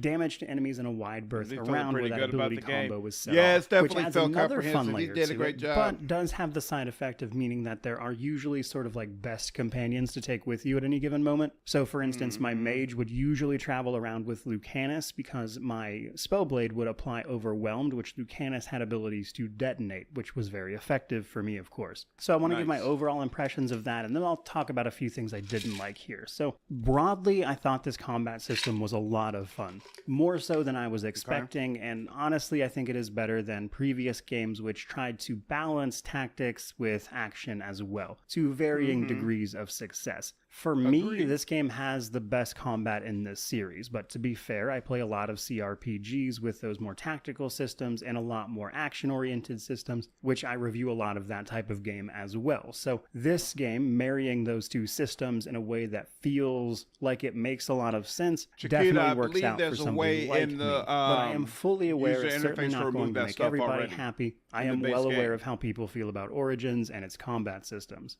But overall, I thought it was great. Now, I didn't love everything about it. Starting with basically just the aggro of enemies. So your companions pretty are sure there. they don't kill can things, occasionally draw aggro. They even have abilities sometimes, like Navrin has a taunt, But he to didn't draw mention enemies onto them and take up their time. But your companions don't have like a health bar or anything. They're never going to go down in combat, and when you use an ability, they basically instantly teleport to where they need to be in order to execute that. So you can give them direction, tell them who to attack just generally, and tell them to use their abilities and stuff, and that's great, and it makes it feel more alive. But I would have preferred personally having to actually worry about them staying alive and not going down in combat, even if they res to full health after. I think that would have been fine, or at least have it as an option. Another part of this, though, is that potions are just potions. Basically, every effect a potion can have has been tied to your belt item slot. Based on the belt you have equipped, Potions can heal you, of course, but then also have a variety of other effects, which is fine, but mostly this is stuff just like applying a buff or something, and I would have preferred a more fleshed out system there that wasn't necessarily tied to a bit of gear, which felt just like a little bit odd to me, especially since it's not like you craft these potions or buy them. They are in jars in combat. You can find regular healing potions this way, but also ultimate potions that increase your ultimate counter, of course, which is fine. Even Inquisition had its like supply system that it had where you would find supply points here and there where you did essentially the same thing. It just felt a little weird to me. Now, given what I've said about the way companions behave, aggro on enemies can be a problem, especially with your limited potion uses and things, because oftentimes enemies will focus on you, even if you're like a mage, which makes early game mage probably very underwhelming, even though it gets really, really fun later on once you have everything working. Prior to that, mage starts out the weakest, I would say, which certainly isn't unusual for RPGs, but it doesn't feel great comparatively to, say, then roll a rogue and then do much better just by default, at least for the first like 10 to 20 levels. And a lot of that I think has to do with enemy aggro, because for starters, your warrior companions don't come until you're a fair ways into the game, like when you're like 10 to 20 at least, and they have the taunt skills you need in order to get enemies off of you, which means starting as a mage does not feel great. It gets to a place that feels super fun, but it starts off the weakest as a result. And I do feel like they could have solved that problem by simply introducing one of the warrior companions earlier, but I suppose it is what it is. Relatively minor quibble, but a slight annoyance nonetheless. Which brings me to the Steam Deck before we start wrapping this one up. So the Steam Deck, they are in fact verified over there, and I just wanted to verify the verification basically. Worked very well on Steam Deck for me, no notes. Controller support obviously, cloud support ran very well. You might have to adjust like one or two things just based on preference, but that would be about it. Happy to see it get verified, as a bit surprisingly even to me, having played this basically entirely on a controller. I think that'll be a good place to play this game for people. That though brings me to my positives and negatives. So on the positive side, we have just the lore of the Dragon Age series. I love the universe of this game and how everything works, and seeing more of that and seeing it get expanded on was a real treat for me. I think they did a great job with that, and a lot of it is extremely interesting. As a result of that, the story and the characters that they've written to facilitate that lore is also a big plus for me as well. The choices and consequences you'll make along the way as you experience that story and that lore, I also thought were well done. And I even had a blast with the combat. Which I think is really cool. Frankly, this game has a lot of things going for it, and I think it did very well. Now, on the negative side of things, I think not importing more of what Inquisition did and the choices you made there is a little underwhelming. I think they left a lot of loose threads specifically from Inquisition that they just don't really bother to deal with, and I'm curious to see if they ever will. And while yes, I am fully aware that they sometimes put out like extra publications around the lore and stuff, like books and web series and that kind of thing, I would vastly prefer that to be in-game. And as a result, I do think it's a negative not to carry more of that forward directly in this game. Now, this other negative might sound a little bit weird, but your character is the hero and they basically have to behave as the hero. While you will be able to choose your conversation options and the tone of them, it's basically impossible to be mean to literally anyone, which is odd. Basically, the way that you can be mean, if at all really, is to just ignore them and not do their quest, which does have consequences that are not great. So, are you serious? Like, so most of the decisions happen in the last 5 hours. You have no ability to persuade people, and you're basically forced to be either funny or noble. You have no ability to be mean or a jerk to the people around you. How is this a 9 out of 10? How is this the best Dragon Age game in the series? How? That doesn't make sense to me. Spell a Shield, what's up, dude? How are you, man? Hey, for those who aren't aware, Spell Shield is another content creator in this space. He covers a lot of the same games that I do. Absolutely highly recommend checking out his channel. He does really great stuff.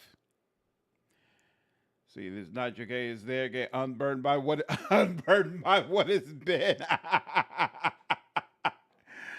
Yeah, David, I agree. That's the comps that I've seen. Come on, man.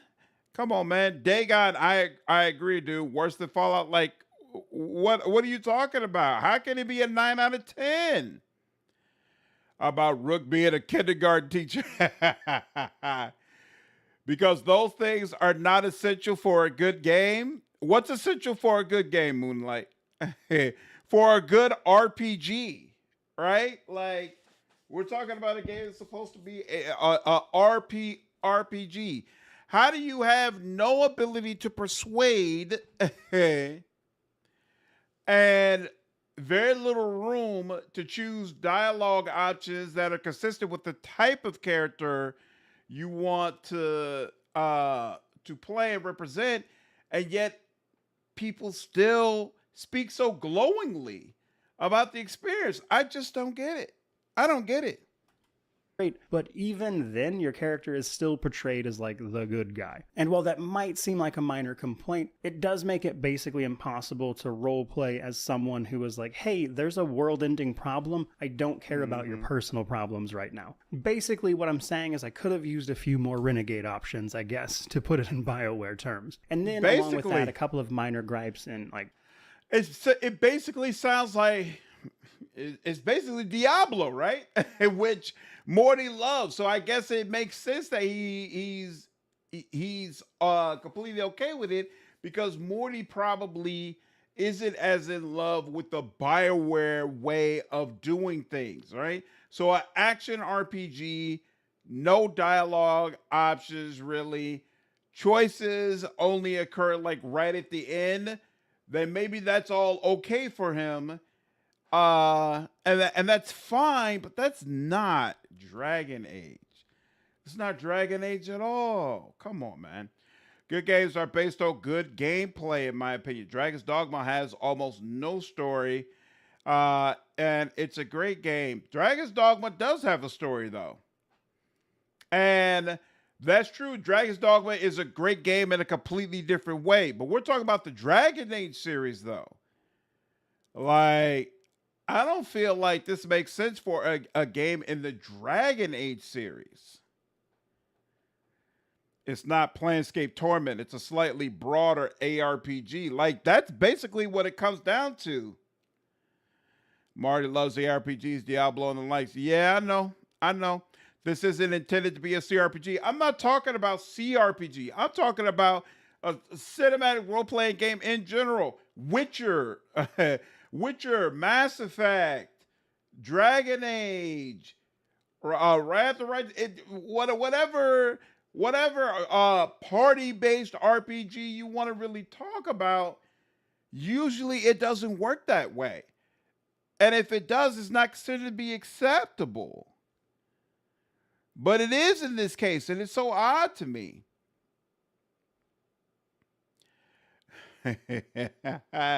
Deacon is having a field day with this. Mind you, I'm saying all this, I might end up loving this game when I finally play it. I might end up loving this game. Too, it wasn't much of an RPG, to be honest. It's an open world action game with RPG mechanics. But all of it made sense for the Dragon's Dogma series, right? This is a totally different series that you would think is handled in a very different way.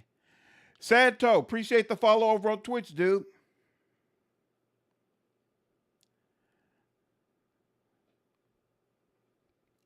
Yep, my pleasure. Yeah, cinematic RPG. That it's not. There are cutscenes and dialogue and conversations, usually that is coupled with choices. I don't. It's so weird to me to see Morty and some other people make statements about this game that I would feel like disqualify it from a higher tier score, and yet they follow up by saying 9 out of 10, best Dragon Age game in the series, like stuff like that. It's so odd. You know what I feel like is missing for some of these reviews? There's not that, and we haven't finished this, so maybe Morty's about to do this, but there's not that section that says, this is a problem, this is a problem, this is a problem, this is a problem, this is a problem. But that's all okay because this works, and that's why I love this game.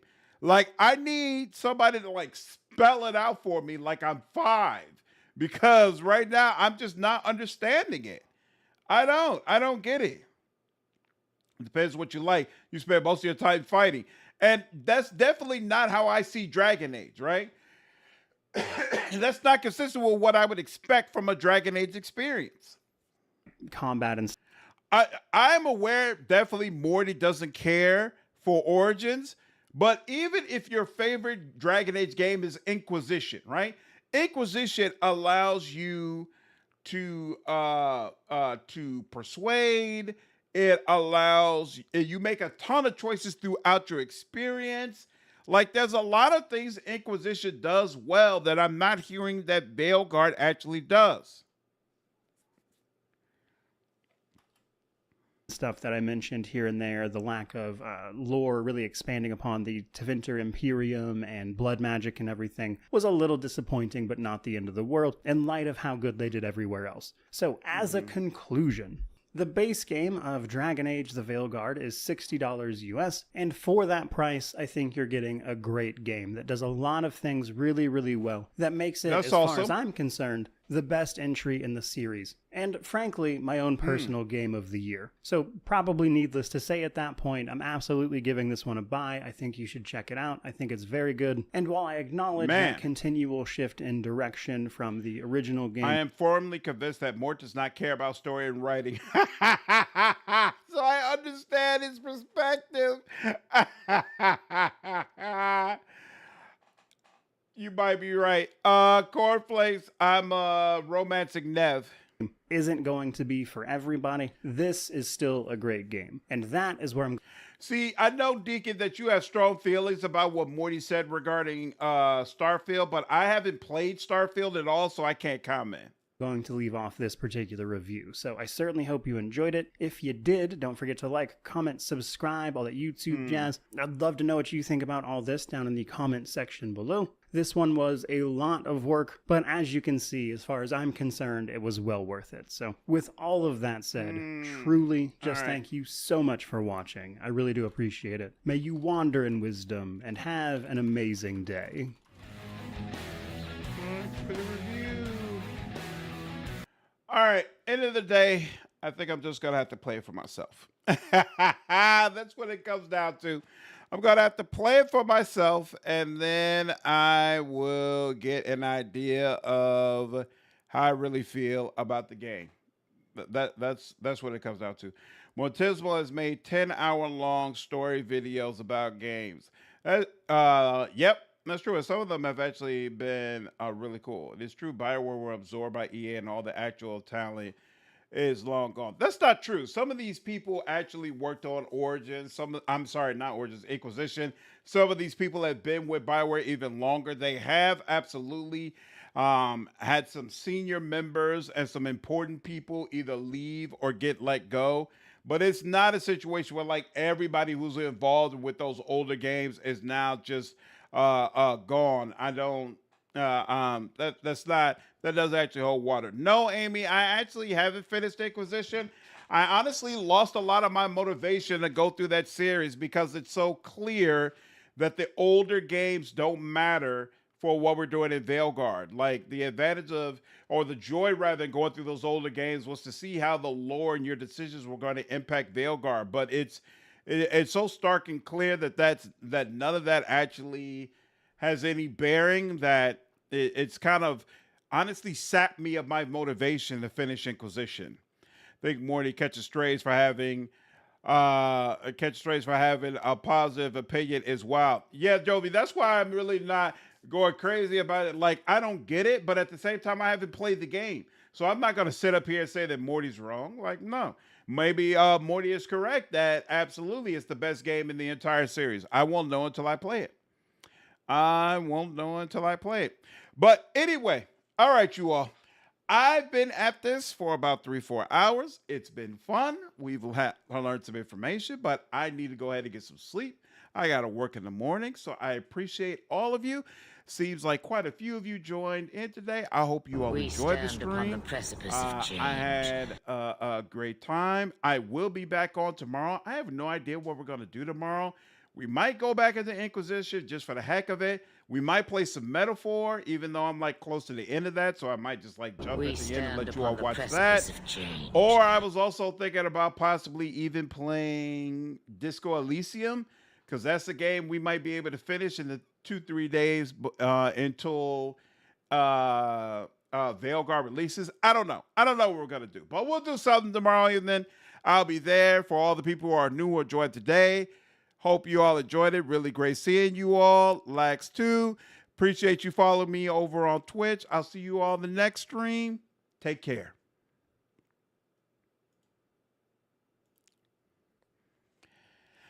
Thanks, Sailor. Appreciate it. Snarky, have a good one. Day God, take care. Under the Sea, glad you had a good time. Blizzard, take care. Rhythm, have a good one. Marzek, take care. Suzanne, always good to see you. Take care. Saul, thanks, man. Appreciate you stopping by. Yeah, it was my pleasure, Snarky. Glad it seems like people had a good time. Blue and Black, my pleasure, man. Thanks for jumping in on the stream. Night, Jim. Night, Orsic. Yeah, appreciate you being here. Take care, Kiwi. Love hearing your takes. Thanks, man. Appreciate it. Victor and play Dragon Age. I might go ahead and still continue with Inquisition. We'll see. Night, Jovi. Take care, Deacon. Night, Chiquita. Neutrality, good to see you. Take care, JV. Go back wild and try Starview Valley. Just jump genres. That might be the move. Take care, Amy. Night, Dee Dee. Yeah, I'm looking forward to a Vow for sure. Night, Orsic, play some Origins. Nah, we already played that game. I did a whole live stream of it. Take care, Mike RPG. Have a good night. Disco Lisa, that was potentially depressing game. True. Night, Mike. Take care, Demon. Have a good one, Moonlight. Take care, Daniel. Night, Pyro. Might I recommend Dustboard as a palate cleanser? I want a game that either will continue the same thing or I want to play something that I can finish relatively quickly. So we'll see. We'll see. Night, Suzanne. Night, Connor. Take care. I've never played a Demon Souls game, period, Amy. And I feel like 1 year, probably when the next Souls game comes out, I'll probably spend a year just playing through all of them. So nope, I've never played Elden Ring, and I've never played any of those games that are like it.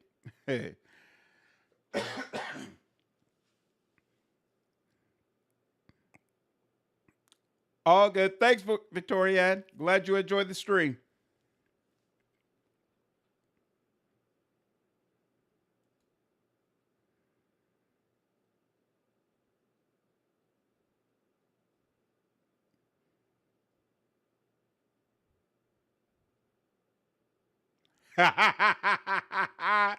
Wow, play Golem? Yeah, that's definitely not happening. I'm going to let that go.